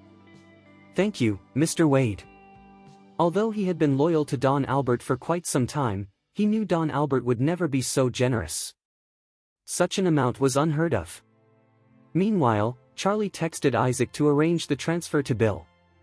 Despite having ample funds in his debit account, it was inconvenient for him to use it in this situation. Within a minute, the money was successfully transferred to Bill's account. Overjoyed, Bill bowed to Charlie repeatedly. Turning to Don Albert, Charlie asked, "Albert, I take it you're not particularly interested in money?" Don Albert replied, "Mr. Wade, it's my honor to serve your needs." Charlie waved dismissively. "I'll remember this favor. I'll ensure you get promoted when the chance arises." Upon hearing this, Don Albert instantly knelt and bowed deeply to Charlie. For him, money was not the ultimate goal, he craved power. Opportunities for promotion were scarce, and he had long aspired to work with Isaac Cameron. However, Isaac regarded him as inferior due to his humble background. Now, with Charlie's backing, he might finally achieve the promotion he desired. His future looked promising, a significant step closer to success. After recognizing everyone's contributions, Charlie turned to Douglas. "So, are you satisfied with how things turned out?" Douglas was still in disbelief. He struggled to comprehend how Charlie had amassed such power overnight, even making the underground overlord kneel before him. He quickly gathered himself and responded, "Yes. Absolutely." Charlie continued, "I've dealt with those people and reclaimed the restaurant for you. Additionally, I've secured $2 million for the damages. Now, it's time for you to stand on your own 2 feet. Douglas replied earnestly, "Charlie, I will repay this favor no matter what. I'll follow your instructions without hesitation." Charlie nodded and said, "Just take some time to rest. Once you're feeling better, you can run the restaurant. If I need anything, I'll make sure to reach out to you." Douglas responded enthusiastically, "I'm here whenever you need me." Charlie added, "Oh, and please keep what happened today to yourself. I prefer to keep my identity under wraps, understood?" Douglas nodded in agreement. "Got it. No one will hear a word from me." Charlie smiled reassuringly. "I'll arrange for 2 caretakers to look after you. Just focus on getting better. I'll see myself out." Once home, Charlie decided against telling Claire about the day's events. He believed it was safer for her not to know anything about his true identity. The following day, while he was grocery shopping, Charlie received a phone call. To his surprise, it was Jasmine Moore, the daughter of the boss at Vintage Deluxe. Intrigued, Charlie wondered what Jasmine wanted from him. As the call connected, Jasmine said, "Mr. Wade, I apologize for interrupting you." Charlie asked, Is there an issue with the Yuhuchun vase I repaired? Jasmine replied, oh no, it's not that. I'm reaching out to discuss something else. Curious, Charlie pressed, what is it? Jasmine explained, I've recently come across something interesting, but I'm not very knowledgeable in this area. I heard Mr. Wade is, and I was hoping you could help me identify some antiques. Although antiques weren't Charlie's primary interest, he realized he lacked some unique collectibles and decided to inquire further. What kind of antique are you interested in? Jasmine responded, it's a jade piece. The sellers claim that wearing it can soothe the soul and attract success. At that moment, Charlie felt a spark of recognition. He recalled hearing about such mythical relics before. These legendary items were said to bestow incredible benefits upon their owners. Curious about the potential treasure, Charlie agreed to help. Alright, I'll join you. Jasmine replied, thank you, Mr. Wade. I'll pick you up tomorrow at 8 a.m. sharp. Sounds good. Charlie ended the call, his mind racing with thoughts. Wealthy individuals like him were often drawn to mythical relics that promised prosperity and tranquility. Charlie decided to explore this realm of collectibles, hoping to find what he had been searching for all along. The next morning, Jasmine arrived right on time at Charlie's door. As soon as Charlie entered the car, Jasmine began to brief him. Mr. Wade, there will be significant competition for this jade piece. I've heard that quite a few bidders from Oris Hill will be present. Charlie nodded, the number of competitors isn't the main concern, it's the value of the item itself. If it's genuinely worth it, I'm confident Miss Moore will secure it. Jasmine smiled appreciatively. Thank you, Mr. Wade, but we can't underestimate our opponents. There may be some influential figures in Oris Hill we don't even know about. Feigning surprise, Charlie remarked, what? How can that be? Isn't the Moore family the most powerful in Oris Hill? Jasmine smiled again. That's what everyone believes. However, for instance, the new chairman of Grand Group could easily overshadow the Moores. We should be cautious. With a sigh, Jasmine added, honestly, I'm quite curious about this powerful individual, but he remains incredibly secretive. No one seems to have uncovered his true identity. Jasmine was speaking the truth when she said that the new chairman of Grand Group struck her as an enigmatic figure.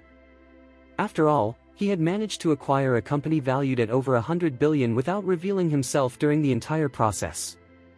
It seemed clear that his wealth far surpassed that of Grand Group. In contrast, the Moore family appeared quite small and inconsequential. What Jasmine didn't realize was that the chairman of Grand Group was actually sitting right beside her in the passenger seat. Charlie, the chairman, preferred to maintain a low profile. Even though he would casually respond to Jasmine's inquiries, he never disclosed anything about his true identity. In a matter of minutes, they arrived at a quaint garden near the river, moving at a brisk yet steady pace. The garden exuded elegance and tranquility. While it appeared somewhat worn and rustic from the outside, the interior was nothing short of magnificent. From a charming little bridge over sparkling water to a beautifully designed Suzhou-style garden, complete with graceful pavilions, it was a dream come true for any man. After parking the car, a butler welcomed them and ushered them inside. As they strolled through the garden, they entered a lobby adorned with traditional Chinese furnishings. In the center stood a crimson round table surrounded by several fauteuils. Upon their arrival, an elderly man with white hair rose to greet Jasmine. Welcome, Miss Moore. A hint of awkwardness flickered across Jasmine's face, but she nodded in acknowledgement. Uncle Quilt, it's good to see you. The old man smiled warmly. The master mentioned you would be coming, so I thought I'd come by to check on you. Jasmine nodded and then turned to Charlie. Uncle Quilt is the appraiser for the Moore family. I suspect someone from my family sent him here as a precaution. Charlie nodded in understanding. It made sense for them to be cautious given his youth and inexperience. Quilt shot a disapproving glance at Charlie. This is the appraiser you hired? He seems a bit too young for that role. A middle-aged man standing beside Quilt snickered, You've hired a child for appraisal work? Don't you have enough qualified people in the Moore family? I could introduce you to some real appraisers. Ha ha ha. Jasmine's demeanor turned icy. Travis Lane, remember that this is Oris, not Lancaster. I won't tolerate your disrespect here. Travis shrugged nonchalantly. Looks like the Moores have quite the temper. Let's all keep our cool, suggested a middle-aged man seated at the round table, frowning slightly. We're here for business, not bickering. Young man, please take a seat. Jasmine huffed and settled down at the round table. As Charlie took his seat, Jasmine leaned closer and whispered, "That's Travis Lane, the wealthiest man in Lancaster. Next to him is Matthew Gibson, a powerful geomancer. The man who just spoke is Graham Quinton, the head of the Quinton family in Oris. His family has been." Charlie then noticed an elderly man dressed in green traditional Chinese attire sitting next to Travis. The man had a full head of gray hair and an ethereal presence, with his eyes closed. Even as Charlie and Jasmine arrived, he didn't seem to notice them. Suddenly, Jasmine trailed off and stopped speaking. Charlie was intrigued about what she was going to say next, but he chose not to press her. As everyone finally settled in, a portly man in extravagant clothing chuckled. "Now that the fighting is over, let's get down to business. Take a good look at this beauty. You all come from wealthy families, so I'm sure $1 billion is just pocket change for you. Let's not dwell on it for too long." Travis scoffed. "If it truly does what you claim, regulating geomancy and soothing our souls, $1 billion wouldn't be a big deal at all." The stout man cast a glance at Travis before setting a plain wooden box on the round table. Inside the box lay a stunning crimson-red jade, which seemed to be an artifact from ages past. As soon as the lid was lifted, a wave of warm energy seemed to envelop the lobby, captivating everyone present. Eyes widened in amazement. Jasmine turned to Quilt, asking, "Uncle Quilt, what's your take on this?" Quilt examined the jade intently and nodded in appreciation. "I believe this to be genuine. It looks like the bloody jade from the Zhou dynasty. It also appears to have been blessed by a very powerful monk." Jasmine nodded thoughtfully before turning to Charlie. "What do you think, Mr. Wade?" Charlie frowned in disapproval. "It's a fake."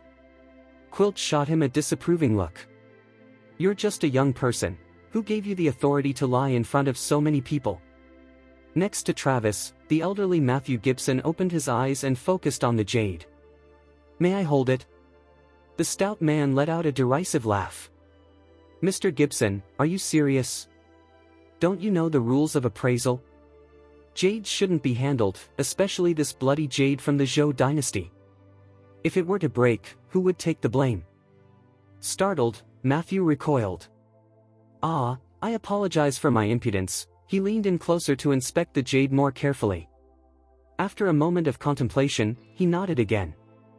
"While I can't definitively say this jade is from the Zhou dynasty, I can confirm that the legends about its ability to regulate geomancy and calm souls are indeed accurate."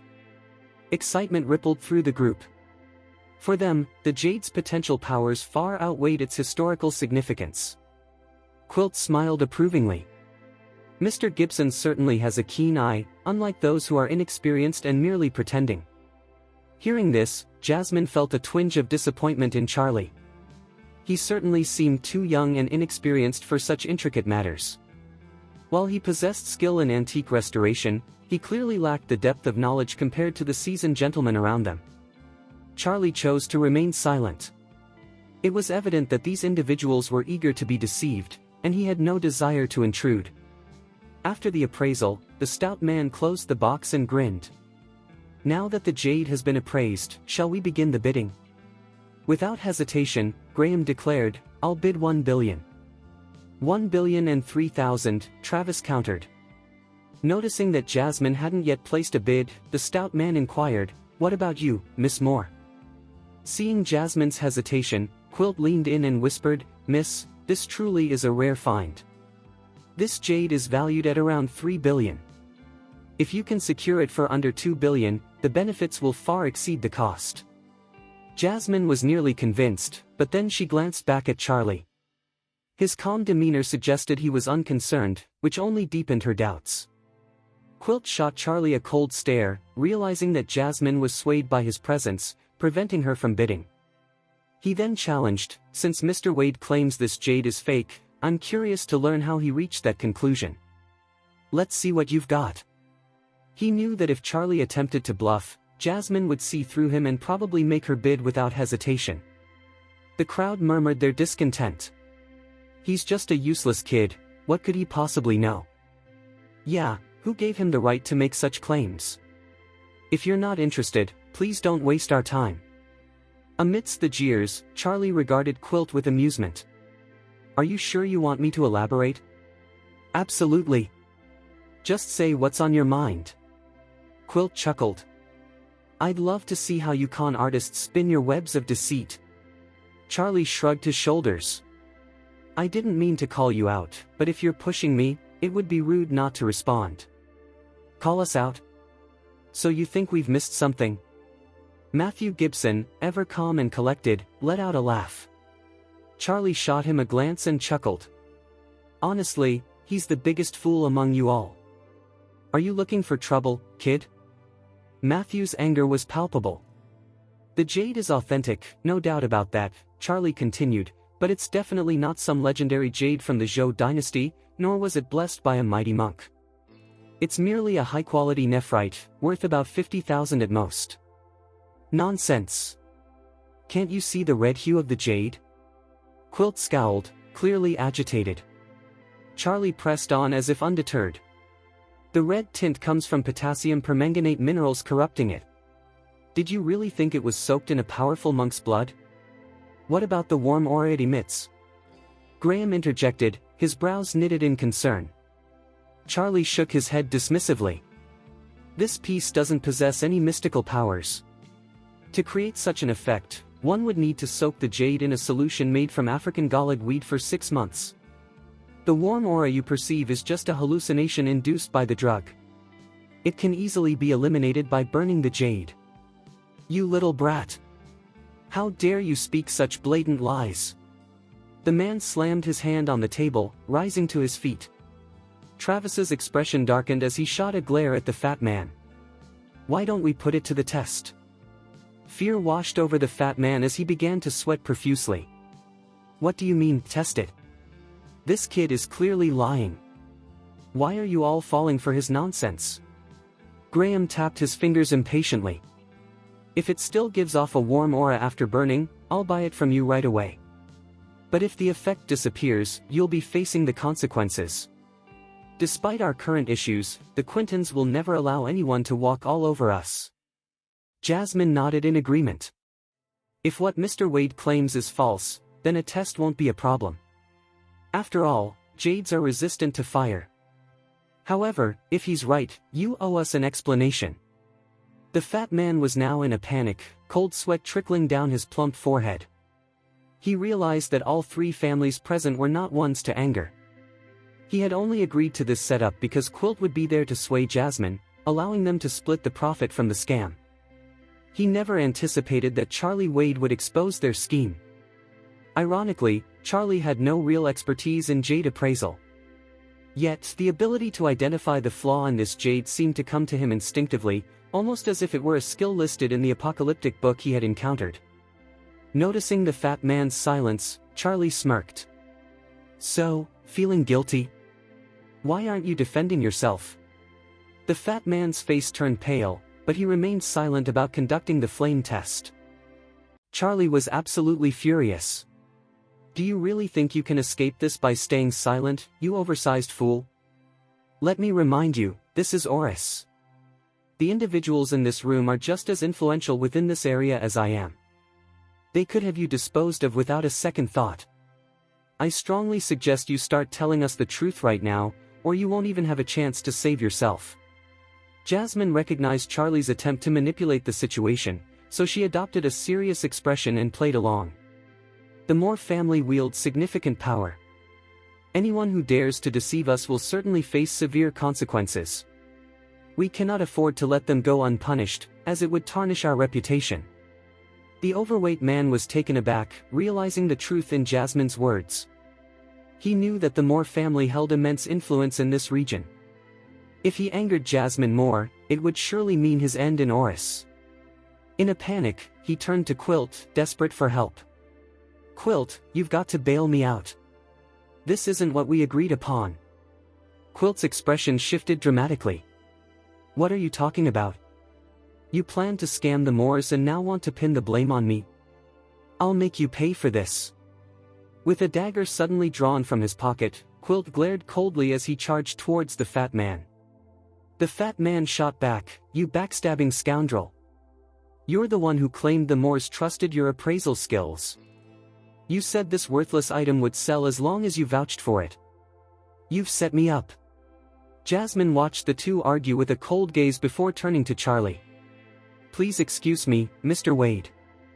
Thank you for accompanying me, let's leave.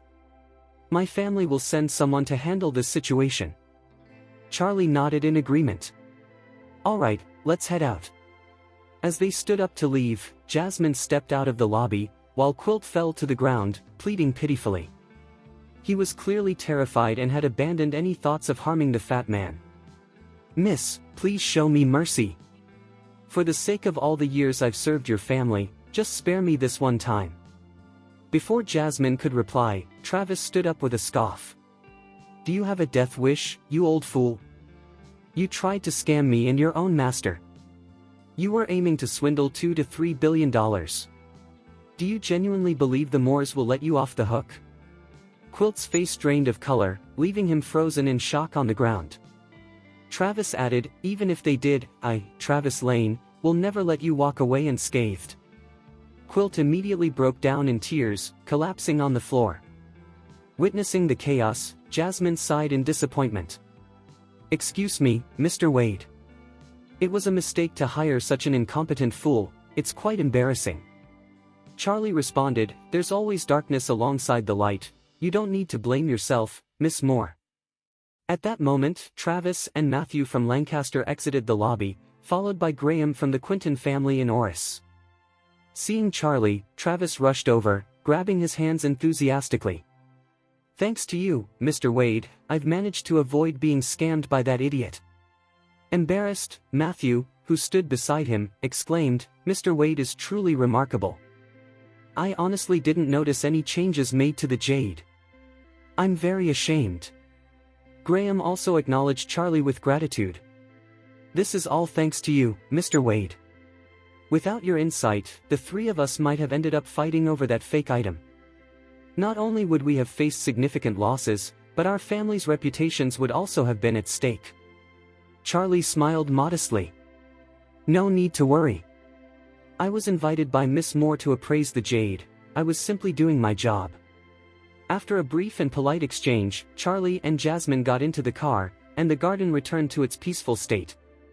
As they left, Charlie noticed several men dressed in black rushing in. It seemed the fates of Quilt and the fat man had already been sealed. Jasmine sat in the car with an expression that betrayed her indifference. It was incredibly frustrating for her to have such a useless scoundrel in her family. What added to her irritation was Uncle Quilt's attempt to embarrass her in front of outsiders. If he had succeeded in swindling her out of her money that day, Uncle Quilt would have made off with a significant sum. Jasmine would have felt deeply humiliated to realize she had been duped, especially after losing a considerable amount of the Moore family's wealth. Thankfully, Charlie was there to intervene, preventing her from falling victim to this scheme and safeguarding her family's fortune. Jasmine retrieved a bank card from the glove compartment and handed it to Charlie. "Mr. Wade, this card holds about $1 million. The passcode is 6/8. Please accept this as a token of my appreciation." A sigh escaped Jasmine as she spoke. It puzzled her why Charlie had chosen to be part of such a small family when he clearly possessed exceptional skills and professionalism. If he had ventured out on his own and started an antique appraisal business, he could have built a remarkable career in just a few years. Charlie hesitated for a moment, contemplating the bank card she offered. $1 million was certainly a substantial amount, but for the Moore family, it was merely a drop in the ocean. Initially, Charlie had little interest in the $1 million. After all, he had over $9 billion in his own account. To him, that amount was insignificant. What would be the point of accepting it? However, he reminded himself that he wasn't a billionaire, he was just the son-in-law of the Wilson family. Declining the $1 million could raise suspicions with Jasmine, so he accepted the bank card from her. Thank you, Miss Moore. Jasmine smiled in response, saying, Mr. Wade, you're far too courteous. After a moment, she asked, where are you heading, Mr. Wade? Charlie smiled back and replied, could you drop me off at the vegetable market? I need to buy some vegetables for dinner. Jasmine was taken aback by his response and couldn't help but ask, I've heard about you, but honestly, Mr. Wade, you have such remarkable skills that it seems a waste for you to be just a stay-at-home son-in-law. Why not work for me? I'd be happy to offer you a starting salary of $1 million a year.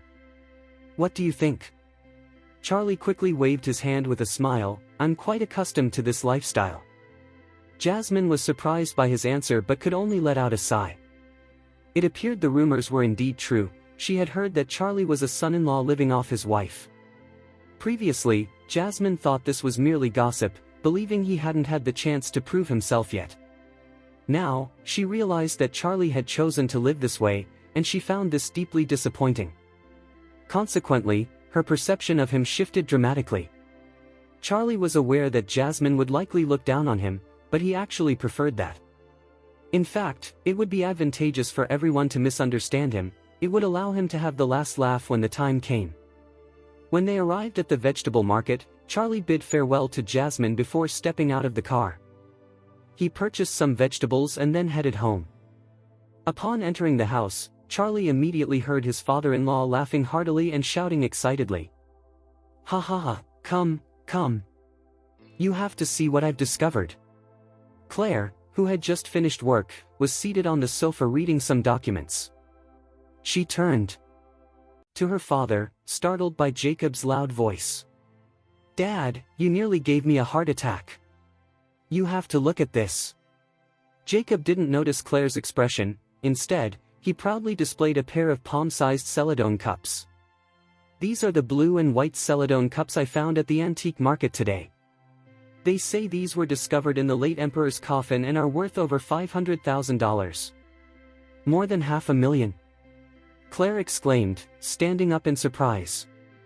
Dad, where did you get that kind of money? Charlie was feeling utterly powerless at that moment. Just that morning, Jacob had shattered the Yuhuchan vase, and now, as soon as he left the house, the old man had seized the opportunity to sneak out and roam Antique Street once again. This was so typical of him. He never seemed to learn from his mistakes. With a playful grin, Jacob asked, Can you believe these Celadon cups are valued at over $500,000? Take a guess at what I paid for them. Claire paused for a moment before responding, $300,000. Nope. Try again. Jacob replied, waving his hand enthusiastically. $200,000. Claire guessed again. Wrong again. Jacob chuckled.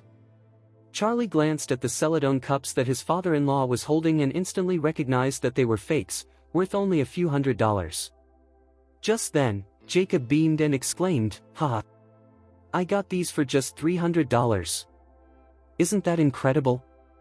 Claire's eyes widened in disbelief as she asked, Are you serious? You only paid $300 for these cups? At that moment, Elaine entered from the kitchen, drawn by Jacob's excitement. Are you sure these cups are genuinely valuable and not just replicas? She inquired. Jacob confidently patted his chest and replied, Don't worry. The seller wasn't an expert, so I had someone verify the cups for me. He confirmed they're authentic. Is that true? Elaine asked, holding one of the cups with a big smile. Charlie stood to the side, maintaining a calm demeanor. He knew the cups were fake, but he didn't want to spoil Jacob's joy, especially since it was rare for the old man to be so elated.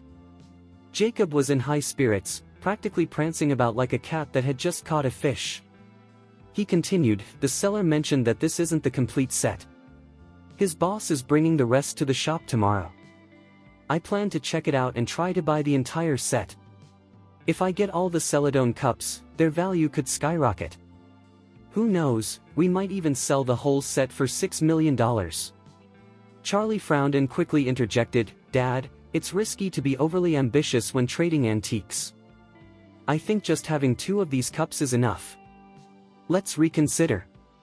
Jacob shot Charlie a glare and scolded him, What makes you think you can give me advice on antiques? Are you trying to stop me? Charlie quickly replied, No, no, please go ahead with what you want. After that, he decided to let it go. After all, even if Jacob got taken advantage of, it wasn't his money at stake.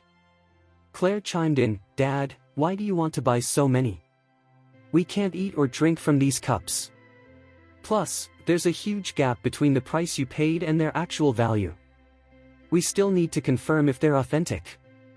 Claire was skeptical. She didn't believe something as incredible as buying cups for $300 and selling them for $500,000 could happen without a catch. If it were that easy, everyone would be wealthy. Seeing their doubt, Jacob responded dismissively, You all just don't understand. This is definitely an antique. It takes a person with real insight to recognize its value.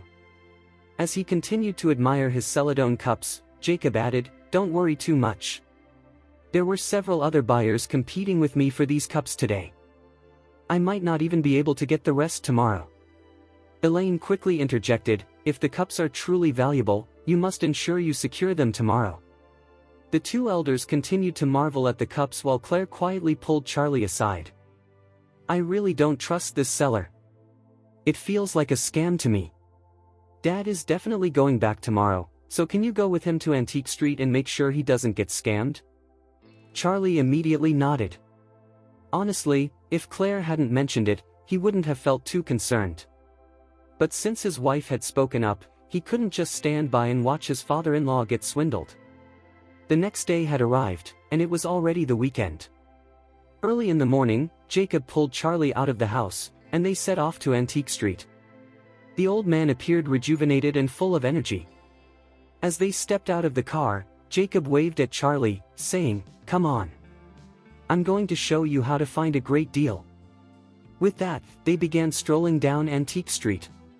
Charlie had to quicken his pace to keep up with Jacob, but he couldn't help glancing around as they walked.